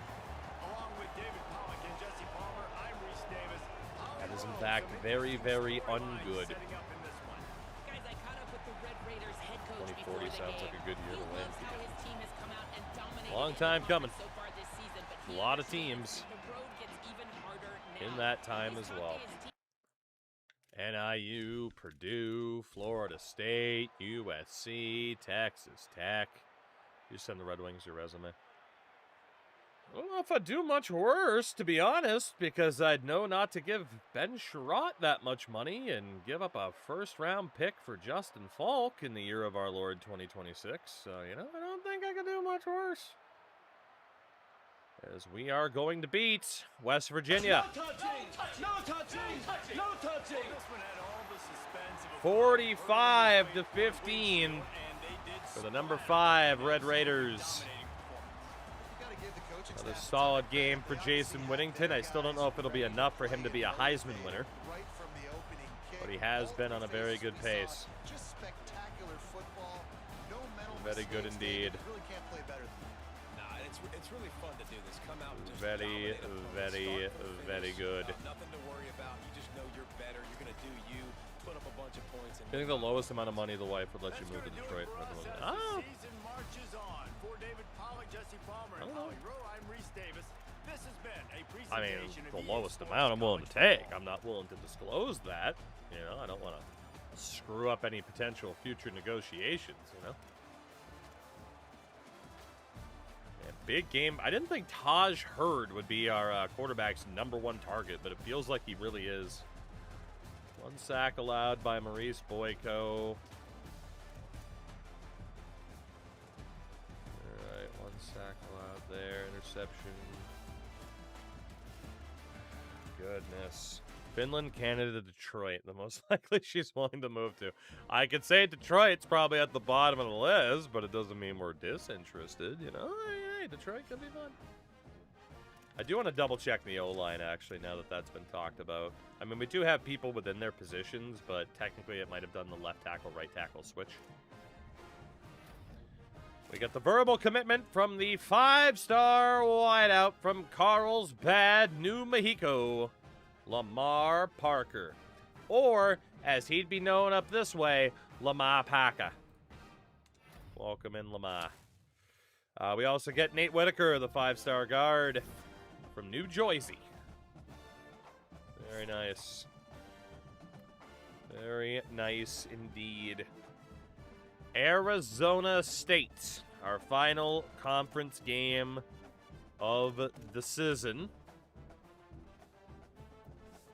Let me double check. I know, left tackle Boyko, he is in his proper spot. It's actually the guards that have been a little bit swapped over. I don't know why Hunt's not the starter on that side, but okay. Thought it was because he was hurt for a minute. Yeah, weird. Very, very weird.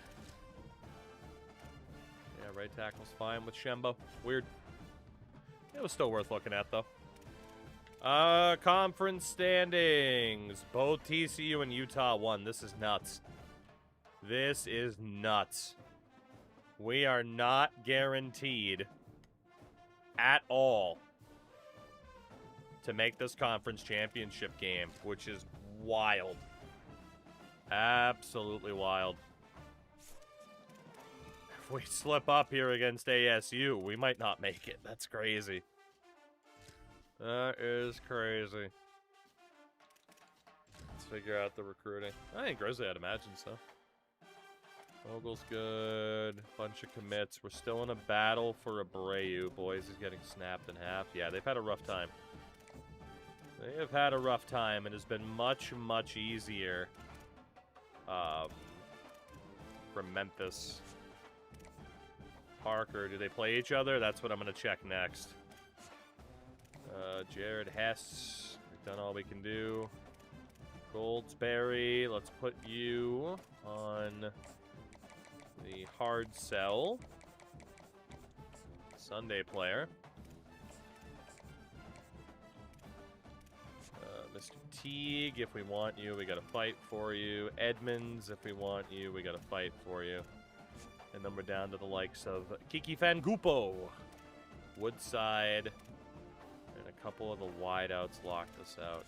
So, Fangupo, we now have the money to offer you a base level scholarship.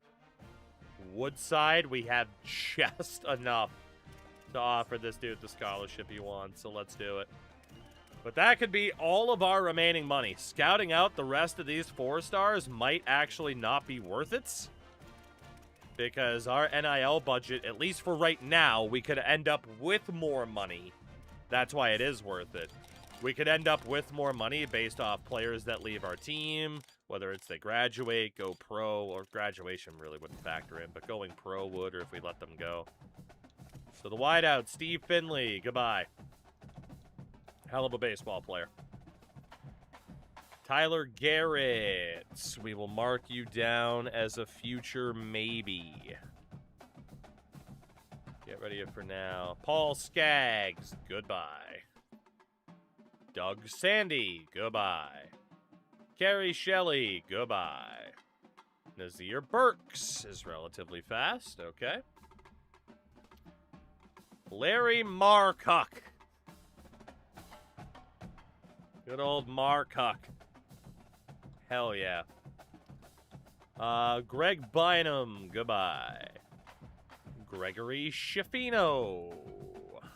He's okay. As, you know, no surprise, there's a fair amount of wideouts. Cornell Melton, goodbye. Would I play a college baseball version of this? Absolutely. Steven Reddick, he's going to stay. Steve Coward is also going to stay. Dean Douglas. The fucking franchise. Let's get him out of there. Amani Fortunato, man, we found the gems. Freddie Duvall. Al O'Connell can go. Holy gems. And then Brendan Heath. Yeah, I don't think we're going to need to welcome back any wideouts. We found the gems. Fucking Mike Hajralahu. That did not look like Dean Douglas. Oh, Freddie Duvall. Fortunato Niles, it is going to happen. I don't know when, though. But it is going to happen. You know I'm excited for Pro Baseball Spirits. I just didn't want to abandon this and go to Pro Baseball Spirits, because then we probably wouldn't come back. So, at least to this specific run, you know? Fucking Dean Douglas. Ace boy. Here comes a pizza. 76 months. Oh, geez. Here comes the pizza. That with the Patriots jacket, and of course he's been asked to leave the ball game for ruining a good The piece of pizza.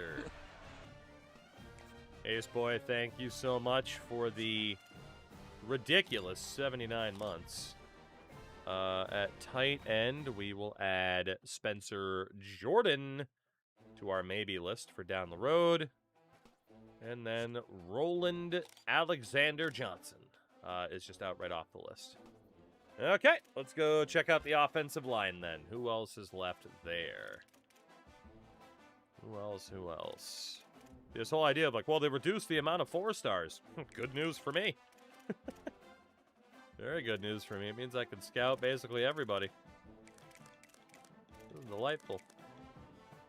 I can get the best of the best. Jose Waiters is a bust. Goodbye, Jose. Frankie Shin. He's going to Hollywood. He's gone. And George Miafaro. We'll get you out of there. That's fine. Okay. Final conference game of the year. ASU, who we've had a very interesting history with, to say the least. If we lose this game, that could be oh no. Is it a bad omen? Is it symbolic? If we lose this game, we might miss out on the conference title game. And that would be no bueno. That would be no bueno. Which I could be around more, but me work around and stuff. But Ace, that's fair. I understand. I still appreciate you stopping in when you can. No matter when I stream, I'm never going to be able to fully appease everybody. Unless I could stream 24 hours a day. Which I would, if I could, but I can't. So, you know. Flag on the play, illegal ball touch. ASU has given us some scares over the years. They have given us some annoying moments over the years since we have joined the Red Raiders, and this game is still close. Too close for comfort. Oh, no. No, no, no. Fuck. 4:45 to go. We are tied at 26 apiece. And for the second time this season, we must play. Okay. The Red Raiders offense comes Okay. out to attack. And as they say, it's a brand new ball game. That field goal tied it up, and now let's see if they can put See if we together can a freeze up winning that drive. safety on a play action. They're also not really pressing. Off the play fake on first down to throw. Trying to Shit. escape and get it himself. That turn was so slow. I wanted to go to the right, but there was a guy watching us, so I tried to cut left. Rallied to the ball in a hurry. Did I just show him with red? I think that did. Because he's a Heisman favorite. He's got that extra boost. Undefeated, but a massive challenge unfolding Honestly, right another play now to action might try not be to the worst keep that idea. perfect record. Now the play fake. And the defense makes a play, and they get the quarterback down at Not the good. 26. This team has answered Not every good. challenge all season. Unbeaten so far, but now facing the possibility of being knocked off late in the year. It's complete to the right. He's going to We come should have up gone with for somebody else. Fuck. Left side over there was pretty covered. The only reason that guy dropped down, I think, is because he knew I was going to throw there. I don't know. Maybe he would have left him wide open, right? I just feel like that the AI started to react and drop down because the game recognized I was throwing there. But if that was their coverage, then yeah, I missed a touchdown over the top. yards short of the first down. Oh yeah, it was cover 4 palms. Yeah, no, he dropped back because he reacted to my throw. That wasn't going to be as open. And especially in these situations in third down when you know the ball's going to come out fast. Not my best pun, unfortunately. The angle was a bit too sharp. Pinned him back to the 20. The Sun Devils offense makes its way onto the field. Quarterback with Heisman extenders, a goddamn nightmare. Well, apparently not for this defense. Field goals can leave you a little empty. And I think it's great to get points, but the great teams I don't know if get their quarterback touchdowns in likes the to red take area. off, but I You want to gotta keep an get out eye there on this him. time and execute a little. Snagged it, and there's running room. They get it out to the 36. Love when one player gets caught up on the other. That's 15. not good. And the Sun Devils want to move quickly. And it's frustrating as a defense when you give up that first down and you give up Let's that pass get play. loud. Here we go with this offense. Let's get Right now, loud. you gotta flush that, you gotta Nice get lined tackle. up, and you gotta communicate. Great Don't job need on the Bofa. containment and the Oh, tackling. Felly. They stop him for no gain. And guys, that completion might have helped the old confidence, but it didn't help the down and distance. Keep an eye out on that quarterback for the most part. Back to pass. Unloads to the Intercepted. wideout. No, and he fucking botched the tackle. Gets away from one, finds room. Oh my god, we were golden. 30 yards on that Went for the completion pick before and he defense botched the brings it down. tackle. That might be GG's. They'll ride And the I running missed back him. and leave it with him. Jesus Christ. An explosive play in the I went running for the game hit as stick and he he's walked got the right first fucking down. past me. And man, this is more of the same for this We're gonna team. lose this game. Like they keep giving it to him, and he keeps producing. We are gonna lose this game and miss out on the conference title. Much to do with this offense because every time they give Open it to score. him, I was he's chewing tempted, up some yards. but if I can hold him to a field goal, I will, because we do have the timeouts here. The problem is it's 1 yard away from being a goal situation. So there is technically a reality where they could get the first down and really end us. I have no idea what player I am right now. Tight end finds a soft spot. The Red Yeah, if we Raiders can hold want them to a stop field the goal, clock we'll be and in a they use slightly their better second spot. timeout. It's a big if, The though. brain trust getting thoughts together for this big third down coming up.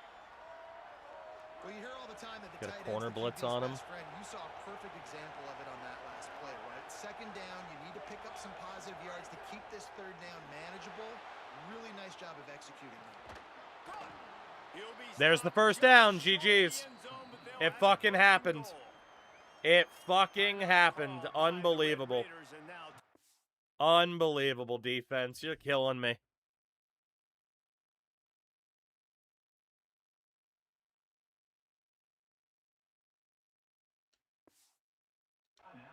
They were all just too late to react.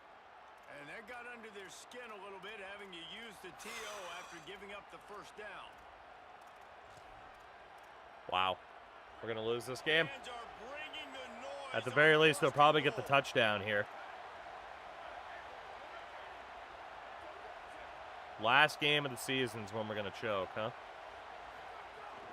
They'll try to get it in with the run. Yep. Wow. Touchdown, Sun Devils. And with that, Well, they gave me a little bit of time, but What a that great doesn't game, feel good. tied late in the ball game. Who's gonna make the big play? that doesn't They feel come up good. with it late, This honestly take the might lead. cost us a Nice conference championship execution. It's appearance. hard to execute Every these other moments. game People get tight. technically The might not have score's mattered. tied late in the game. I don't want to mess up, but And this I had a lot offense of trouble had getting the to offense going put the last ball in time. the end zone and take the lead. I had some defensive mistakes, but also, my God, didn't the compies as well. Loki, I do, yeah. I don't feel like that's affecting me at all, though. Yeah, they'll be until next Tuesday. Oh, my God, that cut. Okay, we got to work the sideline. Had the touchy. We did. I mean, they couldn't get it done on their own, potentially. They come to the line for the first play of the drive, snapping it from the 21. I got a bad feeling. Let's have Buck block. Primarily look for Whimper. They'll crank up this drive with the pass. Under fire. Blasted as he Nobody lets it open. go. Absolutely nobody open. I mean, just call it like it is, guys. It hasn't been good, especially the passing Not a game. single And person I'll tell got you what, open there. QB's played better games before, and I'm interested to watch. Can he stay positive? Can he finish this game off on Nobody's open again. Just get out of bounds to stop the clock. Forced out of bounds short of the line of scrimmage. I think they'll give him a sack. Hey, good job by this defense, man. Oh, Moki, man. Pressuring the Thanks for QB, making me feel him good about get what this outside finger's the gonna look pocket. I would like. like for him personally just to throw it away. Like, don't take the -2 right here. But I tell you, this is a pass rusher chasing that guy. I'm getting as close as I can to him because the closest guy gets credit for a sack. Back to throw. It's Whittington. Fires to the right. He's got an open man. It's a first down. They'll stop the clock to reset the chains. Offense up tempo. And they've trusted him to throw the football all game. I expect nothing to change whatsoever. They're going to put it on his back or his arm, I guess you could say, and let him throw. That would have this been a team to fucking victory. insane Close interception. game, tight game. I'm That rolling guy with my covered best so player. much distance so quickly. That's No time crazy. to waste here. They've got to get set and pick up chunk yardage.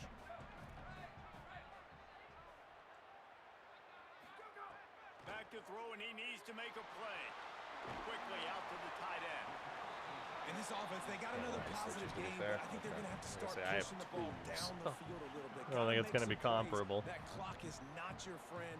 You got to speed up, maybe work the middle of the field a little bit, but make sure we get first downs, and the rest of the time work the sideline. Oh, he's going to try to get it all here. Grabs it inside the 10. Defense is there to make the stop, but he's got the first down, and they'll have it first and goal at the 6.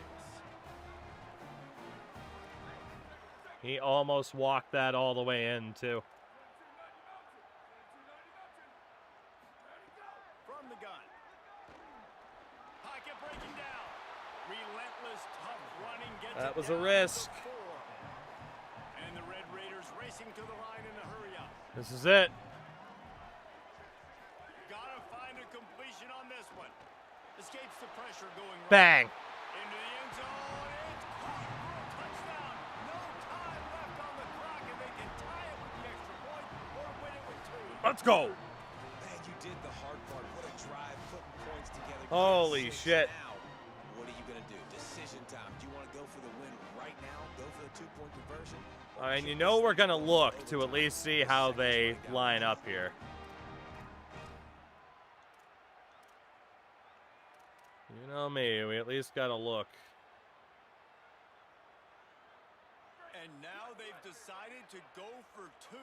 All right, they're lined up really well for the RPO. Decided right here.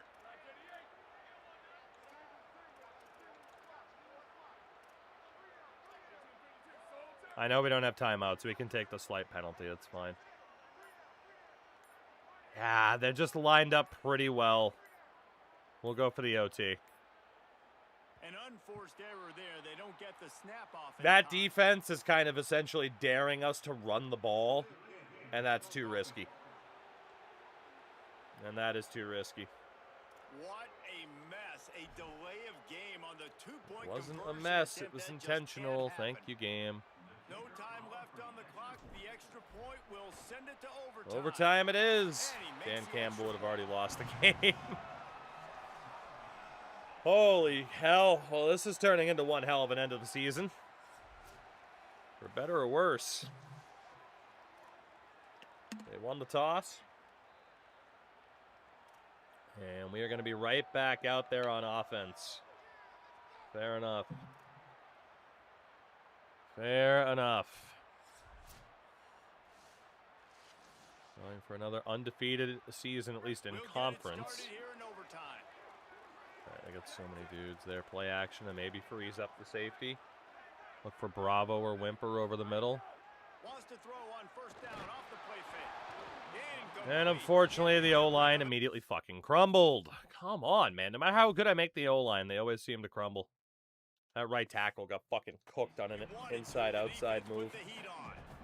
Really nice pressure by the defense, getting in there quickly, getting a hit on the quarterback, making the quarterback make a dudes. quick decision, and he makes the wrong I decision. don't like throws into this. I don't double like coverage, this. But that's really because of the pressure in his face. Snowden's in, by the way. De La Rosa over the middle, maybe. Bravo, just somebody for a bit of yardage. In the air on second down. He'll pull it down. On the line and he'll slide to avoid Could have made a the throw interception. there, but it was just a safer play to make. Yeah, I think you're just seeing the experience this guy has. Get the right? He's guaranteed so yards. poised that initially he's flushed out of the Hurd pocket, might nothing be is open. And he doesn't panic. He's not throwing it away. He's not sliding early. He just knows where the Bang. defense isn't. And he's able to attack that space with his speed. Might have been able to take the shot with Hurd, but we needed that first down. That is a really good They just job keep of stocking seeing up the blitz right away in the and box. getting rid They're of not the really football. leaving Like, me that any is quarterback space 101. Understand they're blitzing, they're coming, see it, take advantage of it, get the to completion, run this and move ball. the sticks. Finds his big tight end. Good job by Fournette. Step across the sidelines after making a good gain on that one. Man, these plays are really, really simple. Really Snowden's easy to still run. in. I like it. Just drop back as a quarterback, see the big fella, wait Five for on him to the get open, line. hit him, get a nice positive game. Hurd, we want you Might be on calling the a hot out. route. Fournette, we want you underneath. Actually, Fournette, we want you to the outside. We want Whimper underneath.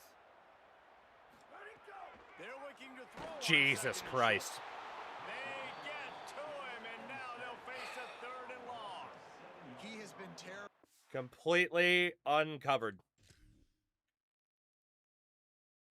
Right tackle and a running back blocking on that side, and nobody picked him up. Horrific, EA.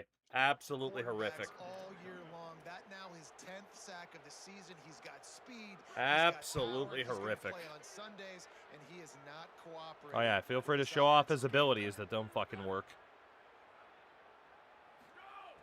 On third and long, try to convert through the air. It's complete. Just fucking short. Oh my god. Down marker, he's a yard short. Well, and a nice job working the middle of the field. I think it's so important. I have a to keep plan. defenses Don't honest, panic. and I have you a can't plan. just dink and dunk outside. That's You not gotta gonna the work. middle. Great job finding this wide receiver of the middle. It's not close enough. The offense will use a timeout. So we're gonna line up. Down, coming in overtime. If I don't like the play, we'll take the penalty. Because honestly, it'll be easier to hit the kick from a little bit further back.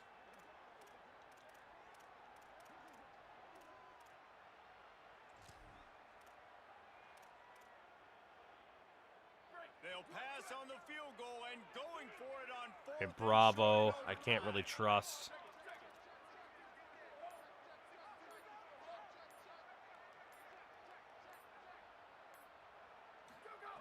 They're throwing for it on fourth down. Fuck! Can make the connection, and they get nothing here in the first possession of overtime. Oh, if our defense doesn't force a turnover, it's over. All right, guys. I felt pretty good about it because I knew they'd pressure. But unfortunately, again, just completely uncovered. Completely uncovered. Left tackle had no fucking idea. And they honestly had it covered really well, too. They were able to blitz and cover everybody. That is probably our chance at a conference title game over. Just like that. Key philosophical approach for most Fuck. teams when it comes to overtime, David. Yeah, and remember the rule change We a just couple have to years ago, too, immediately the second press and overtime hope and that we can two-point force a conversion. turnover. So all this stuff is A shot toward the end zone. And swatted. Oh, we needed that. Stop the scoring opportunity. We needed that, and I thought I timed it well. Second and long. Fuck. They'll run play action. The throw. Oh, I can't sticks it believe he right got away with that there, throw. grabs it. They stop him almost immediately. Short gain there. Still a little ground to cover and pick up the first. Who needs two hands? Go when you can just 2-5. stick We're that gonna one dare ball them up to there throw. and reel it in. What a catch by that receiver. Now third down and Dare them to run just to keep the play alive, basically. chance to win it, no tee. He'll throw on third down. Firing to the right, complete. He's brought down, but he's got him inside the 10. First and goal from the 8. Defense, we need you. They must protect the football here. They're already well within range of a game-winning field goal attempt. Makes a grab. We just can't make a play. We're going to lose this game, and the season's going to go down as a complete waste. That's crazy. This is a big spot. Even if I had kicked the field goal now, it wouldn't have mattered. For the end zone here. It wouldn't have mattered because we can't stop them anyway. They still would have won on a touchdown. So And this defense This so point, go goal powerful line. to run. I love it. Physical, downhill, second and goal. Nice job getting the stop, forcing the third down. Now third and goal, a chance to walk it off with a touchdown. Trying to get it done with the run here on third and goal. Knocked Well, down the it's backfield. very likely over, Fourth down. barring a complete fucking miracle. They can win it with a chip shot. Timeout called by the defense as they want to make Has sure this they whole avoid season any gone to type of waste? mental lapse here in overtime.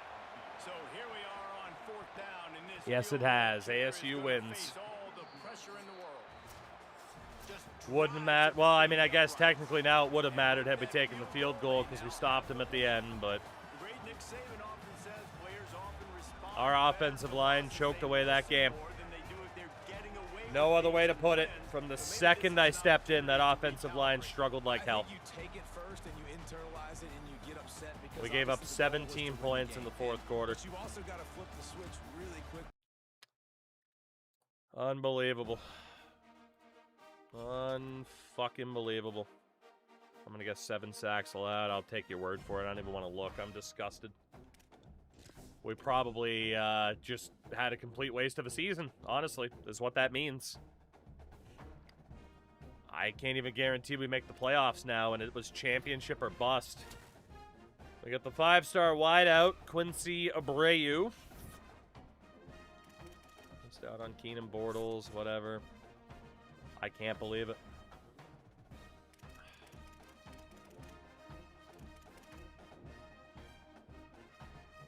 Utah lost. I don't know if it was to TCU. We do not play Utah. From the looks of it, we might be okay. But it's because of luck more than anything else. Yeah, TCU didn't play Utah either. There is still a chance we miss out. I mean, it shows us in second right now, but who knows? Maybe it changes that. So the hope is we will be playing TCU for the conference title, but this game might say, LOL, no, you're not. So I really hope we didn't lose it there. I definitely regret not going for the field goal, but at the same time, like, man, our offensive line was dreadful. Like, sometimes I don't remember to check, like, who the line is covering, but at the same time, you would expect the left tackle in that scenario without me having to tell him to, prioritize the edge first, but apparently not. Apparently not.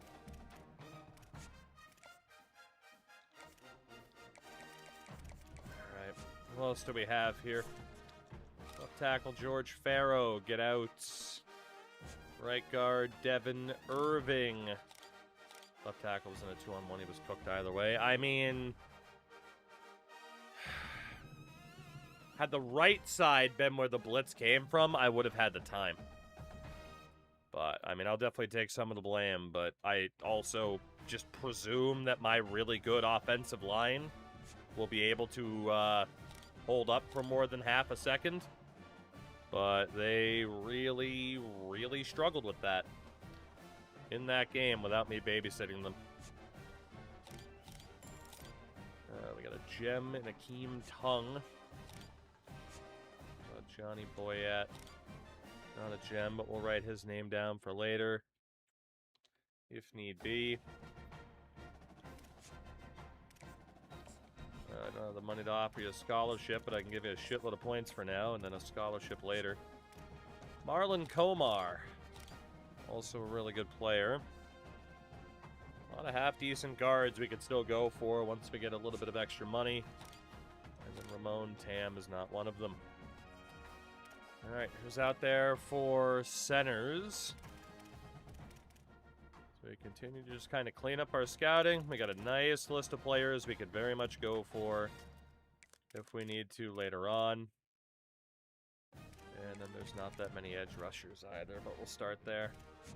Devin Peterson is a gem. He immediately stays on the list.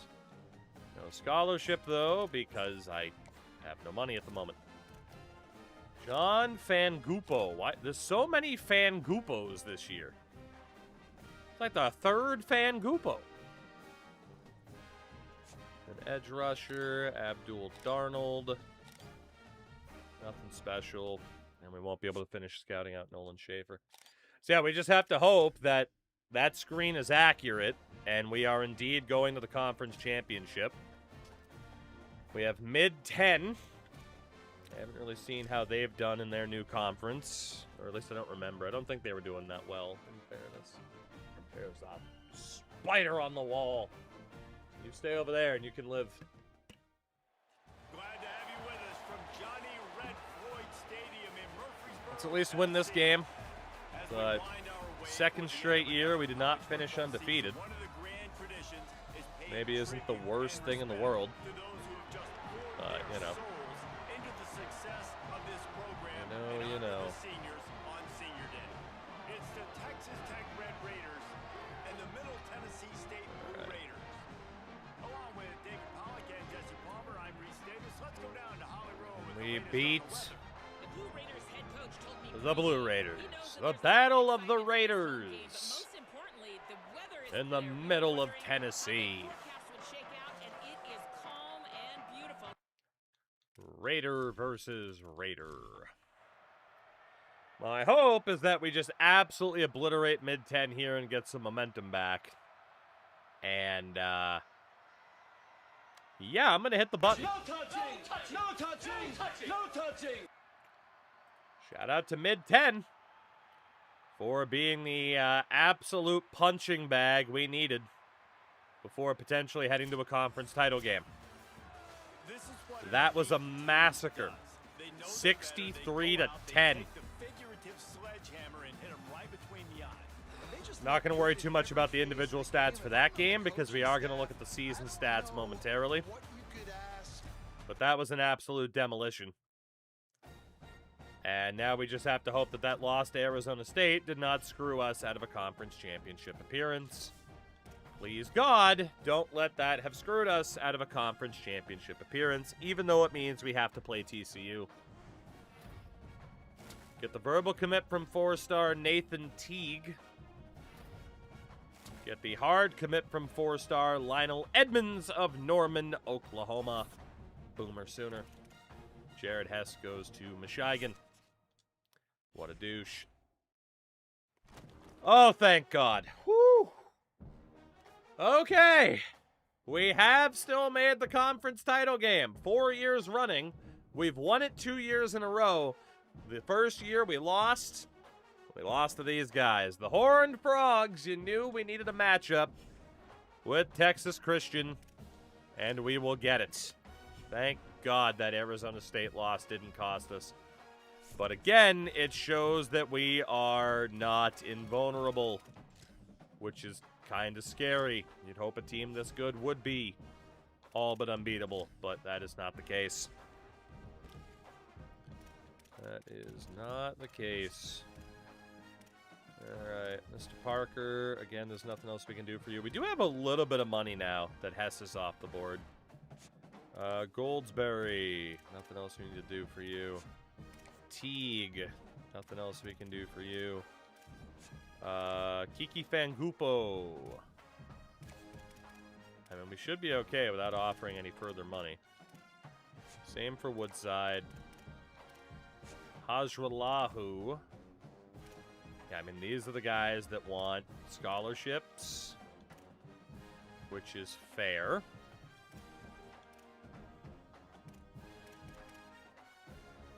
In fairness, the guy to go after would be Steve Coward because he does have a scholarship from LSU. So if we could offset that, that would be great. So Steve Coward, 6 foot, 90 speed. Peterson, we started talking too late. And then Akeem Tung as well. Let's go after Steve Coward. 65 points for you, keep you on the 50, and then Teague or Peterson. We could go after either Tung or Peterson, excuse me.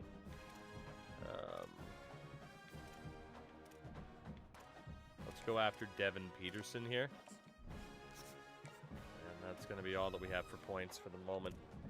Edge rusher Noah Schaefer is okay. We'll mark him down for later should we have more money during the portal period. That is what we're doing all the scouting for. And then Jason Zentner. Nothing special. Okay. Let's go look at those defensive tackles. As I said, we're trying to play both the now game and the later game if we can. And have any 5-stars changed their mind about us? Not that we can afford them anyway. No, they have not. Man, Vigil went to Georgia. That sucks. Could have been worse for us, I guess, but that still sucks. Also, we're going to need a kicker this year. Defensive tackle. Nobody left. Linebackers. We need people without interest who are not in a pipeline. We've already looked at everybody with interest and within a pipeline. Maldine's not too happy about the competition level, nor is Rashard Bostic. So, PJ Dunn. Nothing special. I mean, 90 acceleration, but nothing special in comparison. Dalton Tuman. It's bust. Goodbye, Dalton. Parker Larson. Nothing overly special. Leon Thorne. Immediate 50 points to Leon Thorne. Again, we cannot afford the scholarship right now, but we'll keep in touch. Josh Tobias. Not bad. Not amazing, but not bad. And then we have Roderick Byrne. Also not bad, but not an immediate save. Okay. Hello. Hit the button, please. Thank you. Let's go look at middle linebackers. Again, this is why we keep having, by the way, to make sure we recruit, because imagine if we stopped caring about recruiting 3 years ago, given that we still haven't accomplished anything. I think we should be able to add all these corners as well, so that's good. Anybody upset about having competition? No. Okay, good. Not fully scouted. We'll look at Tyler Bunch, and that's it for the week. Yeah, scouting right now, we're a well-oiled machine. TCU coming up. Kicking it off, we get the 4-star tight end, Brian Goldsbetty. When are we getting Arch Manning's kid soon enough? Hard commit for Lamar Paca, the 5-star wideout. Nathan Teague has also signed. Very good. Couple of people took us off the board. That's okay. And it is another showdown with Sister Texas Christian. Oh boy. Or even Texas Sister Christian if you prefer. Looking for what would be our 3rd straight conference title. If we win it, we definitely move conferences at the end of this year should we not win the national title. So there's definitely some pressure. We have broken the curse of TCU. You know, we have beaten them in recent memory, but they are still absolutely a threat and a danger every single time we play them. Abso-frickin-lutely. Alright, let's take a look at these corners.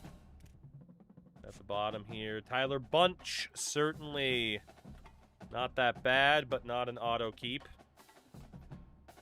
Cameron Cantrell is going to be an auto keep. 93 speed for that guy. Immediate 50 points.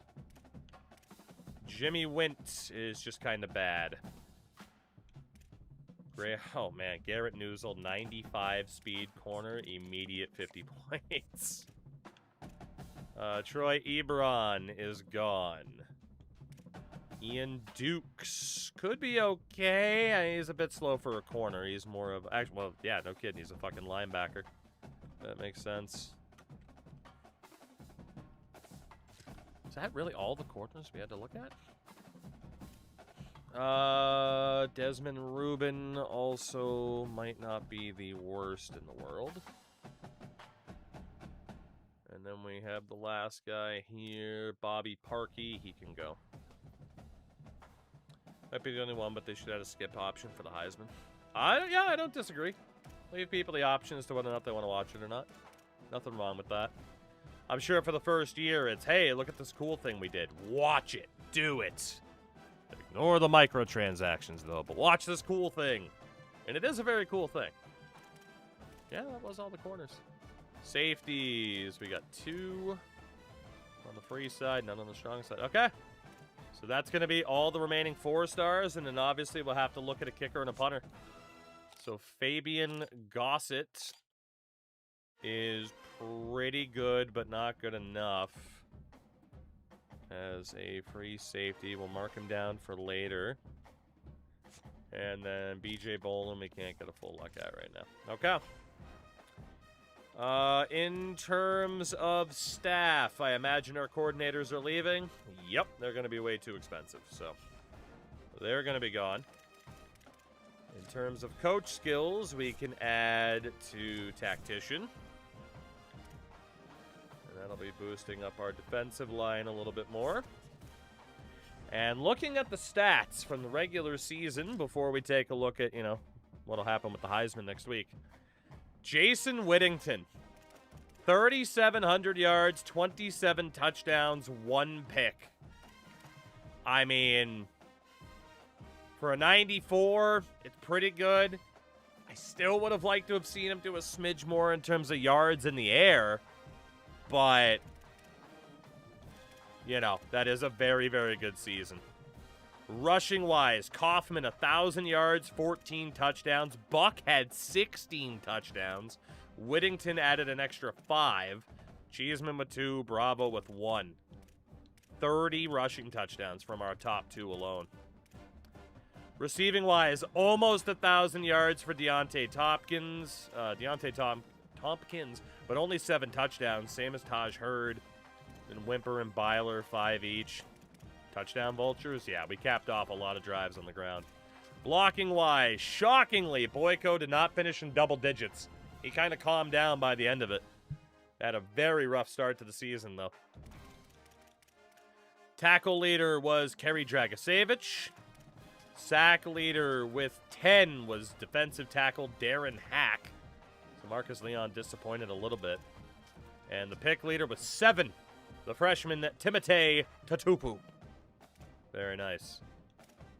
Our kicker went 28 of 41. Yikes. And we punted just 47 times. From a nationwide perspective, most yards for a quarterback, Alani Coker, who we tried to recruit once upon a time. Anything over 4,000 yards was great. The touchdown king was Brian Nestor at USC. Also, Darren Cronk was up there. That Memphis playbook is fucking cracked for passing yards for quarterbacks. Oh my god. And then the interception king, Jabari Workman at Liberty, threw 22 picks. Damn. Guess he should wake up a little bit, you see, because it's a woke joke. Over 1,000 yards was good. Top running back was Tevin Babineau at Virginia. The most rushing touchdowns was Max Brittingham at Florida Atlantic. Joey Buck was tied for second. The reception yards king, Alabama's John Crumpler. So again, anything over 1,000 yards was pretty damn good. Shout out to Prince Klutz. The touchdown kings with 13, Cole, Rudder, Karapateus, and Muhammad. Yeah. No flow. I'm intrigued by it too, and that's normally not my type of movie, but I'm intrigued. Man, 20 sacks allowed by Gideon Owe at Northwestern. Yikes. Best offensive lineman, guys in like the 900s, 1,000 snaps played without a sack allowed. And of course, we know the defense is still absolutely cooked. So that brings us to this. Looking to hand TCU their first loss of the season and looking to keep control of the Big 12 Conference Championship. We'll put them in the Dublin alt because that's fun. Can we win 3 in a row and punch our ticket either to the Big 10, maybe the SEC, and hand TCU their first loss to ruin their undefeated season? That is the question. Can we do it? We already had Arizona State ruin our undefeated season.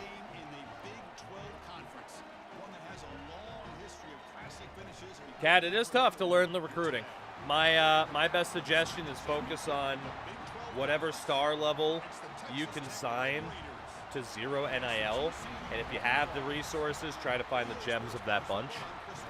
But you definitely got to be patient.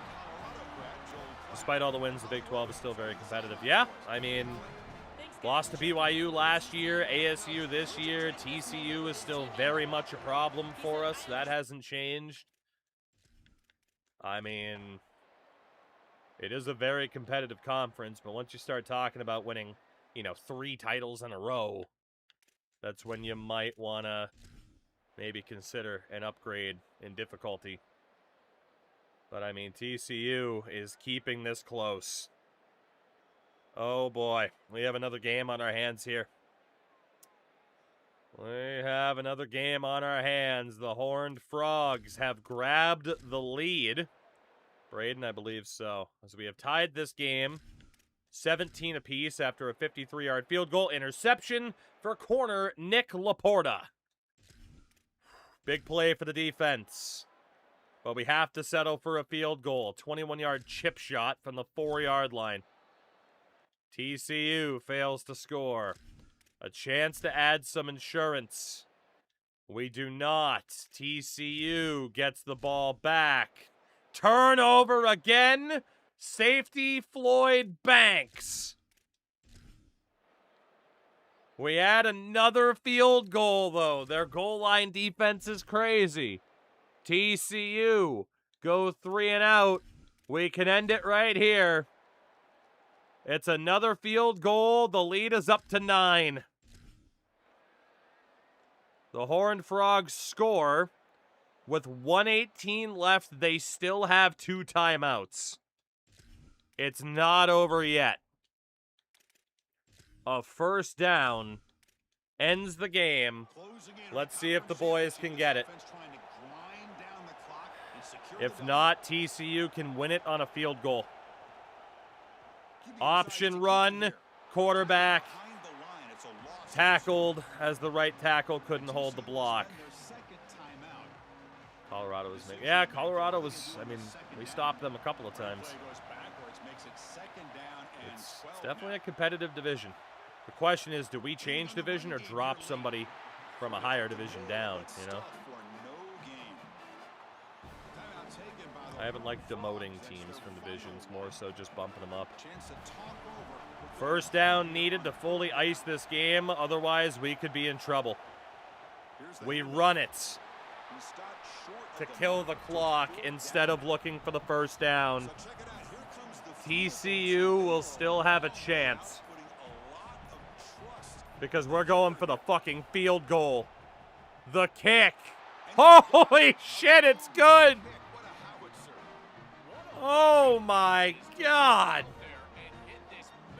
TCU needs a touchdown with 27 seconds left. Holy fuck. Yeesh. LOM. 27 seconds left. They will take this out. They have no timeouts.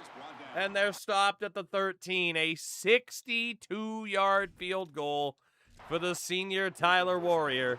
It did the weird side switch, but 25 seconds for the Frogs. Quarterback in trouble. Down he goes. Edge rusher Benji Colley. 12 seconds. Quarterback looking to scramble.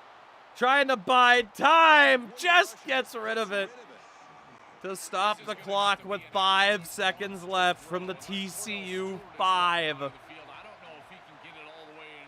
Will it be 3 straight conference titles for the Red Raiders?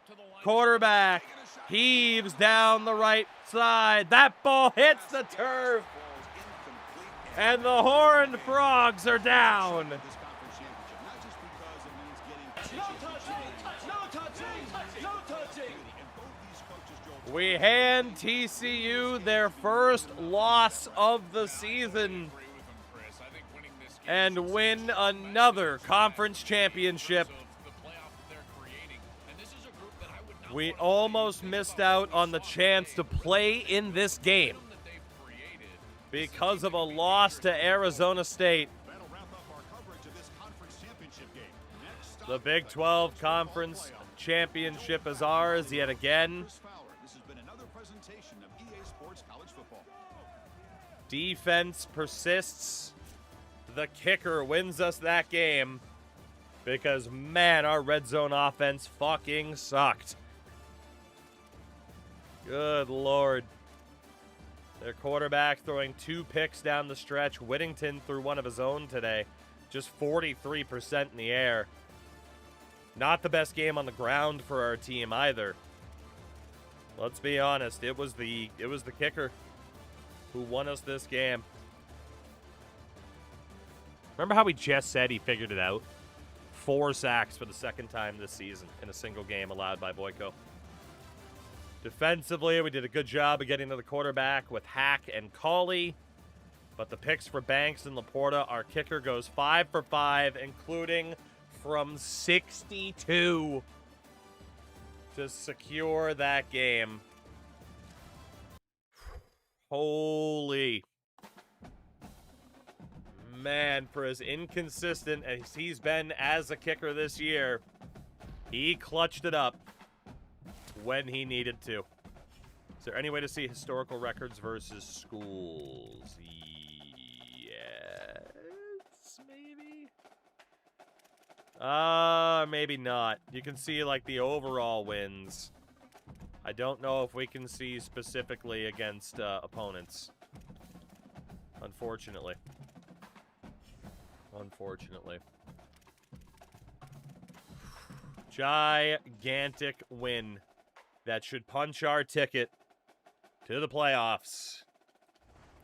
Probably not as a top 4. We get the tight end Brian Goldsberry as a celebration. That was scary. That was very scary. Jarrell Godwin was the Conference Defensive Player of the Week with 2 pass breakups, 7 tackles. Yeah, oh, Wheels, I'd love to know our record against TCU as well. I knew exactly why you were asking. Yeah. I mean, I think they still have us beat, but we're closer to 500 now than we were. Like, when we first got to Texas Tech, they were just stomping us every time. It was awful. You know, you were here. You were here for said stomping.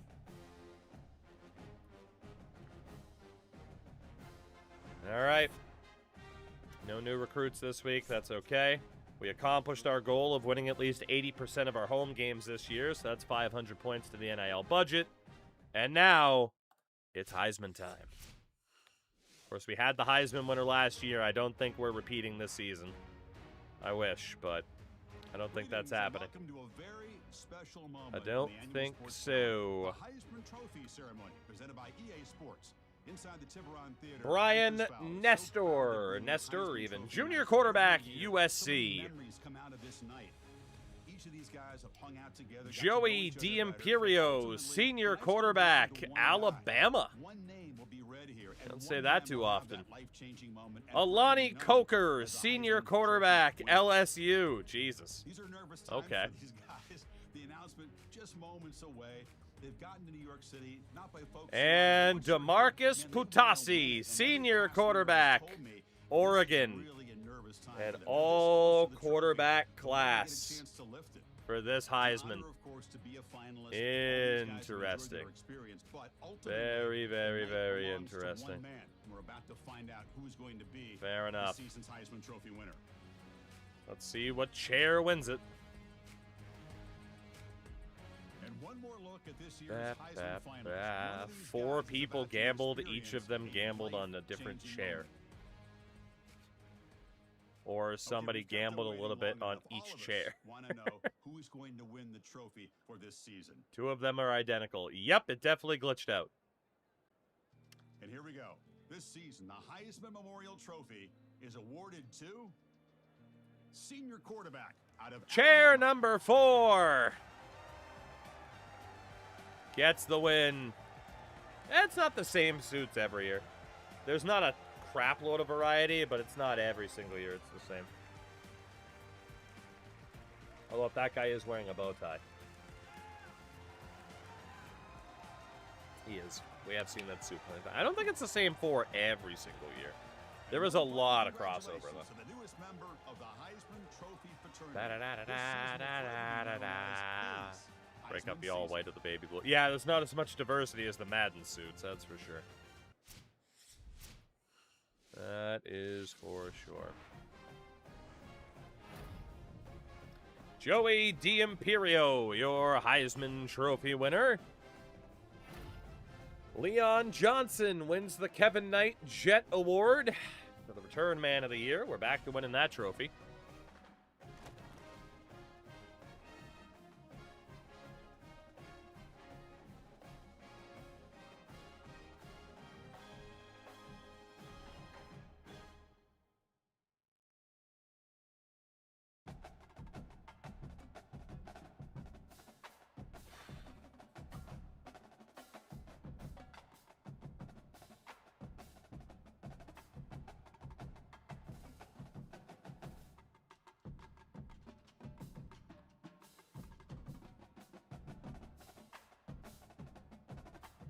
You know, I'm an old man, so it's like, right, you got a couple daily vitamins. Do you think if I just down this entire bottle of multivitamins, it'll kill me?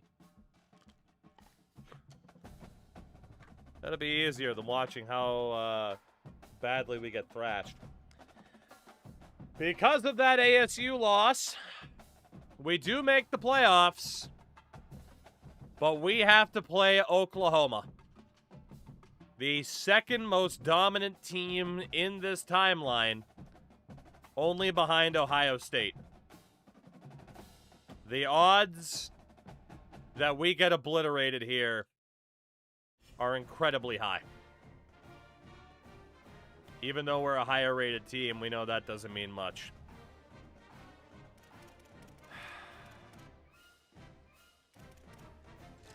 Just because I know people are still interested. Auburn, Michigan State, Penn State, Army ended up having their coach retire. Purdue's looking for another coach. They fired Addison Ham. I know that Purdue wants me back, but yeah, Texas A&M's out there. Iowa, nobody that we're leaving for. Nobody that we're leaving for, not in this timeline. We are going to get absolutely obliterated. Not really a piss out most of the excess vitamins. God, so I can't even get that plan to work out for me. Take the Penn State job? No. It's a downgrade for us now. With how much we built up this program, that's now a downgrade. Crazy as that sounds. We are going to need a new offensive and defensive coordinator. So, from the offensive standpoint, let's see who we can get. Should have just sorted from the other way, but it's fine. Anybody that runs a power spread.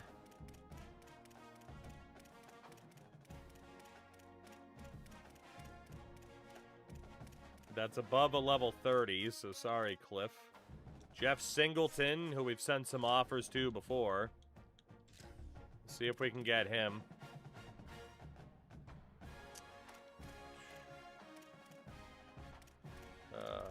Also, Braylon Thorne is there.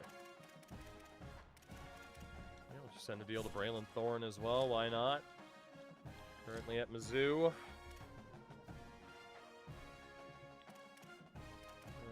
Anybody else? Cliff Coachard again was not a high enough level. Justin Wilson, UNLV's head coach. Only going to have about 190 points available for a DC, but that's okay. Callum Ellington, who's been at Marshall. Yeah, as long as any of these guys accept, we're okay. Anthony Scelfo, it said he was the head coach for Rice. He'd be the most expensive so far by far. I'm just trying to walk through this fucking grass. Little Twin. Took me a second to read that. I'm old. My eyes are failing me. Thank you for the follow. I appreciate it. Welcome in. So yeah, hopefully one of those guys accepts as the offensive coordinator, and then defensive coordinator will just go off of affordable. And let's see who we can get. Honestly, as long as it's someone above a level 30, we're fine. We might have to say above a level 25 because of how much money we're spending. Or we just wait to see who's left, depending on what OC accepts. We'll wait. We'll wait. We don't know what offensive coordinator will sign with us, so it's fine.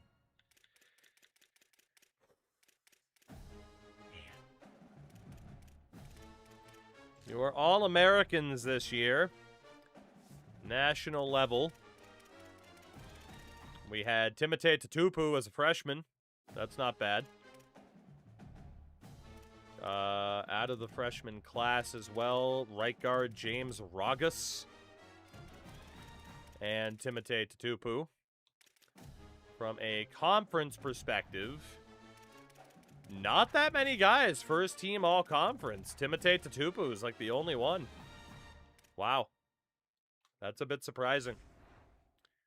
Our award winners, of course, we know the Heisman winner already. The award winners, actually, I'll stay over here.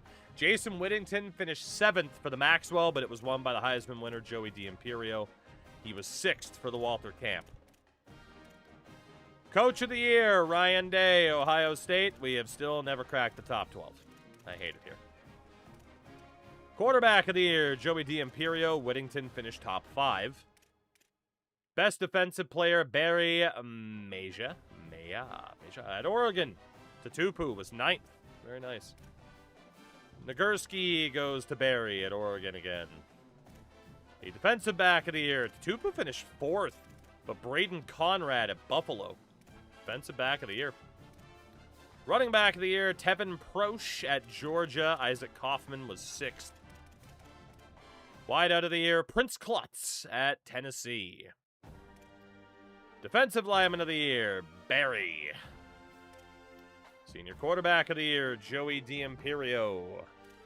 Defensive end of the year, Dre Darnold at Georgia. Boy, that's an insane result. Interior lineman of the year, Josefa Dahl at Florida State. Tight end of the year, Quincy Rudder at Michigan. Assistant coach of the year, Sheil Wood at Tennessee. Ben Eberle was top 7 for us. He's gone now.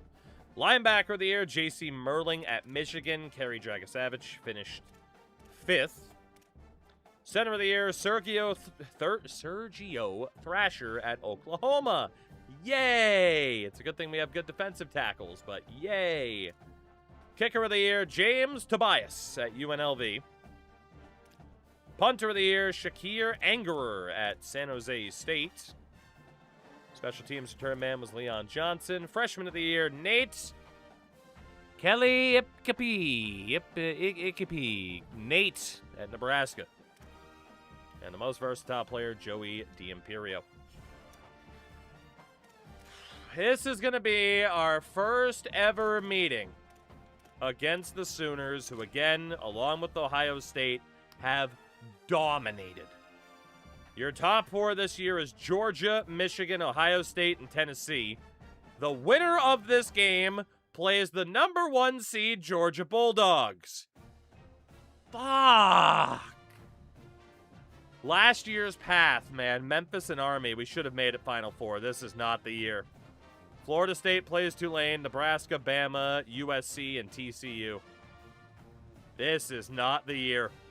There is no way on God's green earth are we winning a national championship this year. No shot. Absolutely no shot are we winning this year. I'll be shocked if we beat Oklahoma. Honestly. I will be genuinely shocked if we beat Oklahoma. The number 8 team in the country. We are number 9.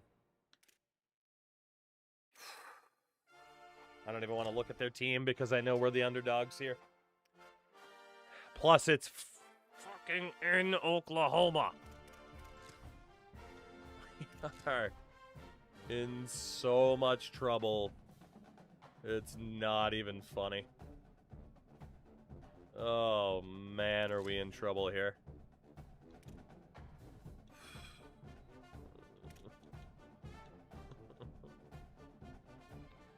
This is not what we wanted to see at all.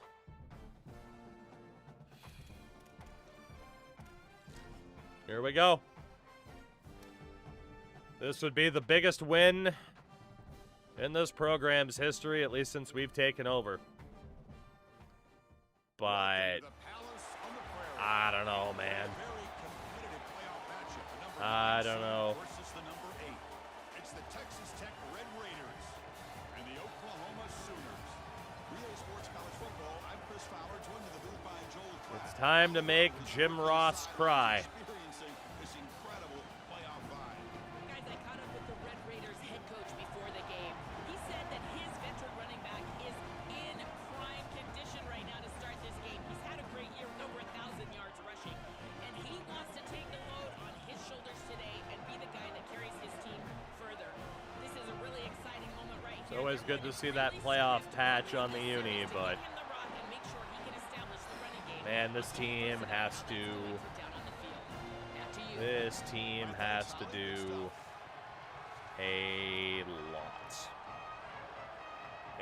a lot for this to go our way. First quarter in Oklahoma. We are tied at 7. We go to the half.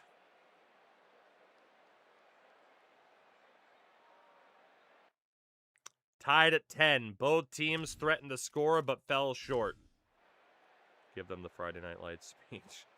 Give them the Herb Brooks speech. Score points. Again, we are down 13-10 at the start of the 4th. This has been a defensive war. Neither team getting a ton of yardage so far. Their quarterback, McCreary, touchdown. Whittington has thrown a pick in this game. 52% completion, just 128 yards. Our rushing game has been okay when we've given Kaufman the ball.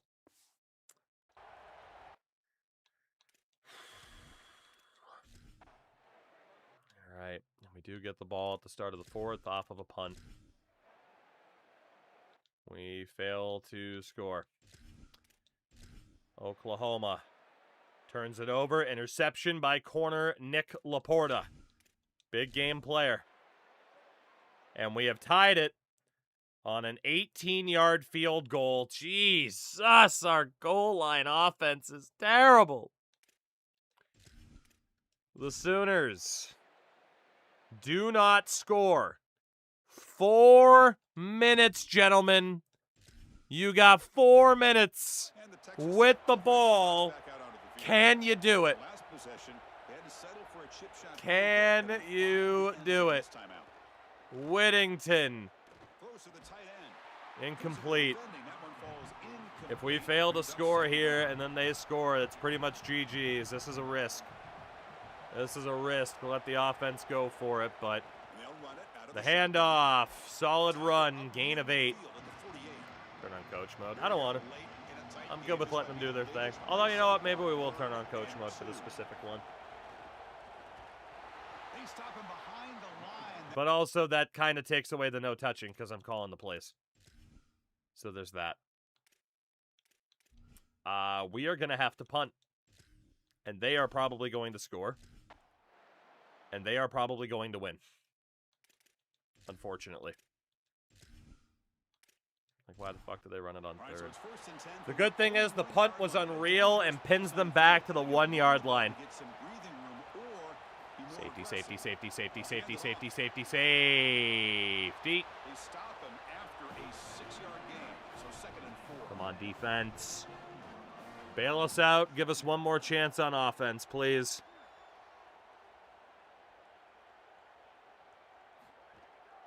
From the shotgun, here's an inside give. From the 1 to the 18 in 2 plays. That's the 2-minute warning. I'll just preemptively.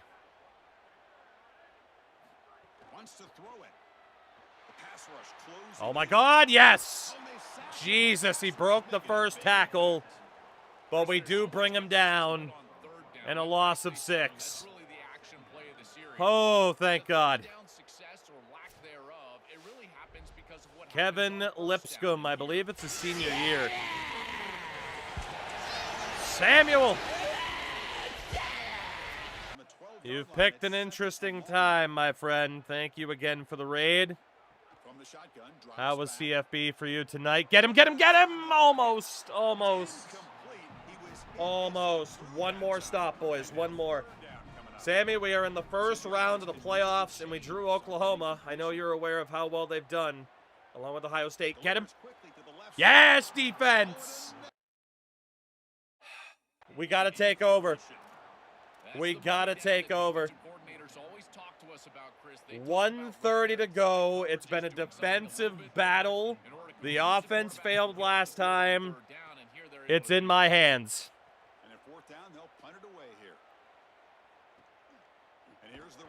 We couldn't break out with Johnson. 1:22 to go. Field goal wins it in Norman. But they are daring us to throw the ball here. Fuck. Honestly, we're going to have to. I can't call audibles. And here's the handoff. That's a nice tackle there by the senior. Well, now this defense is in a I'm going to have to call passing plays because I can't call audibles at the line. The crowd's too loud. And you can get these pass rushers going. Subs. Whittington, coach chat. scanning the field. It's Whittington. We're playing for overtime. With that play, we're playing for overtime.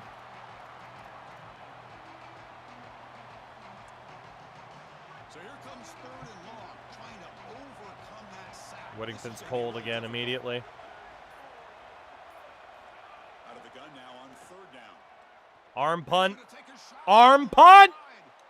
Oh my God! Out of the left side for a huge gain. And they stop the clock with a timeout, 9 seconds remaining. He fucking caught it!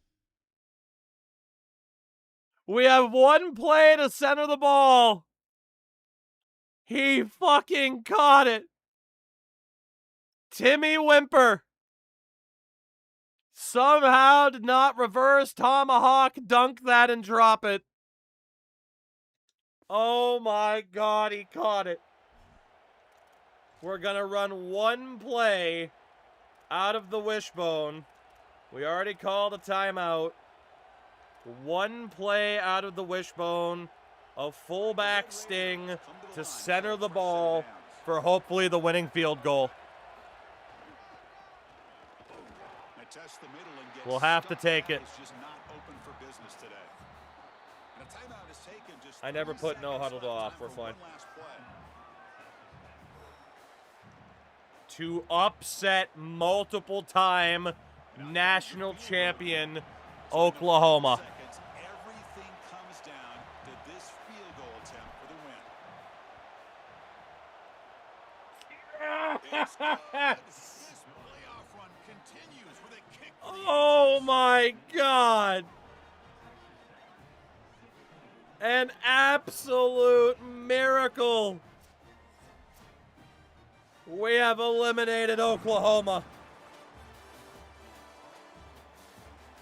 I cannot believe it. I cannot believe we just won that game. All credit in the world to that defense holding the Sooners as he steps through our mascot, holding the Sooners to just 13 points. Oh my God. The miracle arm punt in single coverage sets us up for the win. Unbelievable. This 50-yard bomb to Timmy Wimper will be talked about for generations. What a block right there by the running back as well. But we step up in the pocket. Not even. We just plant our feet and just heave.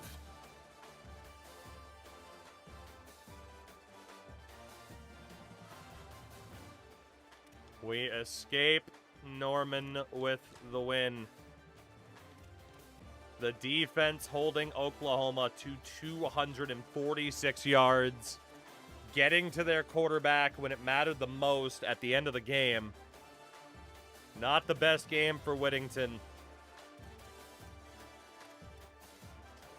Couple sacks allowed by the O-line, of course.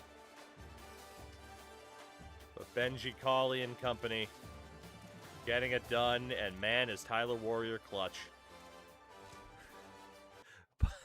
But now we have to play Georgia.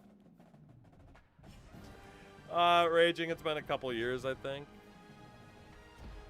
Our reward is playing the Georgia Bulldogs in the quarterfinal because it's the path of hell.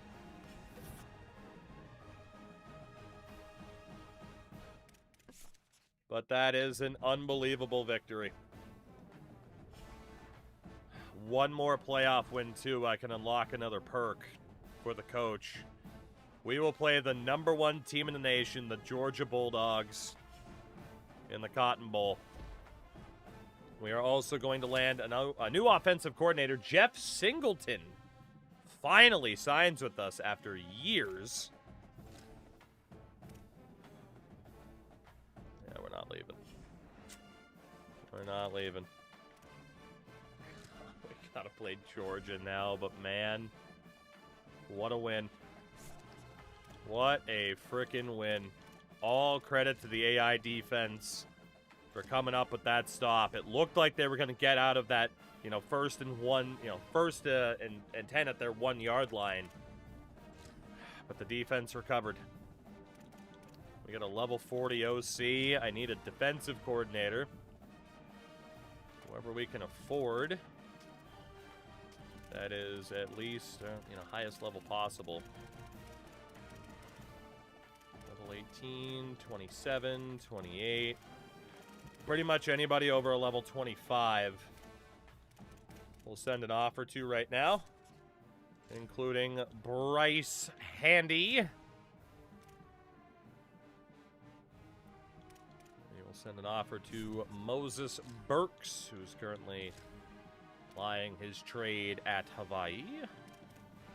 Alexander Spruce, like the tree, who is at Florida Atlantic. That might be it. And Ralph Branham, the defensive coordinator at UConn. One of those guys should accept. Also, PJ Ellison. K-Squad! Trying to walk through this fucking Give it a grass. follow. Welcome in. Funniest time, my dad was nice, brought me some barbecue. There's a little container, I think it's beans, but I can't tell. I'm scared to eat. Oh, man. Yeah, no, that... I've definitely had moments like that, too, where it's like, hey, we brought you some food, and I'm just like, what is it? But I don't want to say that, because I don't want to be rude. Oh, thank you. Was that better than the Statue of Liberty? No, I'm just saying it was a really freaking good play. Calm down. The bracket, as it stands, is Florida State and Tennessee, Texas Tech versus Georgia, Bama and Ohio State, USC, and Michigan. Damn. We don't even have to look at Georgia's team. We know that they are going to be absolutely stacked. Number one team in the country. We know that they are going to be very, very difficult to beat. It's easily the most difficult path we have ever drawn to need to attempt to win. We have definitely never had a more difficult path than this. But for the moment, we're still in it. For the moment, we are still here.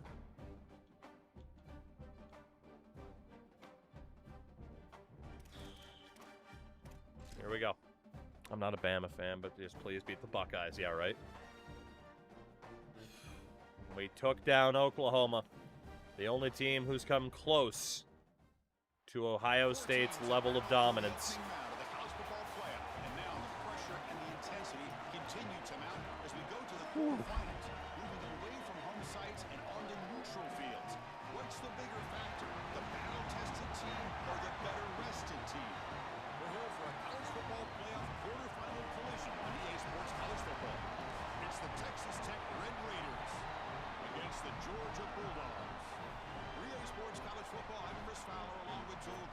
Harry Dowg.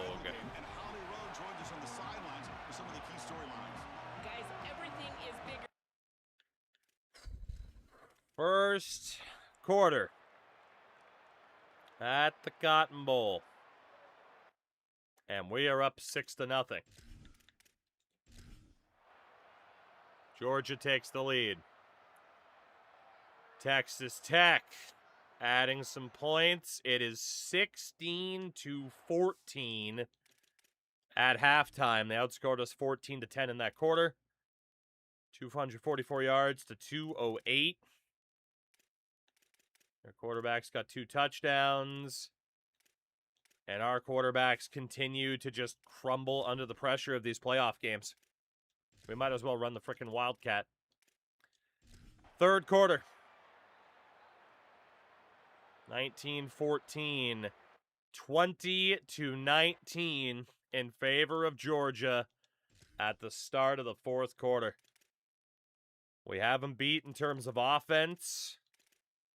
They have us on third down conversions. They have turned the ball over once. They fumbled. We have possession time, yet here we are. Field goal, you indeed. We are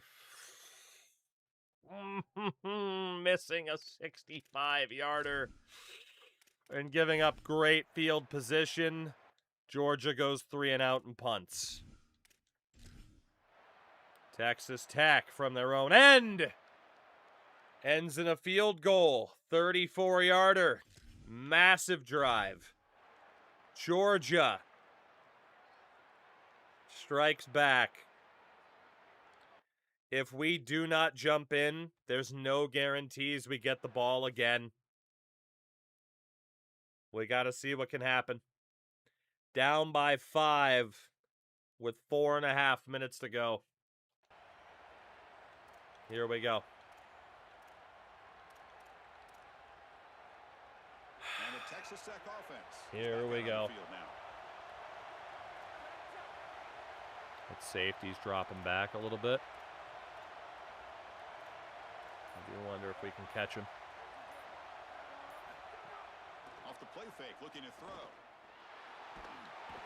they trap him for a sack. After the run, there's a man down, injured on the field.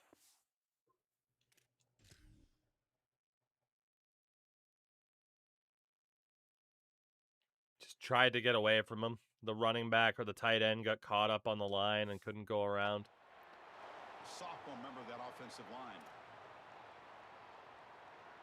They got some ground to make up. 2nd and long from the 15.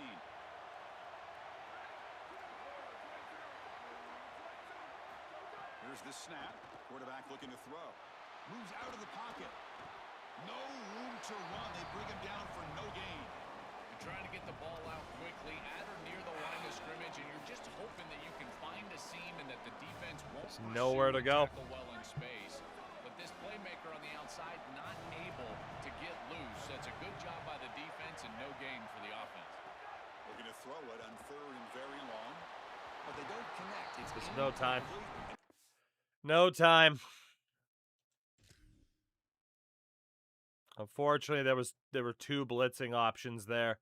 I saw the one from the left coming. But yeah, just no time for that play to develop. We have no choice but to punt. Just a disappointing set of downs right there. But with the clock where it's at, Chris, they can get the ball back. Maybe they're going to punt this ball away and rely on their defense. Try to get another series moving forward. And we'll see what he can do on the return.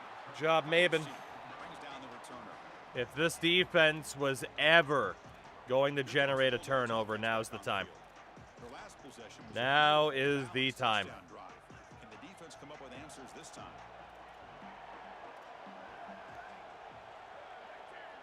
Dropping back, it's Baker. Quarterback finds a target on the right. It's complete. They make the tackle, but this offense has crossed midfield. Set up with a first down at the 47. A new set of downs after that completion.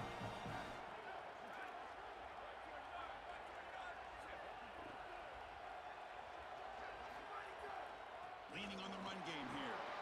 Spins away from defenders. Andrews' tackle saves the day. Running back continues to churn out the yards. What a performance in this playoff game. They continue to lean on the running back. He's had a solid game. And when you're ahead on the scoreboard, Joel, you love to be able to just turn and hand the ball off to a guy like this. Well, Chris, this is certainly their DNA as a program. You're going to try to ride those body blows that you had early in this game to more sustained success later in the game. Look for them to continue to It certainly feels like they're about to suffocate us here, doesn't it? That's when they really start chewing up the yardage. Well, that's exactly what you want to see as an offensive play caller, is your guys up front winning the line of scrimmage here late in this game, 4th quarter, and able to run the football on first down. Could not get anything going offensively, man. Playoff teams coming down to the In final one 2 chance, minutes here. couldn't do it. Looking to keep the football and secure the win. Tell my guys to press. They won't press. If it's an Ball RPO, is we're handed fucked. off out of the shotgun. They make the tackle, but Yeah, the this D-line running back can't stop anything. continues to churn out the yards. We What a keep kind of performance stacking the in this box, and it doesn't matter. And Texas Tech wants a timeout here. That's their first. They'll still have 2 available as we approach the end of this game. Georgia setting up with a 1st and 10 now.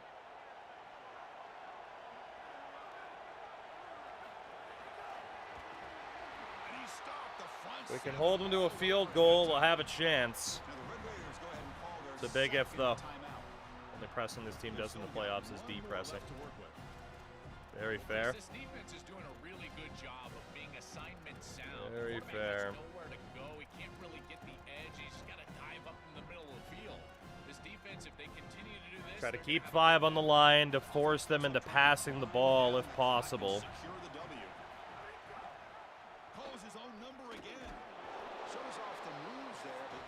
And this is it. This has to be a stopper. It's GG's. This has to be a stop or it is game over. It can no longer stop the clock with a timeout. Offense thinking touchdown, not field goal, facing a 3rd and long from the 20-yard line. Pre-snap motion from the receiver. Takes the snap and takes off on the run. And that's game. They gain him down, but that first down should be enough to secure the win. They survive and advance to the next round of the playoff.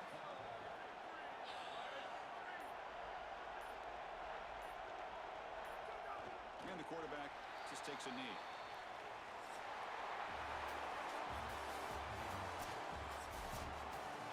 Very satisfying victory as this team handled their business. Expected to win.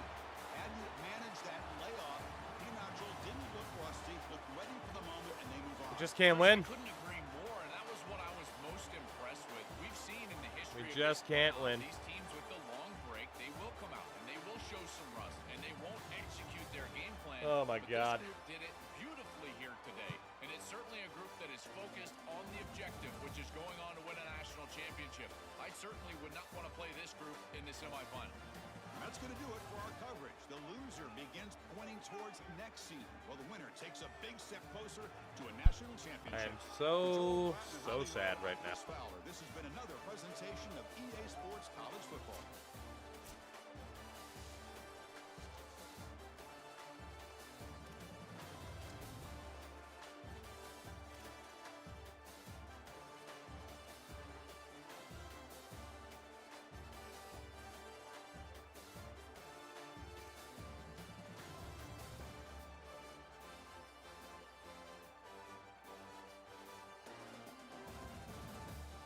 I swear we are cursed. I agree with the sentiment.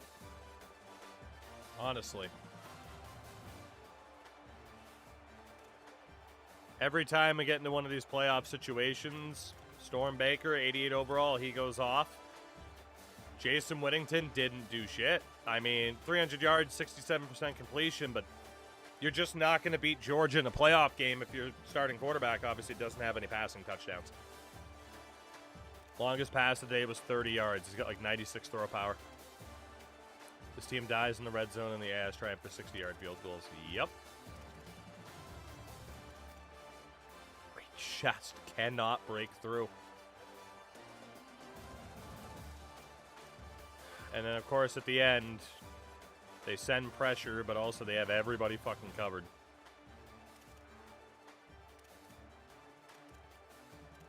O-line gets ripped apart. Defense couldn't really get pressure on their quarterback at all. And our kicker goes 5 of 7. Had he made those kicks, who knows, but it is another season of disappointment for us. I'm going back over here because this still makes the most sense. Oh my God, man.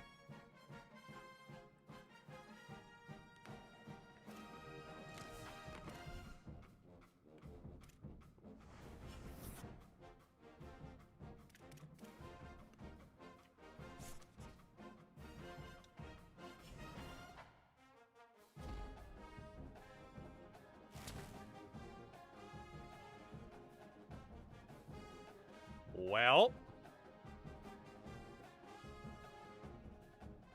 at least we have a new defensive coordinator.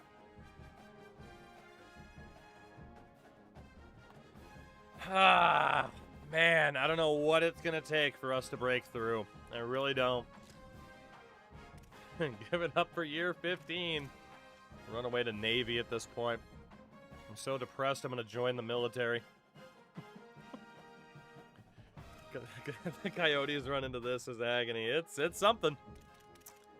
It is something. Tennessee will play Georgia in the semifinals. And your national championship game this season will be Michigan and Georgia. God. Year 15 to run the power spread. We haven't run the power spread the whole time. The problem is if we run any other playbook, the team plays even worse. So figure that one out. Trust me, we have tried running an air raid. We have tried running a spread offense, a run and shoot, a veer and it just does not matter. But we're on power spread because it's the best offense that we can get. For whatever fucking reason, but there's a method of the madness, but yeah, we just can't break through. I mean, maybe next year we just say, yeah, screw it and hire a fucking air raid coach or whatever, but we have accomplished all 3 goals so far, so that's good. The other one technically can't be accomplished. The Georgia Bulldogs have gone on to win the national championship for the first time since 2033, where they beat SMU. Fair enough. Fair enough.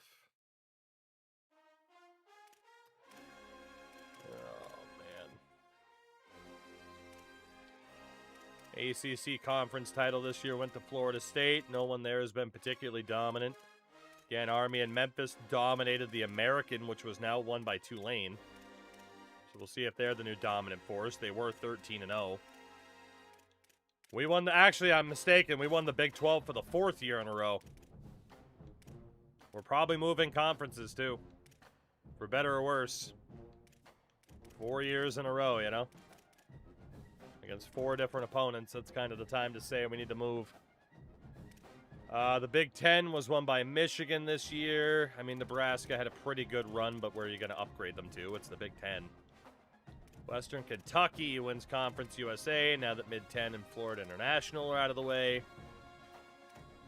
Buffalo wins the MAC now that Ohio is out of the way. Northern Illinois wins the Mountain West for the 2nd time in 3 years. Pac-12 goes to UNLV, with Boise State out of the way.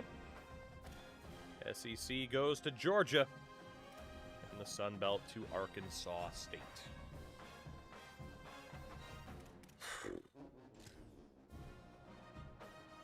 How many times can we fall just short? Ben Eberle, our offensive coordinator, leaves for Navy. Our DC, Ashton Sweat, left for Virginia. How many times can we possibly fall short? Now it's time to focus on next season. That's all we can do. We're not giving up yet, but man, I don't know how many more opportunities we really have if you think about it. Especially when someone like Whittington is going to want us to back up a Brinks truck to keep him. Stanley Snowden is also going to want an obscene amount of money. Kevin Speed wants a fair amount. And then Jerron Hay also wants a fair amount. Let's be honest, it's either we go with Whittington or we go with Snowden. There's a chance both of them could go pro, but especially Whittington. So do you just bank on Whittington leaving? I don't know. Running back wise, Braverman is going to be at risk. Scipio is going to be at risk. Zimmons is going to be at risk. Sauer is probably going to be at risk unless we overpay him, so we'll just leave him exposed. So this running back group might get ripped apart. Jadarius Trapuka is going to be expensive to keep. Leon Johnson is also going to be... I mean, Leon Johnson's going to be exposed here. It's just too much money for a 50% chance to keep him, so if he leaves, he leaves. Mr. Cheeseman is going to be eligible to leave as well. And Isaac Kaufman also going to be eligible to leave as well. So I guess we'll pay Tripucka. That way we can at least have one guaranteed running back, because aside from that, it's a disaster. For the wideouts, Mr. Whymper is going to be at risk of leaving. Taj Hurd is going to be at risk of leaving. I'm not really willing to pay that much for a 50-50. Zach Choice is going to be at risk of leaving. De La Rosa. Okay. Well. What about Dennis Daly? He's going to be at risk of leaving. Brock Douglas is at risk of leaving. And Avery Stewart is at risk of leaving.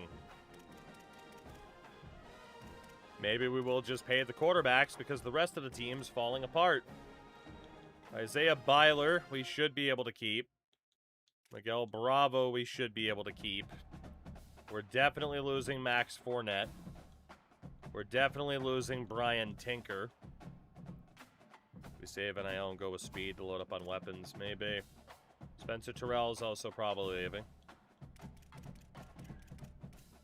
Left tackle, no guarantees. Left guard, Byron Hunt should be staying. Diatagwe, we'll spend that to keep him. Center, Teddy Eddy. At least it doesn't look like the O-line's going to fall apart. We got that going for us, at least. Right guard, Sony Senor, we should be able to keep. John DeLuca.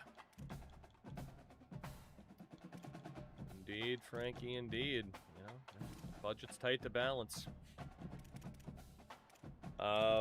Really quickly, if we go back, anybody that we were going to pay for. Yeah, Bravo's not that expensive. Okay. Those guys are worth keeping. Those guys are worth keeping. We'll see if we can drop David Willis as a normal dev, but everybody else we can fight for. Right tackle. It's a good thing we still have a lot of 4-stars that we might want to bring in this window. Keep those right tackles around. Edge rushers, Benji Cawley, Tim Choi, Ronnie Moffitt, and Terrell Cadu. On the other side is Cameron Russ. We'll be able to make an argument as to whether or not we want to keep all of these guys for the same position. But honestly, 5 of them is really not that bad.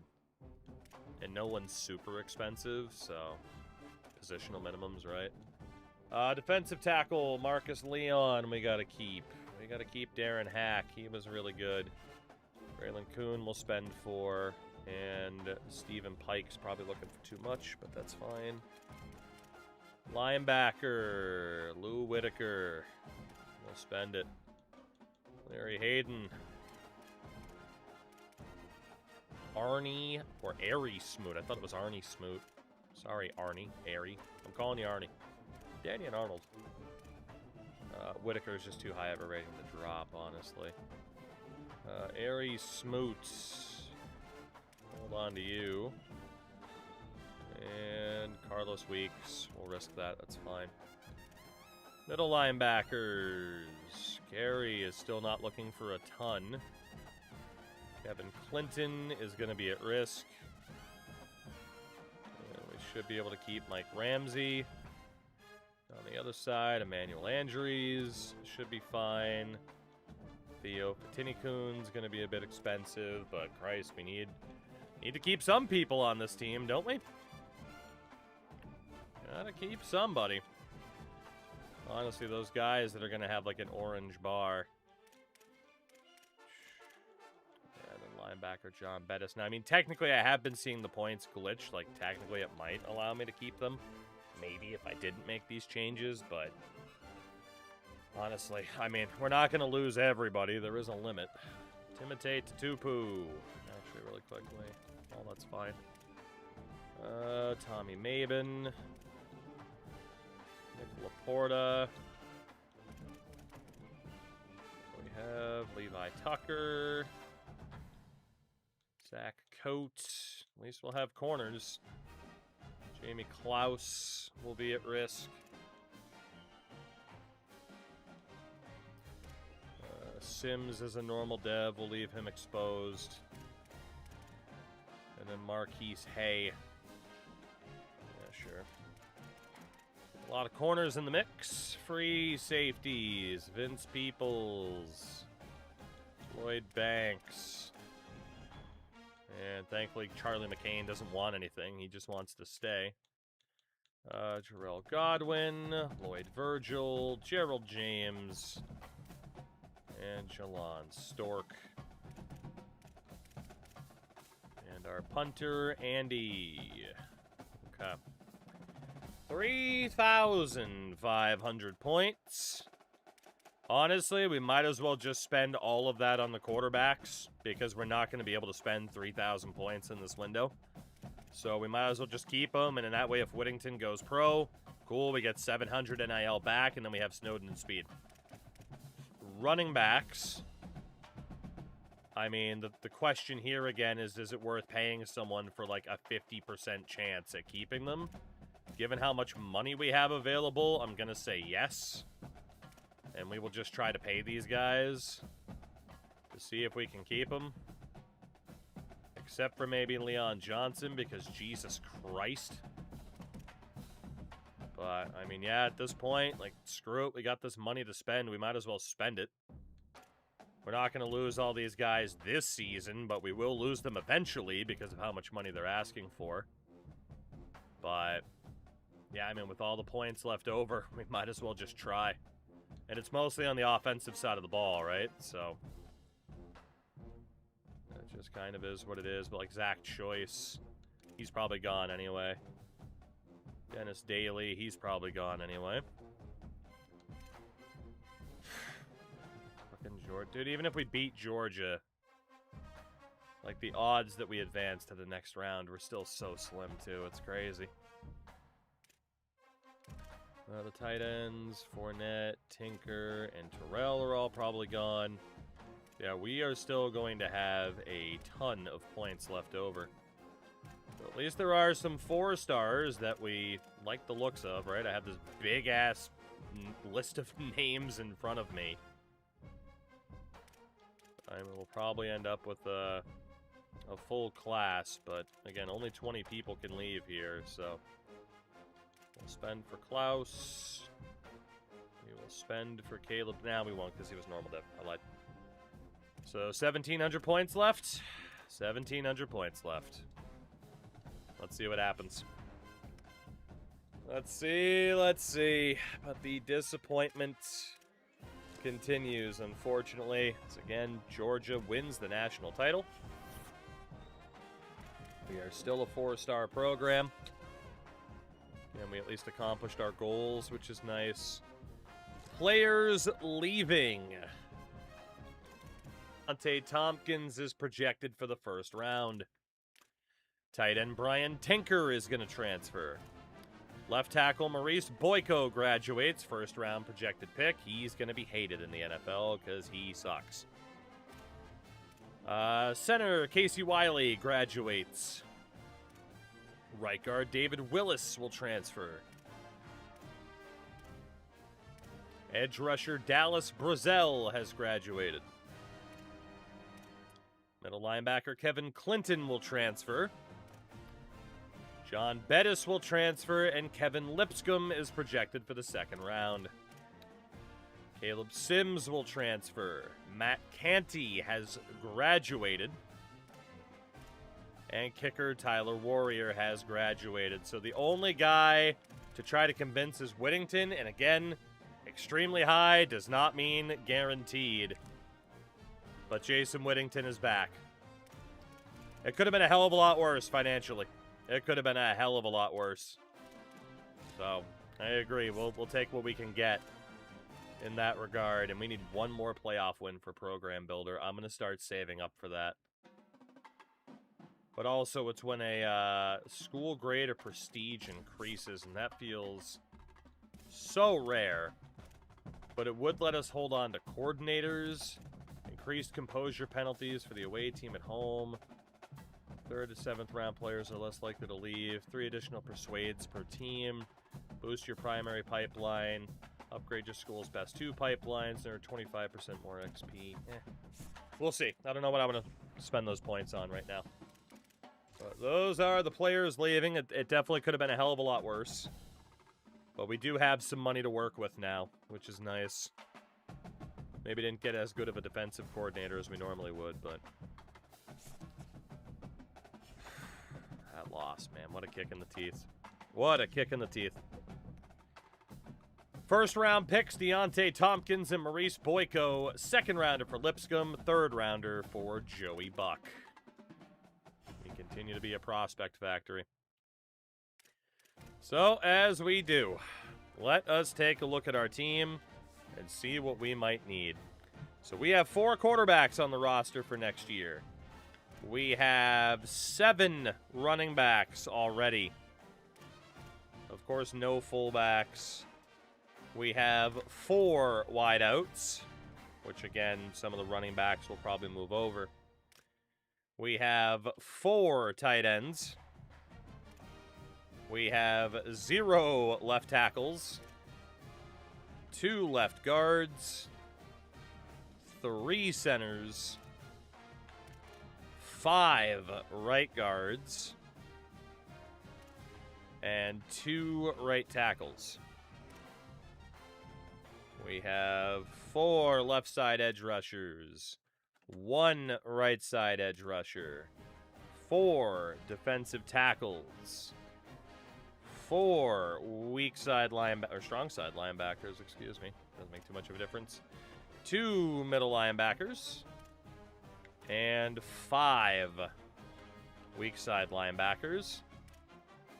2, 3, 4, 5, 6, 7, 8, 9 corners. 3 free safeties. 4 strong safeties. We're going to have to cut people, I can already tell. 0 kickers and 1 punter. Cross-reference that with what we have already gotten.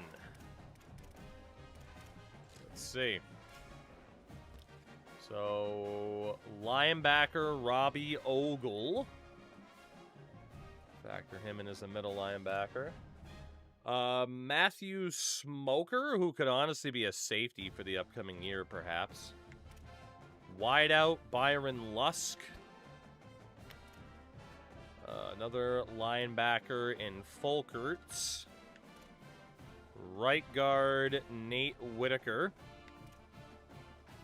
Another linebacker Derek Early. Tight end Cedric Wilkes. Lethal. We beat Oklahoma in the first round and lost to Georgia in the quarterfinal. Wideout Quincy Abreu. Wideout Lamar Parker. Tight end Brian Goldsberry. My lord, we're cursed. Yep. Potential safety in Nathan Teague. And another wideout in Lionel Edmonds. Okay. We are going for left tackle Kiki Fangupo, who might honestly be more of a guard than a tackle, but still. We are fighting for Kiki Fangupo. That is a presumption +1 to the O-line. Let's get him on playing style. We are also going for quarterback Tresman Woodside. That would bring us up to 5. Give us a little bit of insurance before somebody's senior year. And do we have an obvious sell here? Presumably football influencer. I'll schedule him for a visit this week on brand exposure. Wideout Mike Hajralahu. Could argue is not needed, but there are some promising wideouts here, honestly. And I don't want to let him go. So Hajralahu, base level scholarship offer. Put him on 50. Freddie Duval, base level scholarship offer. That would be potentially 3 more wideouts. Do we know the sells for this guy? Yes, we do. Yeah, cursed is a pretty good way to put it. Unfortunately, every time we get to the playoffs, our quarterbacks just seem to shit themselves out of fear. Fortunato would make it 4 extra wideouts. Give him that base level scholarship. We know what the sell would be. And it would be clocked in.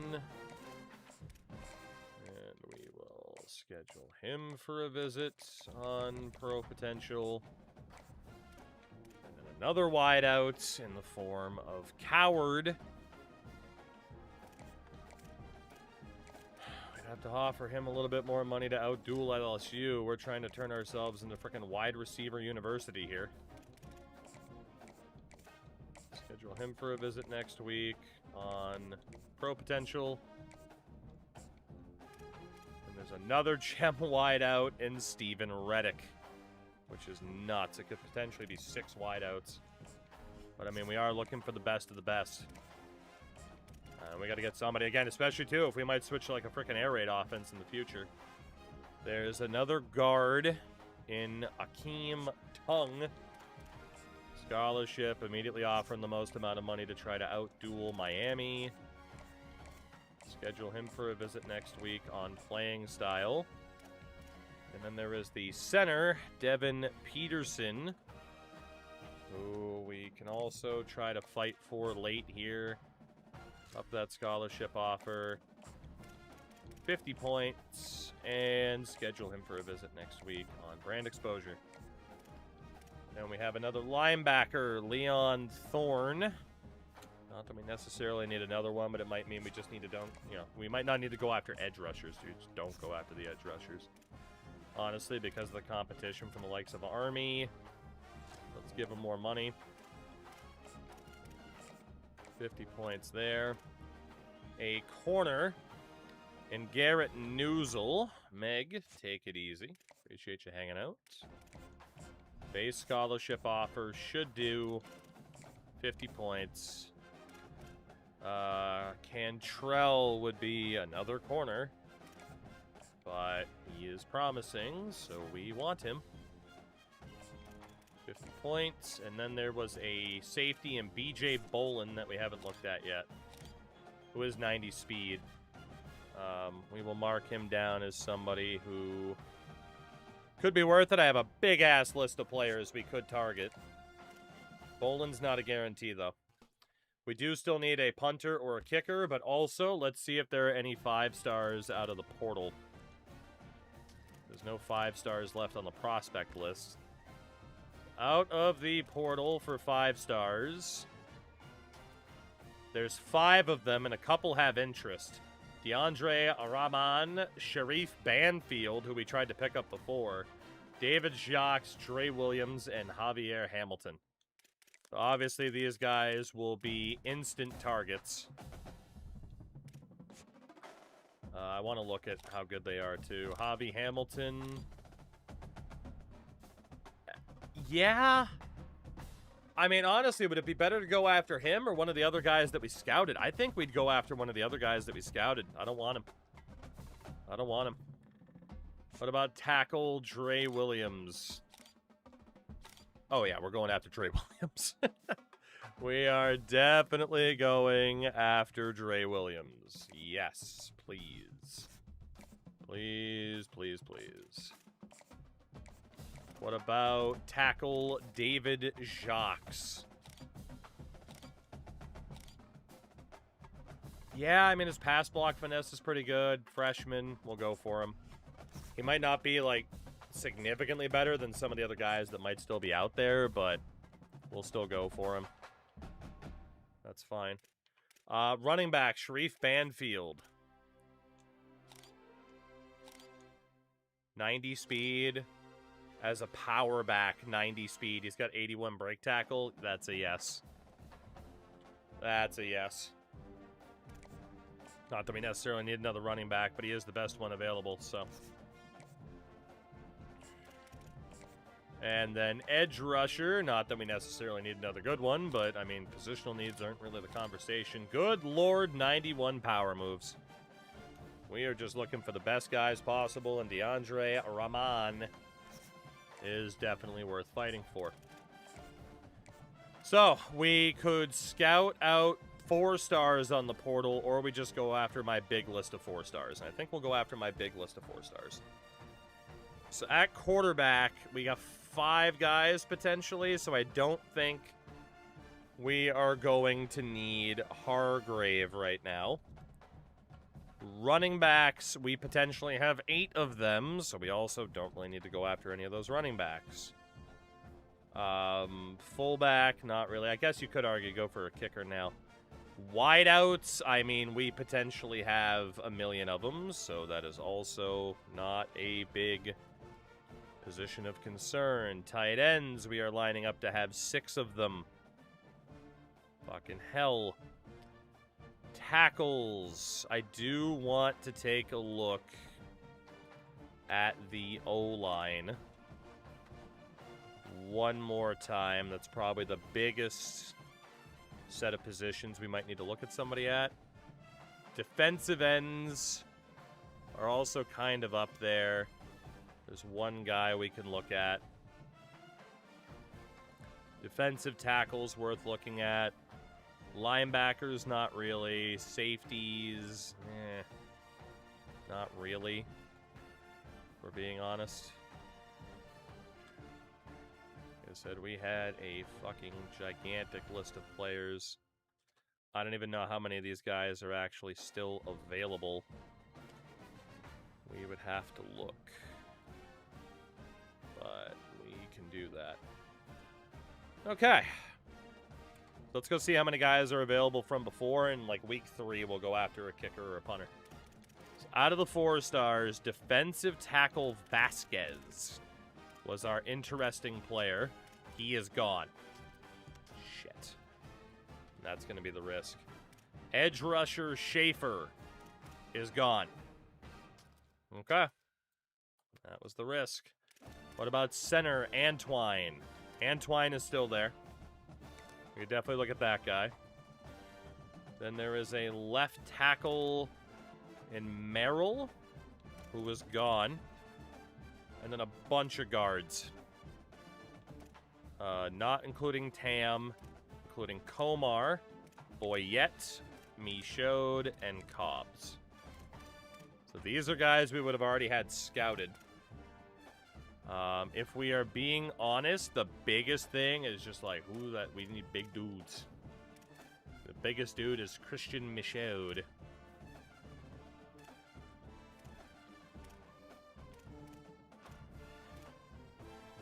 Antwine's got silver workhorse, silver roller coaster. Honestly, the primary guy I want to go for is Christian Michaud.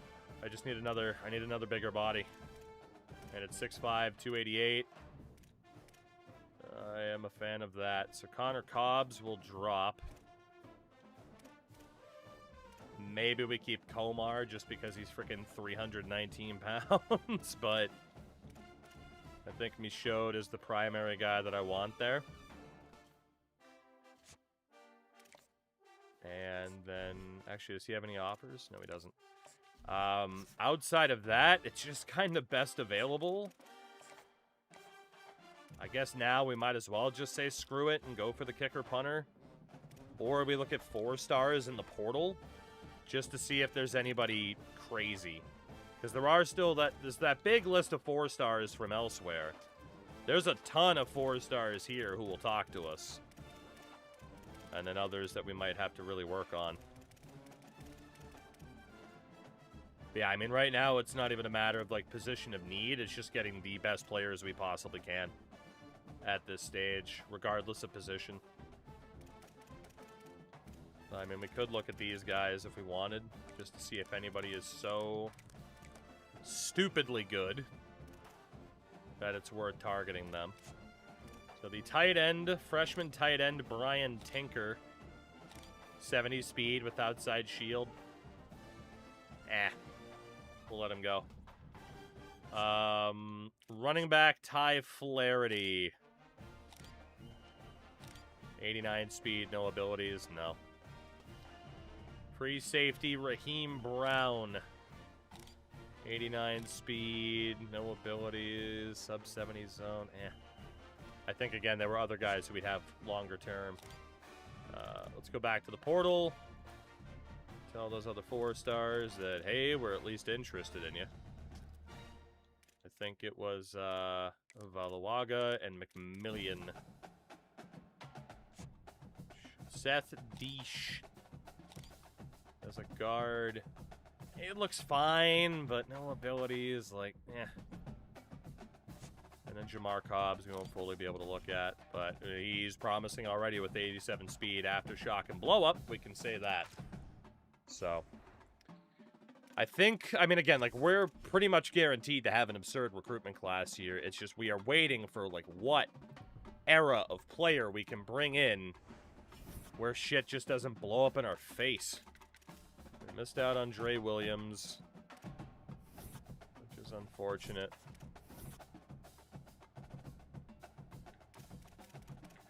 Missed out on Cobbs, McMillian, and Devin Peterson went to Michigan. Okay. What else can we go for then? Indeed, Filio, indeed. Fangupo, we are just waiting. There's nothing else we can do for you, really. I'm gonna get up the money. Woodside, we're waiting. Azralahu. Schedule you on a visit this week on Pro Potential. Duval. I love how this game constantly is like, fuck your recruitment updates. Here's this. Like, noted, I was looking at. Yeah, I wish it. I mean, I get why it advances, but yeah, it is kind of annoying to have to go back, right? Let's see. Fortunato. Nothing left we can do for you. Steve Coward. We can switch him over to the cell. It is just very funny that his name is Steve Coward. And he is a gamer. Reddick. We can switch him over to the cell and schedule him for a visit today. There's that double. There it is. Mr. Reddick, you can get a bye, or not a bye week, but a visit next week on Pro Potential. Hakeem Tung. Really nothing else we can do for you. Peterson on a verbal commit to Michigan. I don't want to let him go yet. Thorn. We are ahead of TCU. Nothing else to do. Noozle. If we want you, we got to offer you more money. So let's do that. And we will also schedule you for a visit next week on Pro Potential because Memphis can piss off. Cameron Cantrell. Son of a legend, maybe? A Texas Tech Heisman winning legend? I mean, younger brother at least. He wants to be a hometown hero, just like his big brother. Also, McMinnville, Tennessee again. I'm pretty sure McMinnville was one of the not-so-nice Wikipedia articles. Pretty sure. Dre Williams has locked us out. And there is David Jacques, who we can still fight for.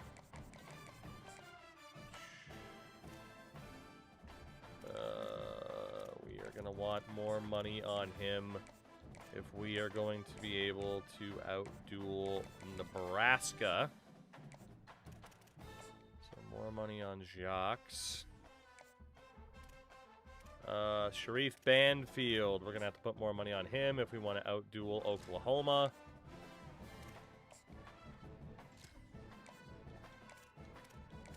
And we can put the sell on him. It's now on my bucket list. Is it? Is that where you want to go? Let's see. Banfield will get you for a visit down the road on Pro Potential. The edge rusher, DeAndre Rahman. We are going to need to up your scholarship offer as well. So we are probably going to run out of finances if this continues. He showed. Honestly, we'll just keep you on the 50. It's fine. Cobbs, lock this out. And then there is Brent O'Neill, we haven't looked at yet. McMillian locked us out. So these were the final couple of 4-stars that were interested in us. Brent O'Neill 89 speed, no abilities. Does have 90 catching, but we have so many wideouts. He needs to be exceptional. You could argue he is. Brian Valawaga.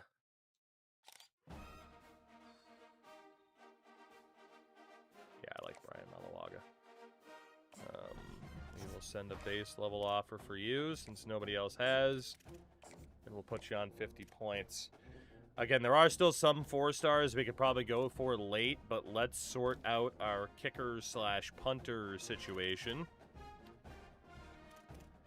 Doesn't matter if it's a kicker or a punter, technically. None of these guys are interested in us by default. What about the punters? Alright, let's look at the... Let's look at the kickers first. Just try to find the best option that we can. Given that's the only real position to need, and everything else is just a bonus. Lamont Generals is a bust. That's fun.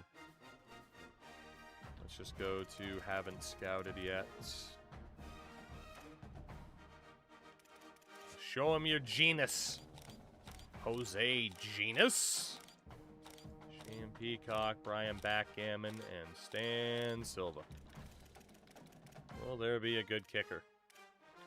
94 power for Silva, 90 for Gammon. Peacock's a gem with 93. And Genus, unfortunately, is not that good. So Peacock should be able to do the job here, honestly. I mean, the other guy has better power and accuracy out of the gates, but Peacock should have a higher ceiling. So let's see if Springfield, Missouri's Shane Peacock, who actually wants 5 NIL. So if I give you 10, will you sign with me immediately? 50 points. And that leaves some of those other 4-stars. I mean, we can still look at people from the portal to see if anybody's insane. But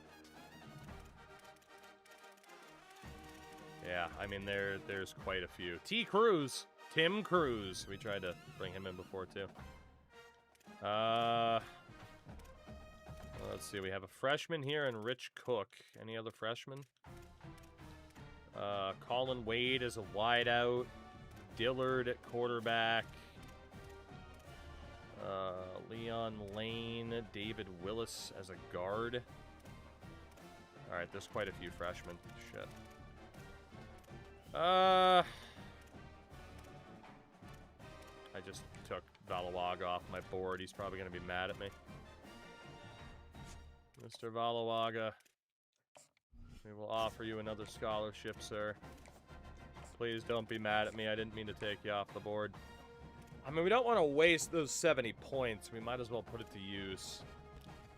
So, out of the portal. 4 stars. We've already looked at the guys that are interested in us. So what if we look at the guys that want the least amount of money? John Bettis, who we're letting go of. So Ty Hurley, JT Countess, Lane, and Alvarez. Let's start by looking at you guys. Why not? Could have added one more, but it's not like we're going to have time anyway. So right guard, Ty Hurley, who I'd probably play as more of a center. AGH, thank you very much for the follow. He's fine. Right, he's fine. What about JT Countess? He's also fine. And then Leon Lane. I don't know. Maybe we'll just go after some of those rando 4 stars we had already scouted out before. Because I still have that big list in front of me. It's just a lot of running backs and wideouts, though. All right, Lane and Peterson took us off their board. That's fine. All right. So, Van Gupo. Again, nothing else we can do for you, sign or not. I mean, technically, we could give him more money. Quarterback Tresman Woodside, we're good. Hajwalahu. We can switch him over to the hard sell, but, I mean, nobody else has talked to the guy, but whatever. Increase our chances. Technically, the extra, the 40 and the 10 might not be worth it, but Freddie Duval, nothing else we can do. Amani Fortunato. Coward, it looks like LSU has pulled their scholarship, so we should be good. Reddick, nothing else we can do. Tongue, we can get him onto the hard sell. I have a guy who's 5'8", 198, and I should not put him on the D-line, despite this being his best position. Maybe he's just so fast, he'll run circles around the offensive lineman. You know? Alright, nothing else we can do for Tongue. Devin Peterson elected to go to Michigan. Leon Thorne. We already got the most amount of money. We will schedule you for a visit next week on coach stability. Garrett Newsel. Trying like hell to battle back for you. We'll keep you on 50. Cameron Cantrell. Keep you where you are. Jacques. You're good. Banfield. You're good. Rahman. Switch him over to the cell and schedule him for a visit. And this guy does look like an absolute beast. If we can out-duel Notre Dame, I think it was, that would be great. Get you on a visit for next week on Pro Potential. Me showed. Hoping 50 in a base scholarship will still be enough. Same for Shane Peacock. Valawaga. We can switch you over to the cell. And schedule you for a visit next week on Pro Potential. Okay, so that leaves Ty Hurley, Countess, Lane, who we were looking at, also Alvarez, who we haven't scouted yet, as a free safety. 85 speed with blow-up. Honestly, like, I'm a little bit worried. Like, JT Countess, Grip Breaker, no. Hurley at guard might be worth it. I'm just worried about how many players I might actually have to cut. I haven't been worried about that for a bit. Maybe Hurley's worth it. Maybe Ty Hurley's worth it with that pass blocking, PA shield, pocket shield, O-line rally. I mean, who else are we going to bring in otherwise, right? And the big list of dudes or some of these portal options. The amount of portal options are indeed shrinking. We again go off at least amount of money. We looked at Bettis. We looked at Countess. We have Carrick Soro, Jason Joseph, Colin Wade, Jermaine Watts, and Emmanuel Alvarez, because choice was ours. That leaves Raheem Brown. I feel like one of these guys I at least scouted already. I did. It was Alvarez. Okay. Like I said, I mean, at this point, it's just, do we go for the full class and just try to get the best of the best that we can? And the answer is pretty much yes. Even if we might technically be over-recruiting. Could always cut some impact devs if we have some stars. 90 speed, yeah. Yeah, we're going to want that guy. Colin Wade, not so much. Joseph has 95 speed, but no abilities. Soro also looks pretty good. Hurley also looks pretty good. Let's do it. Let's put the offer in for Ty Hurley. 50 points. Soro, let's put the offer in for you. Bare minimum, 50 points. Jason Joseph, who's fast as hell, we'll put the offer in for you. 50 points. And then Jermaine Watts. 50 points. We can go after one more dude. That's all we can afford. And I don't know who that dude is going to be. It could be Raheem Brown. I think we already looked at. Avery Stewart. I feel like he was ours, yeah. Nick Madden as a freshman. Matabuike. Chesley as a right guard, but man, he's short. Why can I not scout players from this menu right here? It's so annoying. O'Neal we would have already looked at. Anybody else further up we can't afford anyway. Okay, so We already looked at Flaherty. Kane Chesley as a sophomore from Ohio State. Jabari Matabuike or Nick Madden. Either's pretty much a linebacker. Let's look at Nick Madden. It's because he's a freshman.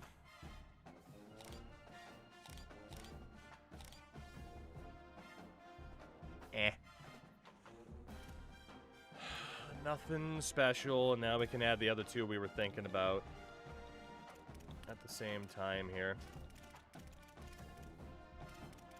Back to the 4 stars, and we want to go for Matabuike and Chesley. Won't be able to fully scout them, but that's okay. Actually, offensively, if we go for Chesley first, we should be okay. I lied. I mean, this could be the top class in the nation. It's just trying not to be depressed that we are having to be optimistic about the top class in the nation instead of being done with this team. We do get the 5-star transfer, Sharif Banfield, who we tried to bring in when he was initially a recruit. David Jocks, the 5-star right tackle. We did get locked out for Chesley, but we were pretty late to that party. So the final week. I don't think we're going to get everybody on our list, but let's take a look at Jabari Matabuike. 84 speed, crap load of abilities, sure. Sharif did indeed like it. He will indeed rock the Casbah. Alright, we have no more money we can offer anybody, so I mean, this is it. Like, if I can schedule a visit, I will, but that's about it. Nope, can't even do that. Let's see who we get. We've done all we can do once again to keep this team as competitive as possible. We get Kiki Fangupo, left tackle. I'll just spam through this and we'll take a look from here. Tresman Woodside, Freddie Duvall, Amani Fortunato, Steve Coward, Mike Hajralahu, Stephen Reddick, Leon Thorne, son of Kevin, Cameron Cantrell, DeAndre Rahman, that's a good one there, Shane Peacock as our new kicker, Brian Valawaga out of Mart, Texas, Hakeem Tung, and we got basically everybody, Christian Michaud. The cuts are easily going to be the biggest part of the problem here, not even a question. We missed out on Soro, Matabuike, and Hurley. That was it. Crazy. Absolutely crazy recruitment class. National Signing Day sees us with the #1 class in the country. 12 5-stars, 17 4-stars, and a kicker. And we didn't even spend the most money to do it. My goodness. Sky, thank you very much for the raid. I appreciate it. I hope tonight's stream went well as well. I don't know about you, if you've played far enough yet. I get to the playoffs and I lose every time. It's horrifying. But thank you very much for the raid. Like I said, I appreciate it. You hit us closer to the end of things as opposed to the start, but I am still thankful. Oh, goodness. That was COD tonight. Fair enough. Or at least at the end. But yeah, we spent the 5th amount of money. Highest amount of money for the #1 class, which is nuts. Let's see how well we did. I mean, we know this recruitment class is going to be great. 4-star gem quarterback Tresman Woodside. He's only impact dev. That's not too bad, though. 91 throw power out of the gates. Sharif Banfield from the portal. Star dev. 90 speed power back. That's delightful. Wideouts. Byron Lusk. Star dev. 96 speed at 6'2". Quincy Abreu. 88 speed at 6'2". Impact dev. Star dev for Parker, who's a bit shorter and not as fast. So, I don't know. Impact dev for Lionel Edmonds. 95 speed at 6'3". Oh, my God. Hajralahu, star dev. 91 speed at 6 foot. Duvall, 91 speed at 6'4", Impact Dev. Impact Dev for Fortunato, 89 speed at 6'5". This is nuts. Impact Dev for Steve Coward, as well as Steven Reddick. Normal Dev for Jason Joseph, but he has 95 speed. And Impact Dev, Jermaine Watts. Hello, wideouts. Tight end, Elite Dev tight end, Brian Goldsberry. And Impact Dev, Cedric Wilkes. We've been out of excuses for years. We are so out of excuses. We need to win. David Jacques, star dev tackle, which is delightful. And Kiki Fangupo, also a star dev tackle. Can we win a national title, please? At guard, Impact Dev for Whitaker, star dev for Rakeem Tung, Impact Dev for Christian Michaud.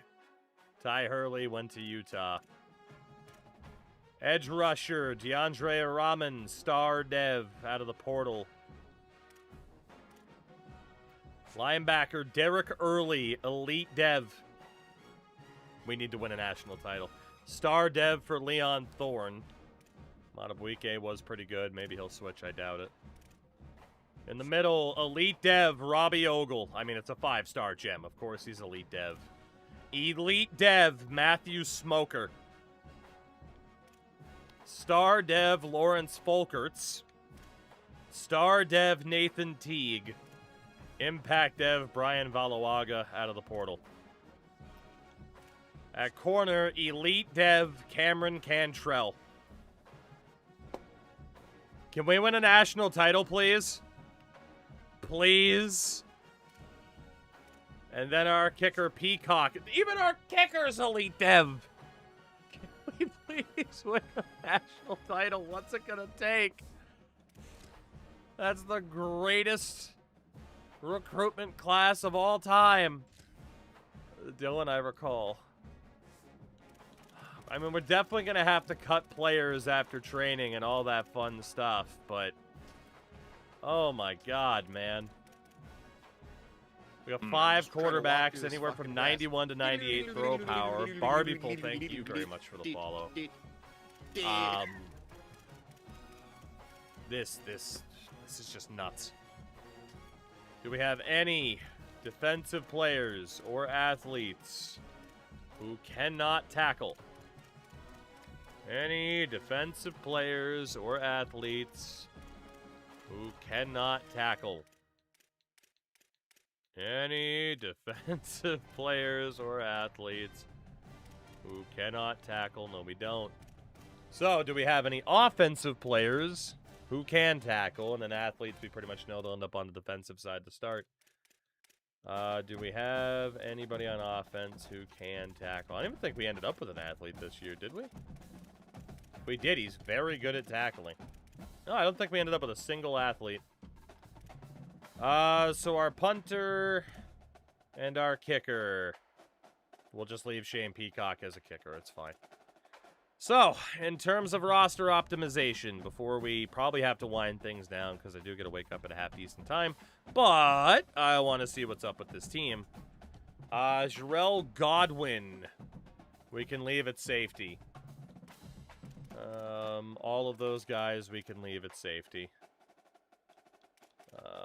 Yeah, all those guys are good. And then corner, pretty much anybody under 192. So Tutupu, we might want to move over, depending on how many corners we have. But Timothée Tutupu was phenomenal last year. Cameron Cantrell, we also might want to test out as a safety. Of course, they moved the safety, they can still play corner. It's just more about ideal position. I mean, yeah, look at how many freaking corners that leaves us. Linebackers, about 220 to 240 is our weight range. So Matthew Smoker, I mean, you're probably going to level up eventually, but for the moment, we'll move you back to safety. Nathan Teague, we will also move you back to safety. And then strong side. We're good there. Defensive tackle. We're good. We got some big boys. And an edge rusher. We're good. On the O-line, David Jacques. Let's test you out as a guard. And then at guard, oh my god, we have so many guards. So many guards. And Kiki Fangupo, I'd also probably prefer you to be at guard, so I guess we'll see what happens there. Tight ends. Let's go see what Isaiah Byler. I mean, man, we're going to have so many people at wideout and running back. I don't even know how the hell we're going to do this. The quarterback situation's already crazy. For these running backs, I think I'm still going to be heightest and say if you're under 6 foot, you go wide out. Otherwise, it's a tight end or a wide receiver proper. Spencer Terrell is a little bit undersized. Like, maybe could train up, but let's be honest, he's so slow. He's so slow. Just leave him as a tight end. Honestly, I'll probably put him at fullback. Put this guy at fullback. Yeah, I had a feeling his highest rating would be there. So then for the abundance of wideouts, anybody under 6 foot. Jason Joseph. Let's move you to running back. Like I said, not that you can't be an effective tight end at even 5'7", but we just got to find some way to divide these guys up because there's so many of them. Do we have anybody that's like above 210 pounds? No, we don't. So at quarterback, 5 guys at the moment. The running backs, good lord, there's so many people in contention. 1 fullback. Because why not? Quite a few wide receivers as well. Most of them being freshmen, good lord. 5 tight ends, quite a few of them tall and with some speed, so that's promising. At the tackle position... based on ideal height, we have Shembo and Hose. That's it. Otherwise, people are a little bit shorter than what I would prefer. So honestly, we might have to move some people that are like 6'5" over, or we just play other people there. Honestly, Tung's probably going to get red shirt. Shem Boats and Hose. There you go. David Jacques. You know what? Since you're going to be a depth option, we can't redshirt you. Let's move you to left tackle as a backup this year. And then we'll move... let's move John DeLuca over there as a backup right tackle. And that should be fine. 2 left tackles... Numerous left guards, quite a few centers, a lot of right guards, couple right tackles. Edge rushers. Let's move Benji Colley over to the other side in case of potential roster cuts. But the edge rushers still look great before training. Defensive tackles still looking pretty good. The linebacker situation, there's a lot of them. There's a lot of them. Corners, there's a lot of them. And then for the safeties, which could also be corners or maybe linebackers, we love our versatility. Quite a few guys there as well. Good lord. Good lord. And oh my god, Smoker's an 81 as a freshman. He hasn't even played a game. Nightmare. Yeah, this team is going to be absurd. That's the only way to put it. There's no other way to describe it. This team is going to be absolutely absurd for next season. That just is what it is, honestly. I mean, Warrior, all I did was stream. The training results are obviously going to be interesting. I'm just trying to figure out if I have time to do so tonight. You know what? I'm not going to be able to sleep unless I know what this team looks like. So let's go through these. I will pay for it in the morning when I have to wake up in a couple hours. But, you know, it'll be fine. Jason Whittington has 57 points. Buffalo fan, good to see you.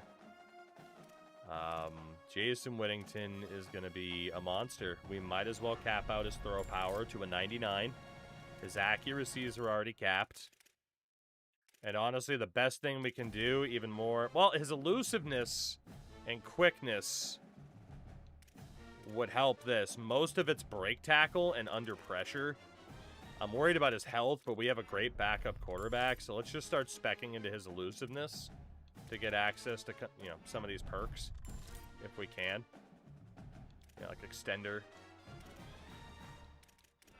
This guy is going to be an absolute monster, and then 7 points left. That's that. 95 for Whittington, and then Stanley Snowden, who's been a career backup, which is ridiculous, absolutely absurd. We'll up his throw power. Or this for Series X be here later today. Sorry to start it up to work tonight. There's definitely some things EA have done where you're just like, why are we doing this? But, as I've said to others, I would be lying if I said I wasn't enjoying this game. Boston! The B. Austin on the raid. Let's go, man. Thank you very much for that. How are you? How was the stream tonight? We are just finalizing an off-season, or at least getting close to it. We have an unbelievable team that cannot win in the playoffs. Absolutely unbelievable team that cannot win in the playoffs. I hope you've had better luck than I have, because this has been torture. This has been absolutely, just absolute torture. But, like I said, man, I very much appreciate that raid. Thank you. God, I'm still so sad. I'm still so sad. Just want this team to win something. He hasn't choked in the playoffs yet. Fine year in the Big 12 after our first playoff berth and so much money to work with. It's the greatest thing ever. It is really nice. I don't know if you're sticking with one program or not. In this playthrough, I've been bouncing around from team to team, but we ended up kind of just being stuck at Texas Tech for long enough without getting like an offer from like a Michigan or something like that, that we've built this into a powerhouse program. And wow, this guy is not a good quarterback. But we built this up into a powerhouse program. We have so much money. So many resources. It's insane. Why is this guy's head large? That is just the name of this game. There are some absolute mutants. Human bobbleheads that you will run into throughout your time. So, we have had some very interesting looking characters. Yeah, it's like we play with big head mode on all the time, and that's not even a thing. And if it was, EA would probably charge us for the DLC. Diehard Michigan fan, grew up in West Virginia, so big West Virginia Marshall fan. Fair enough. As I've, what do we want to do here? As I've talked with people over the years, like, being from New England, like, college football isn't the biggest thing in the world. Like, college hockey is actually kind of bigger here. Outside of when, like, Matt Ryan was at Boston College, it really kind of took over. So I don't really say that I have a favorite team. I always find myself rooting for stories and individual players or coaches, right? Like, this year, I was very much on the Indiana bandwagon. You know, yeah, shout out to this guy's hips, by the way. I was very much on the Indiana bandwagon this year. Just because of, you know, the moment and what it was going to mean if they won, which they did. But, you know, that's not to be like, oh yeah, I'm an Indiana fan. It's like, no, I was rooting for the moment. Which is a kind of an interesting way to follow the sport, as long as you aren't on the CU bandwagon. I am not on that bandwagon at the moment. I don't think I ever will be, but, you know. But yeah, it's always just kind of finding, you know, the different stories to cheer on. Takeoff for Chester Cheeseman as a running back? Interesting. Oh, meet Jimothy, Seattle's. Oh my God, people named him Jimothy. Okay, I had seen a picture of that. I wasn't sure what the hell you were talking about before, but that is certainly interesting. Shout out to Jimothy, indeed. TTU got to win this year's team. I mean, this team's been too good for years now, and we still can't win. Every time we get to the playoffs, my top quarterback suck. Like, put it this way, like, if we don't win this year, I am definitely switching to, you know, assistants, you know, coordinators that can help us run more of maybe an air raid or something like that. But every time we switched away from the power spread, the team played much worse. So I've been pretty loyal to this playbook, and I mean, we dominate in the regular season. In the past 3 regular seasons, maybe 4, we've lost like 3 games in the regular season. It's just we get to the playoffs, and we run into these buzzsaw programs that we just can't beat. So, wish West Virginia was that good, right? Sports, some of the best. Yeah, oh yeah, Sammy, for sure. I mean, you know, again, like, I told you as much, right, during the Stanley Cup playoffs this year, like, oh, the Sabres beat the Bruins. Are you mad? No, I'm rooting for Buffalo now, actually. Obviously, they made it pretty damn far. But, well, one more round, I guess. But you get the point. You know? It's like, nope, there is no hostility from me on that, from my favorite team losing. It's like, no, Buffalo's still a great story. So it's like, yeah, if your favorite team is out, cool. I'm still going to watch. I'm just going to root for the more interesting story at that point. It's like, as, you know, one of those things, right? Like, as big a fan of the sport as an individual team, for the most part. The NHL can make itself pretty difficult to love on occasion. But, you know. Tired Sabres Bills fans. Oh, well. I'm glad the Sabres finally gave you something. Sammy's also a Sabres fan. Yeah. I'm glad they gave you something, because the Bills have given you nothing but just repeatedly stomping on your heart. But then they'll be nice enough to, like, put it back in your chest and apologize, and then the playoffs come around and they just rip your heart out of your chest again and stomp on it, and, you know. You know. I don't need to explain Buffalo Bills football to you guys. You know. You know what it's like. You live it. Being a diehard of any AFC team. Yeah, that's fair. That is fair. Sorry, not sorry. But yeah. Just want one before I die. It's so funny, too, because... So, that Buffalo, I hate to tell you, right? New England sports fan. I'm so sorry. I remember feeling that way about the Bruins before 2011, especially because in 2010... Especially because in 2010, right? Like, they got reverse swept by the Flyers, and I'm just like, okay, this is never happening, is it? And then once it did, so much for me is then just about, like, okay, like, you know, I don't say it to brag, but as I, you know, can say, like, I've seen all my favorite teams win. So it's like, I'm not so, like, live and die. Like, the Patriots lost the Super Bowl, and yes, I was sad, but it was nothing compared to previous losses, right? Which, again, I know I'm so sorry. Your teams have lost. They've been to enough Super Bowls. They've lost multiple. I know. I sound like a dick. I'm sorry. But I am now able to just kind of, again, root for certain moments. Like, my day isn't ruined if my team loses a game, you know? That said, for example... If you're like, oh, would you be sad about the Buffalo Bills if they won the Super Bowl? No, I actually think it'd be pretty fucking cool if Buffalo won the Super Bowl, honestly. As I can always say to Bills fans, we're in agreement. Fuck the Jets. And that's that. Saying Josh Allen's a fraud since he was at Wyoming. Well, you know. Uh-oh. Wes, I'm intrigued. Wes, don't let me down on this knock-knock joke. Don't do it. You better deliver. Ooh, it's an NHL 26 joke. That's not where I thought this was going. Allen's the best quarterback in the game, and you know it. Excuse me. Mac Jones is still in the league. Show him the McCorkle jersey. I don't even know where the Mac Jones jersey is at this point. I think it's buried within the jersey rack where it deserves to be. Where it deserves to be.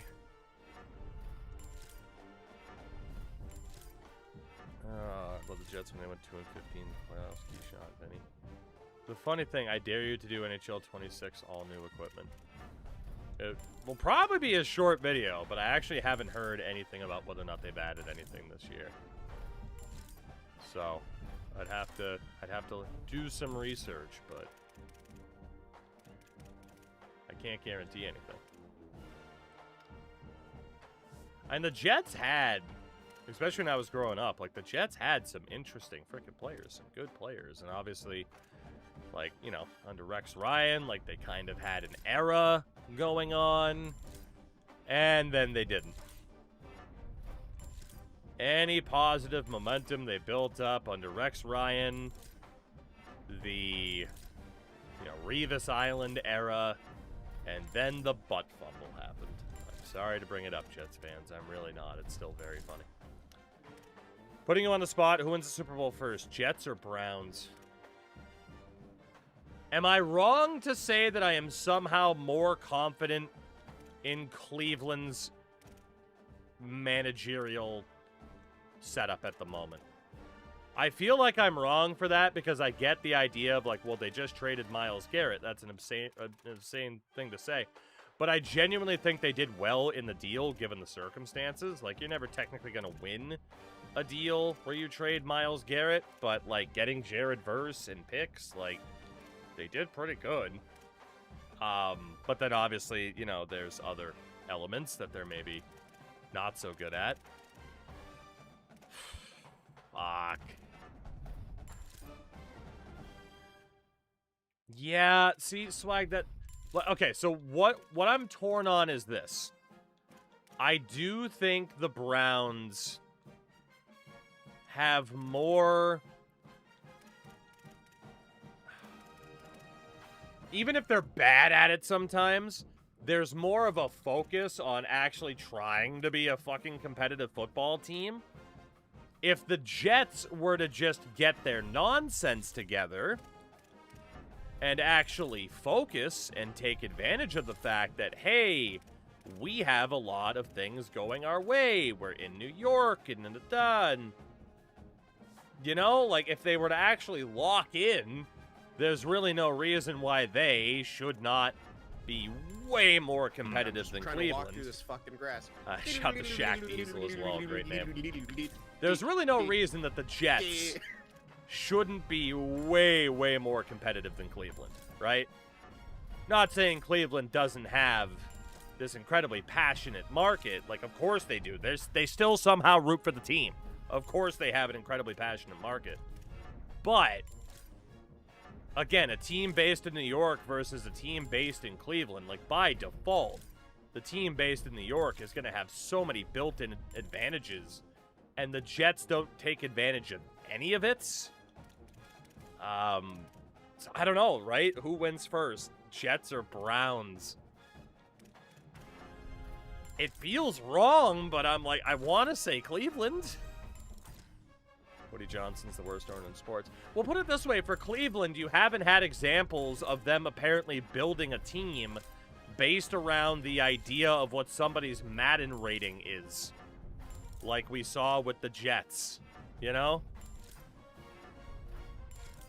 So, New York. Well, you get the point. They're still within the biggest media market in the world, right? Like... I feel like the league would close if either team wins, honestly. God, can you imagine social media? That would be outstanding.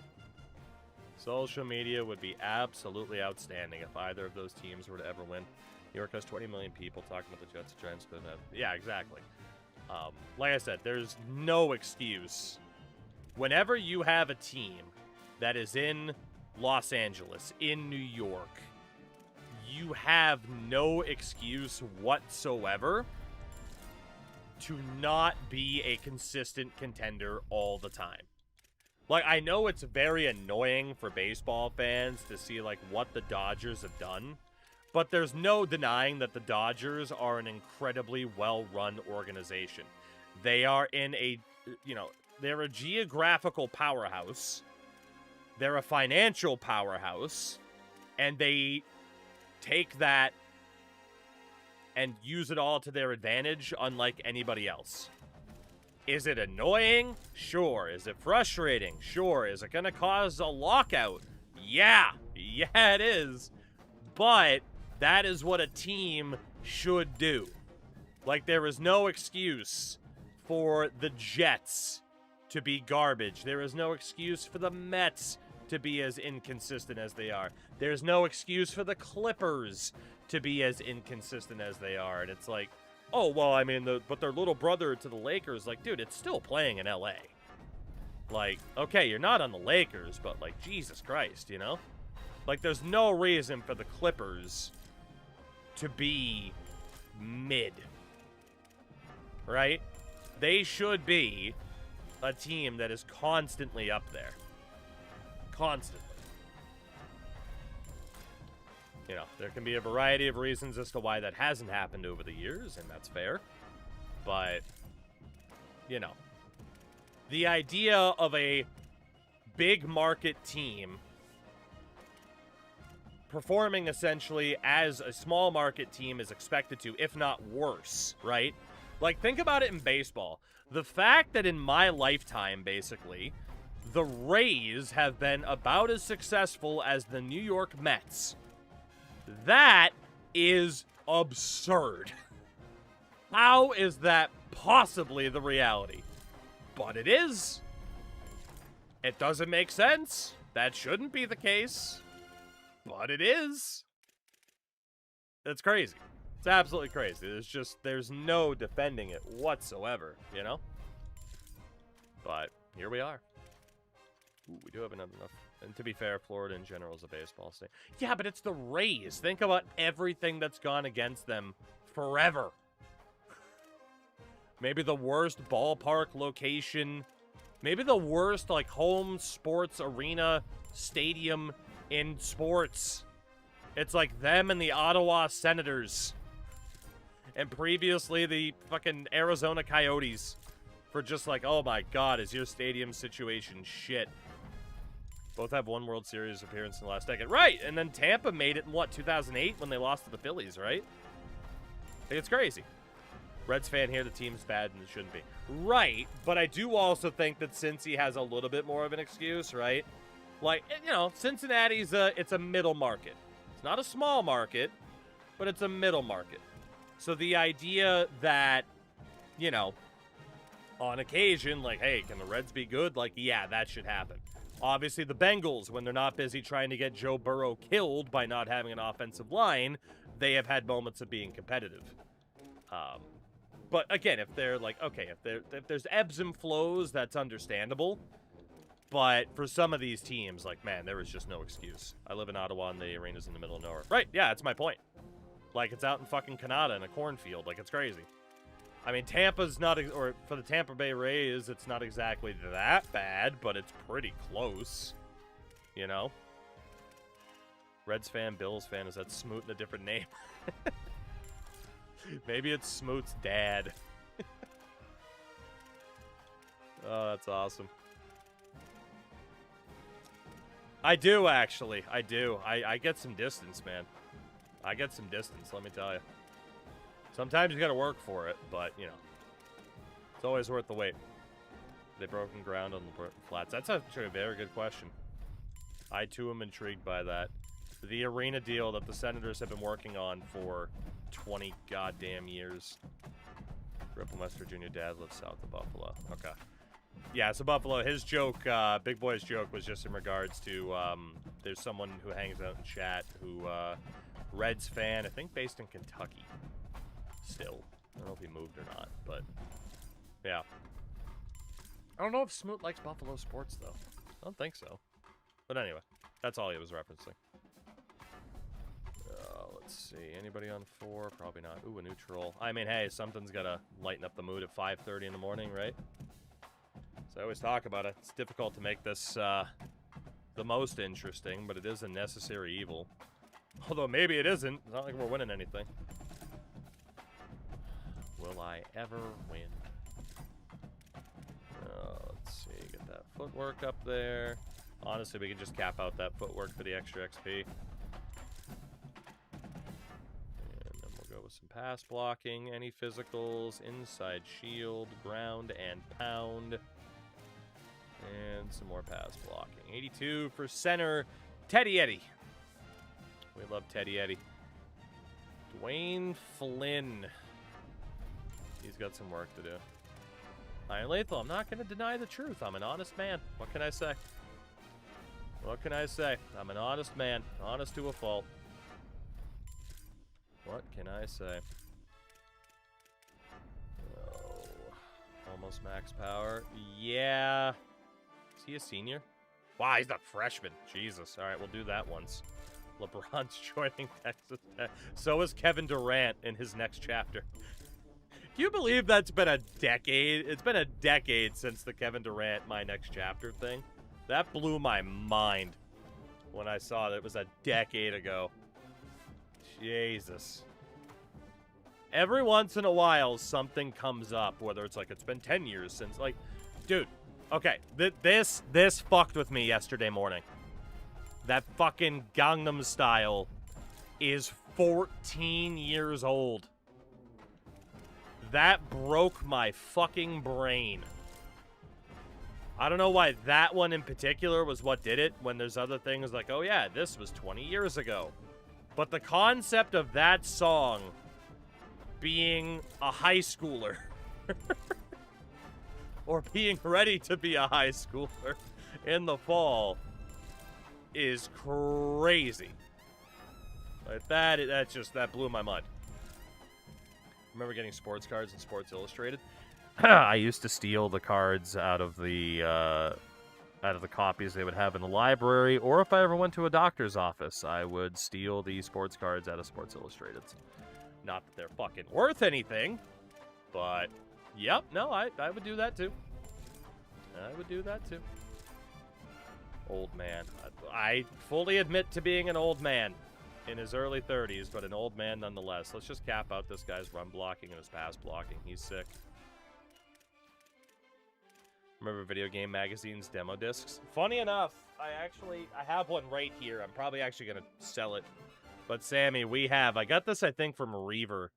But it is a SmackDown vs. Raw 2007 demo disc. Also featuring Need for Speed Carbon, Lego Star Wars, Sonic 06, Fusion Frenzy, and something else that I can't read from this angle. So, fun fact, that just happened to be right there as you mentioned a demo disc. So, good timing. Y'all making me feel old as fuck. That's the specialty. Sonic 06, burn that piece of shit.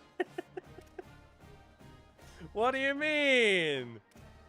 Sonic 06 was great. What do you mean? Wow, this guy's quickness. Wow, those quickness points are so cheap. Holy shit. I don't know what archetype James Ragas is, but this guy is my goat. Damn. Bear witness to the footwork and pocket shield. Sonic 06 was our ET. Wow. You know, I've never thought of it that way. That is so stupidly accurate. Well, I mean, in terms of, like, a game that's just so known for being garbage. I mean, Sonic 06 didn't, almost kill the video game industry. But, in terms of just, like, that reputation of it's shit, oh my god, it's terrible. I agree with that.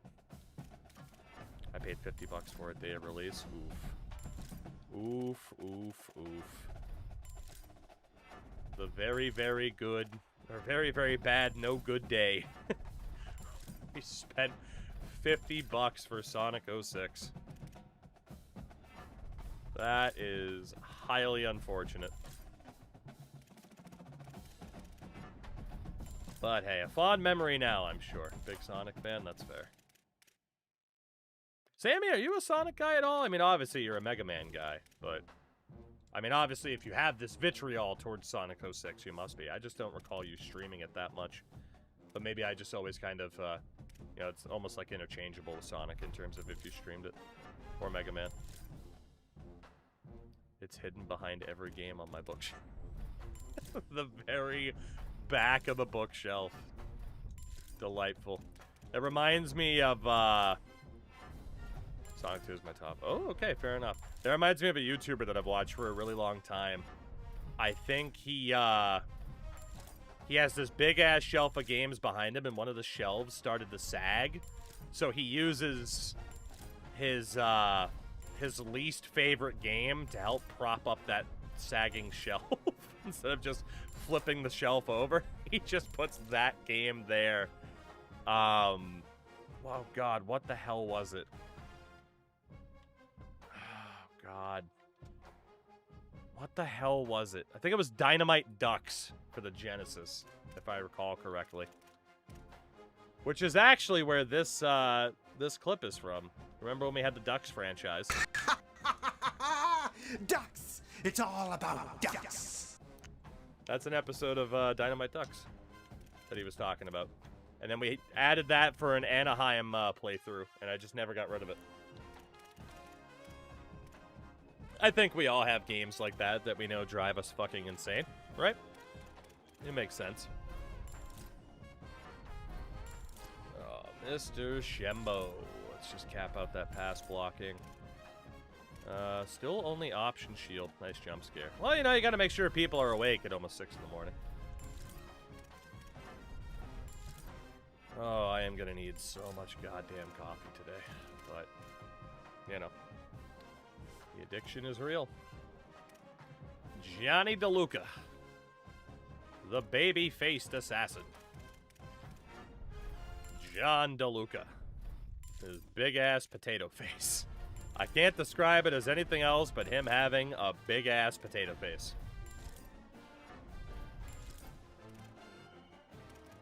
If mashed potatoes could be a face, John DeLuca is that face. Give him wear down. I don't think we'll be able to do anything else. That's fine. Edge rusher, Tim Choi.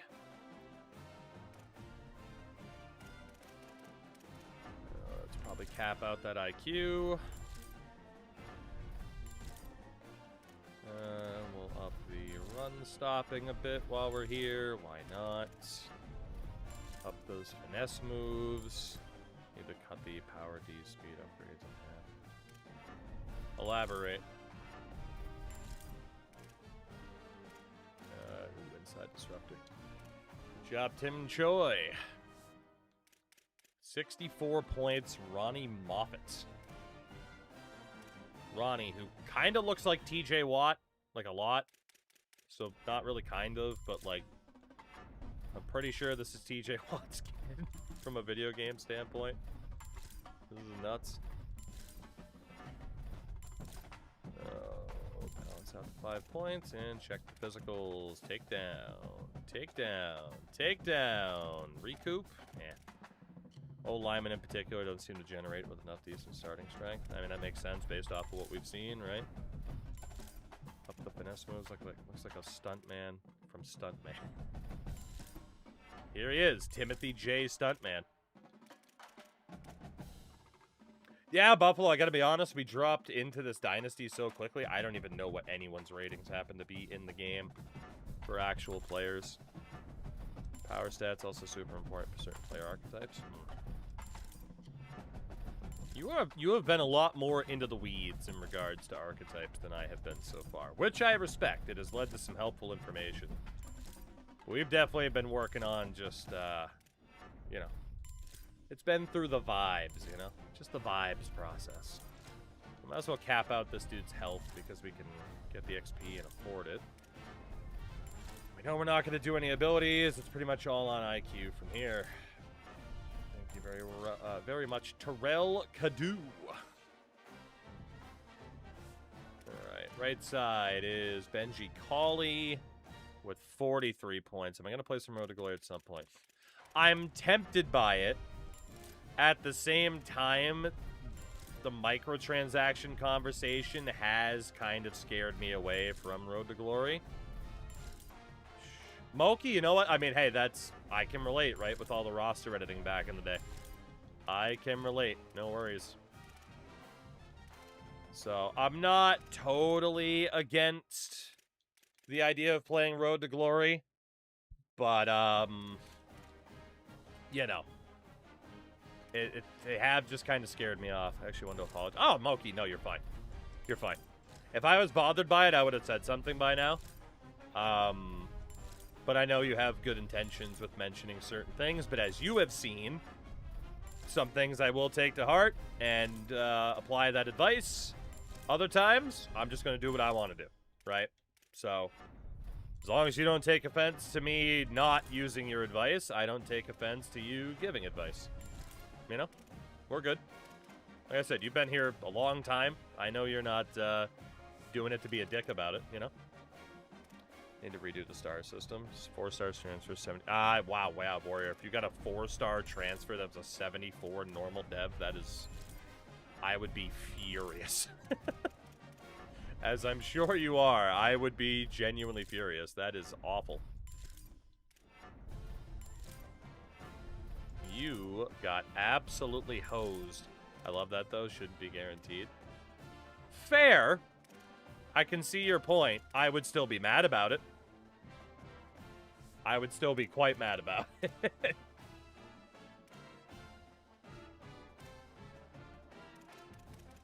But yeah, I mean, we had that conversation earlier, right? Of like how many, you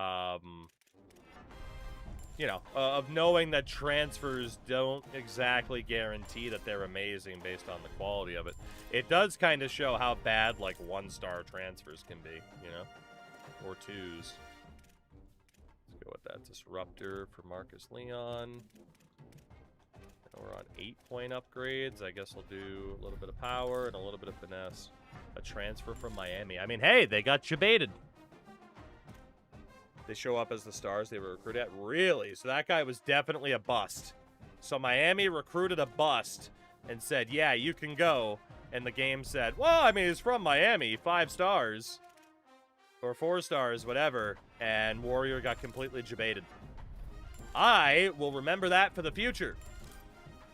If you see a 5 or a 4-star from a good school, there could be a good reason as to why the school let them go. I'm kind of with Lethal on this one. I don't hate that. I don't hate that. But also, God, I would be so mad. I'm not going to be able to sleep because it's raining. How is that? I guess it's loud. Like, what do you have, a tin roof or something? I would think if it was raining, I would be peaceful. You know? I feel like I'd be calm. Like, ah, yes. Are you sleeping outside? I can't fall asleep while it's raining. Interesting. I got the 4th ranked national transfer. He joined my team, 74 overall. So sounds like what just happened to Warrior then, too. I can't fall asleep while it's raining. What about just the extra noise? I'm intrigued. Because I sleep like a baby when it's raining or snowing outside. I don't know what it is. I sleep like a baby. It's great. But also born during a snowstorm, so maybe weather patterns bring me calmness. I don't know. I'm going to scream in anger. I need background noise and music to sleep. You know what's crazy is I kind of go back and forth.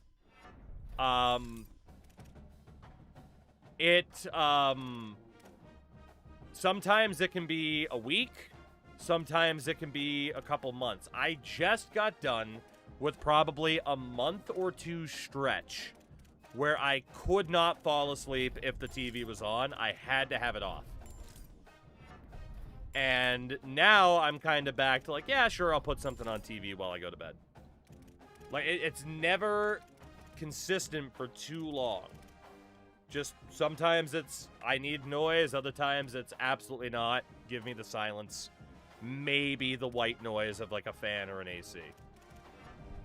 But yeah, it's never too consistent for a long time, which I think is probably weird.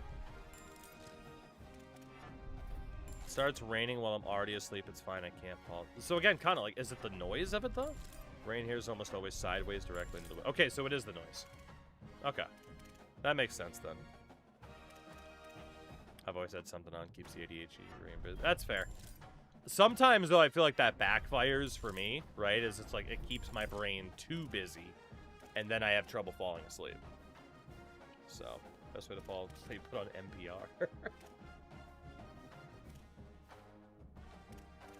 We might as well cap out this guy's quickness since it's right there. Depends on what's the TV. Yeah, so for me, right, if there is something on TV, it'll always be pretty mindless. So honestly, my wife is the same way. She went on like a multi-year run of she would either have Bob's Burgers or maybe Family Guy on TV to go to bed because it's the most mindless, dumb stuff. So, you know, it's perfect background noise. And now she's on a kick of TV off as well. So, it is interesting just how it kind of alternates. I used to fall asleep to 80s music on my TV, but now I just used to fan. I feel like depending on the song, like certain music from the 80s, like I'd be too tempted to sing along, you know? I definitely wouldn't be able to go to bed. I think I've for a long time had trouble falling asleep with music because especially too I'd be way too tempted to just, you know, sing along or whatever. So way too consistently. Oh, Carlos Weeks. Carlos, let's cap you out on IQ. Thank you for the XP.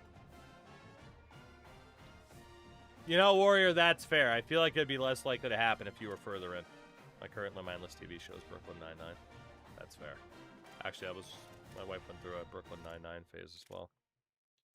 So, I get that. Oh, Kerry Dragisevich. You absolute machine.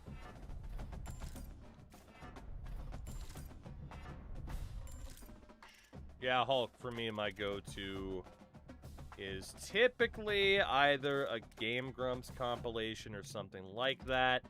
If it's not that, there's a channel I watch a lot called Mr. Sunday Movies in their Caravan of Garbage series. I'll fall asleep to those quite often, too.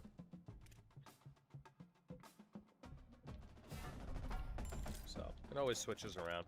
My wife watches Grey's Anatomy, seasons 1 through 14. Man, she likes the old stuff, based on how long that show's been around. Imagine 100 years ago, your only options are to sleep in dark silence. I mean, again, like, there's merits to that, though. I don't hate the idea of falling asleep in dark silence. By candlelight, you know? Like, that's not too bad. I could live with that.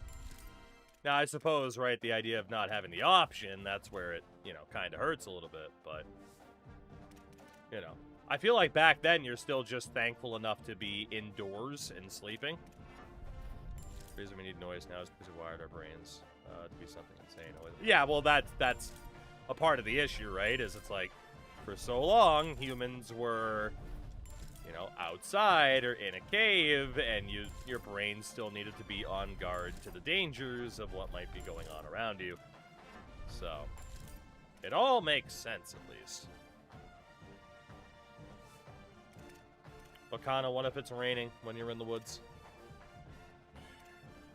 Yeah, Buffalo, that's fair. I'm the weirdo in my relationship when it comes to being up at night. Let's see. Run stopping, cap that out. Any abilities for Andries? Yes, all of the abilities. All of the abilities. Let's do hammer and then blow up. Manual's a beast. How often do you think it rains? Like 3 times a year? I don't know. Maybe you've been out in the woods. One of those 3 times a year that it rains. I don't fucking know. I don't know your life.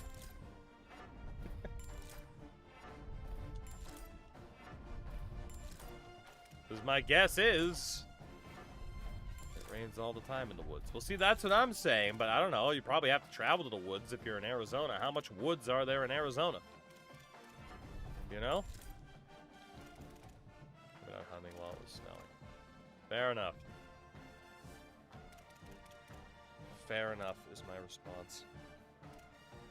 Jaden Myers. What do we have for you? Well, snowing but never raining. Man, so rain is just a day ruiner for you, is what it sounds like. If it's raining, you're having a bad day. There's a song from the 90s. Was it Garbage? I'm only happy when it rains. Kinda's the opposite.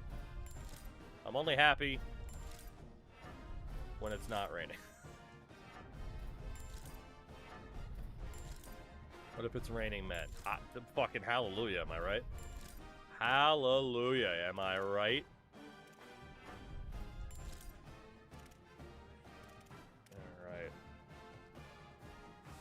How many more upgrades here? Conrad Hose. Hosey? Hosey. What if it's raining K-pop, and then what? You know what? That's a very fair question. If it was literal K-pop boys falling from the sky, how would you feel then? Well, the range is not when I haven't slept for more than 3 of the last 48 hours. I mean, that's fair then. Also, yikes. Also, yikes. Alright, Conrad, let's teach you how to defend the pass a little bit, shall we? They land on Elon Musk. I mean, only if they, you know, cause grievous bodily harm. Not saying the guy should get,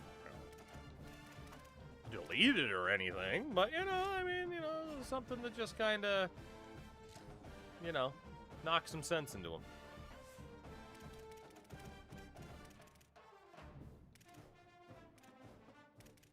So we're on linebackers at that point, right? Definitely. Maurice Aikman.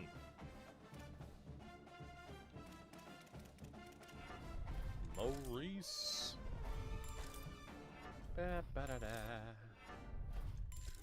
There you go, Mo. Let's work on that pass rush a little bit. Alright. Any abilities? Nope. Give you some pass coverage. And we'll give you some pass rush. 76 for Aikman, not bad. Just the secondary and special teams, and then we can see what the hell this team's going to look like. Nick Laporta, who had some clutch moments last year. Improve his blanket coverage and his interception ability. Let's give this man some extra man coverage. And we'll give this man... Honestly, let's just cap out his man coverage while we're here. We can afford it. 97 man coverage, hell yeah. There you go, Mr. Laporta. Tommy Maben. Con, I might have to put the screen down entirely. Maybe. I don't know, I'm not a doctor.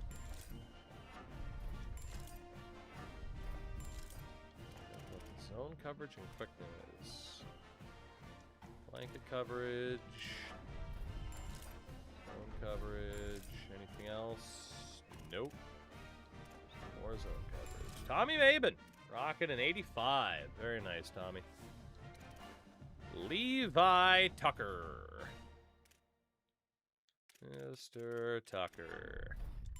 Let's teach you how to catch a football, buddy. Two dogs looking at me right now in bed like that. It's time to go to sleep. My dog only looks at me. Oh, that's not true. Well, I was going to say when she wants a walk or food. Those are the two most common times, but that's not the only set of times.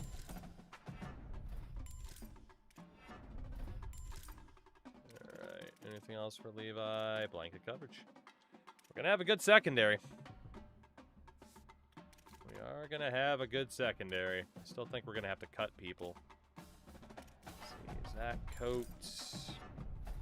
Get that man coverage up there. That zone coverage up there. Let's get that catching ability up there a bit. Let's also get the run stopping up. And maybe next year we can cap out his quickness, but he needs just too many other boosts if he's going to be usable.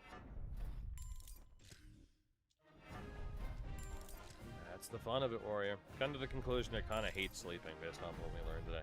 It doesn't sound like a very friendly relationship with sleep, at the very least.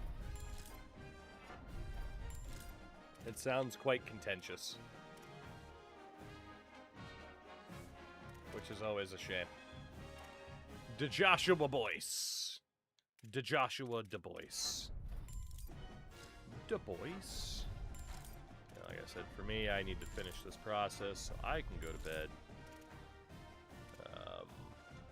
Because my brain would not shut up unless I knew what the hell this team looked like. Here we are. Alright, DeJoshua. What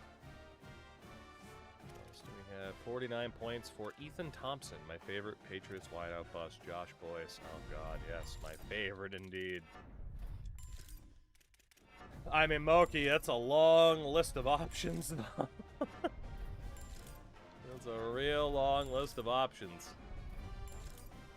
Oh, man. My brain is trying to reject me thinking about this subject because it's nothing but madness. And sadness. Hands upgrades for Ethan Thompson.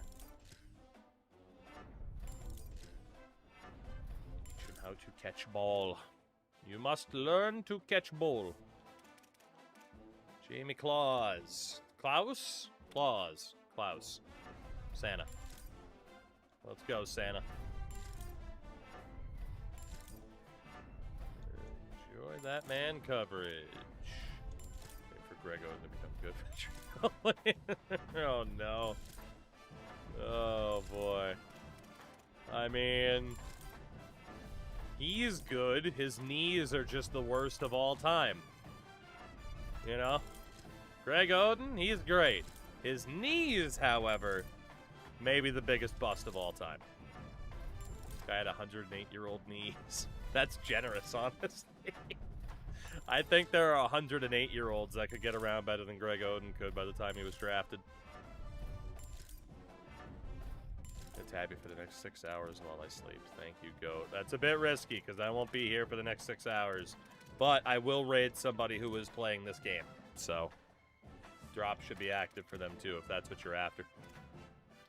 Need you here 6 hours ago when we started this stream. That was the time to be here. Cap out this guy's quickness. It's right there.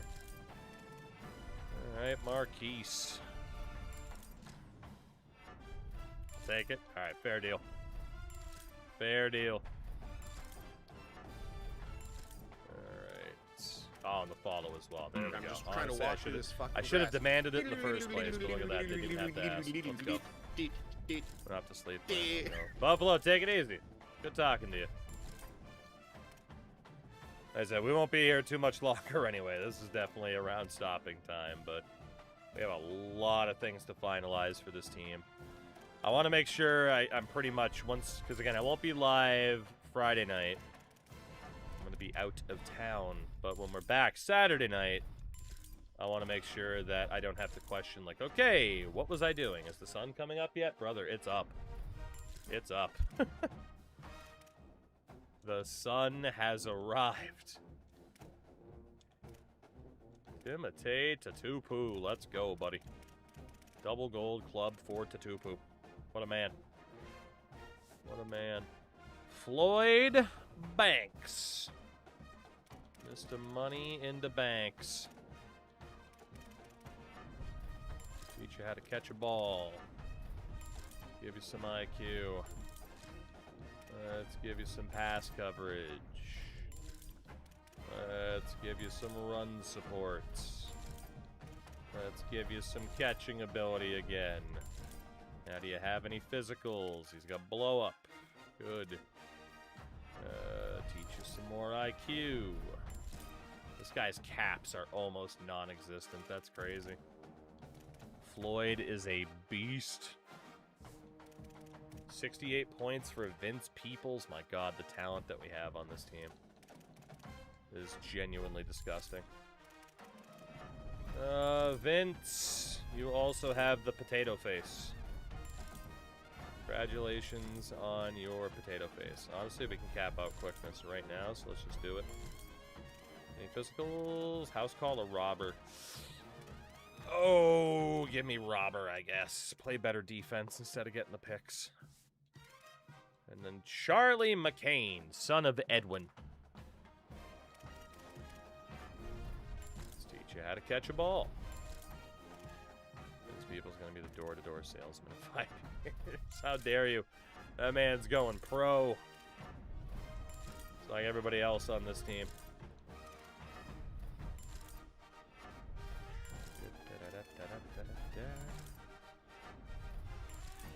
Alright. No abilities for Charlie McCain. Fair enough. Strong safety side. Jarrell Godwin. The Warrior just asking Vernon to dox himself. Not quite, but Vince Peoples sounds like a 2010 obscure pop singer.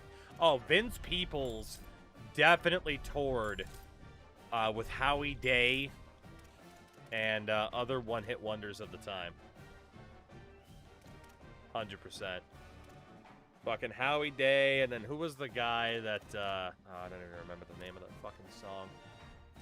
Who was the other, like, sad boy that put out a song that was, like, a super one-hit wonder at the time? I can't remember the guy's name. It was like Howie Day with Bad Day, and then there was the other guy. The music video is him singing on the fucking ice, shirtless. Who the fuck was that guy? I can't remember his name. Damn it. Can't remember that guy's name. Or even the song. Vernon, let's fucking go. Oh, Warrior, get absolutely bodied. Get absolutely bodied, nerd. Oh, man.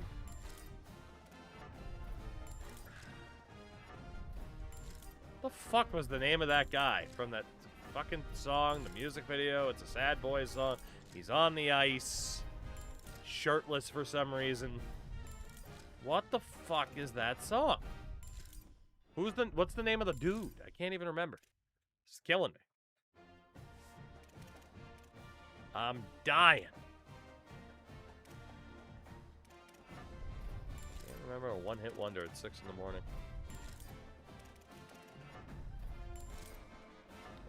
Let's see. Elon Stork. Brought yourself to your parents.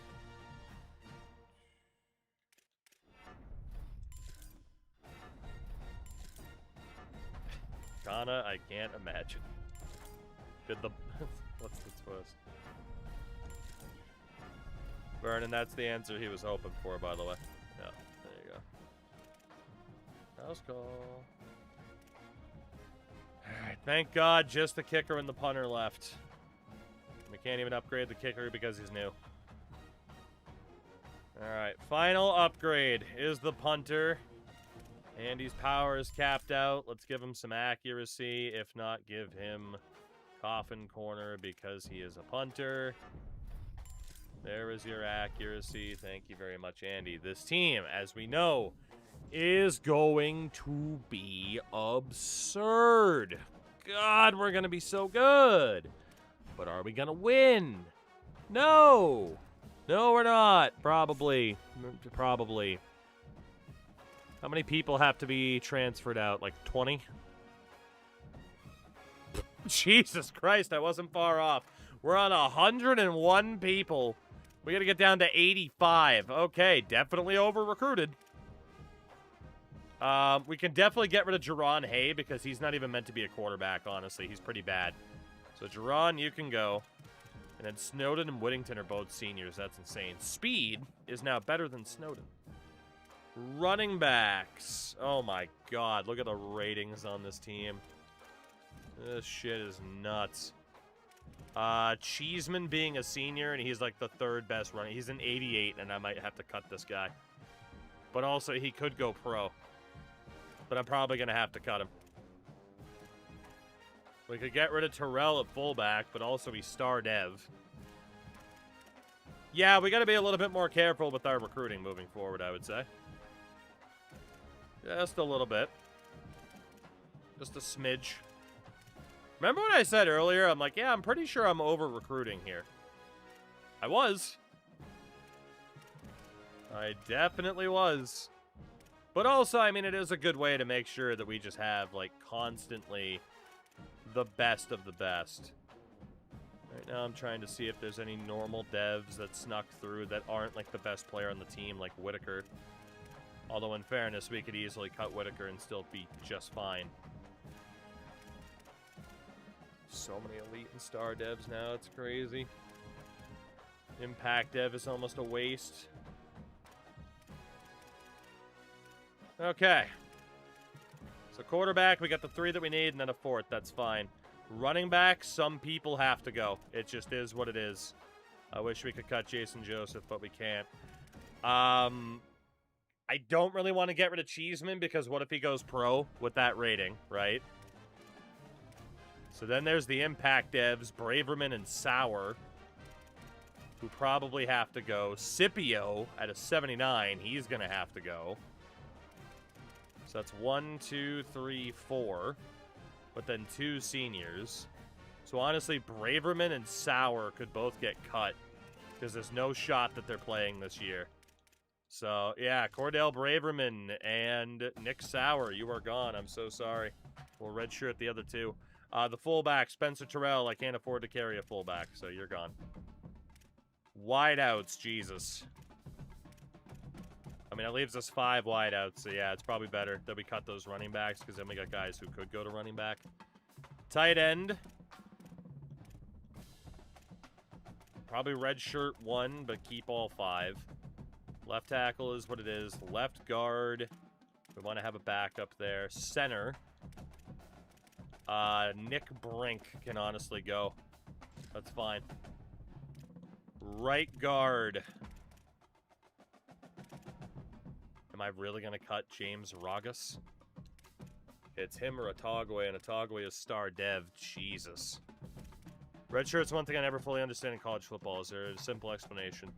Yes. So it's a 1-year exemption, basically. So if you are a freshman and you get red shirt, second year, you won't be a sophomore, you're still a freshman. So it basically puts you on a 1-year pause, is the best way to describe it. I'm going to have to cut Ragas. This is crazy. James, I'm so sorry, but people have to go, and you're one of them. This team is so stacked that you actually have to go. Because I can't really afford to cut anybody as an edge rusher here. So it extends someone's potential playing time in college, yes. It is the best way to look at it. Honestly, Russ, I hate to tell you, buddy, I think you're getting cut. Damn good player, obviously, but we gotta cut good players now at this point. Yeah, but let's not complicate the fact that, like, well, technically the shirt can go away, but you can play a certain amount, like, you know, that is the sole basis of the shirt, you know. Alright, man, are we gonna cut freaking Moses Ramsey? Oh my god. Alright, we got a million corners. I mean, the rest of the cuts are gonna have to come from the secondary and the linebackers. Impact dev for wrestling superstar Virgil, James, and Godwin. Impact dev Charlie McCain. That's an obvious one. And then corners. Boyce as an impact dev. Sorry to Joshua. You are out of here. We have 1, 2, 3, 4, 5. Honestly, Marquise Hay and Ethan Thompson, I think, are also gone. Just out of pure necessity. We'll keep 6 corners. Not getting rid of any of those guys. Virgil or James. I guess we'll get rid of Lloyd Virgil. That way James can stay. We'll redshirt the other 2. Technically, we could still get rid of that other guy. Linebackers, impact dev for Patinikun. So he is likely to go. It's him, Ramsey, Honestly, Hayden or Smoot. Those might be the easiest cuts now. Yeah, because of how good James is.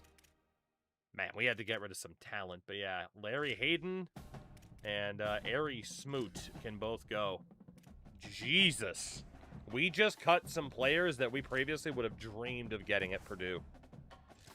In terms of the conference, this is the big one. We need to move. And it's either to the Big Ten or what probably makes more sense. We are moving from the Big 12. After winning it 4 years in a row, we are moving to the SEC. And that might be the death knell for us. But if it is, it is. We are moving to the SEC for next season. It might go horrifically. I don't know. But we dominated the Big 12 for 4 years in a row. It's time to make a move. And that is going to be the big move. You're finally leaving ASU and Arizona. Yeah. We'll finally leave Arizona alone. How's the game today? Trident, what's up? I'm not sure how long ago you posted that. I'm sorry. I was very hyper-focused. We make the playoffs and then we lose. It's what we do. But we are the #1 team in the country in the preseason, for better or worse. The 2041 season will take place on Saturday night, because again, I will not be streaming tonight, that being Friday night, because I am going to be out of town for the evening. But we will fully set up the team from there after everything else that we have done. And hopefully, good things could happen. I think we're closer to 2041 IRL than we are 2010. Sir, I'm going to need you to shut your face. On the way out, let's go raid this guy who looks like he is doing a road to glory, but he's also wearing a suit and tie while he plays, so that seems delightful.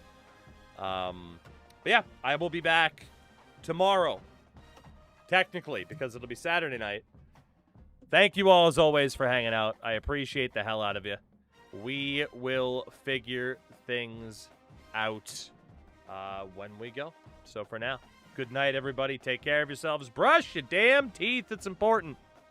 Good night.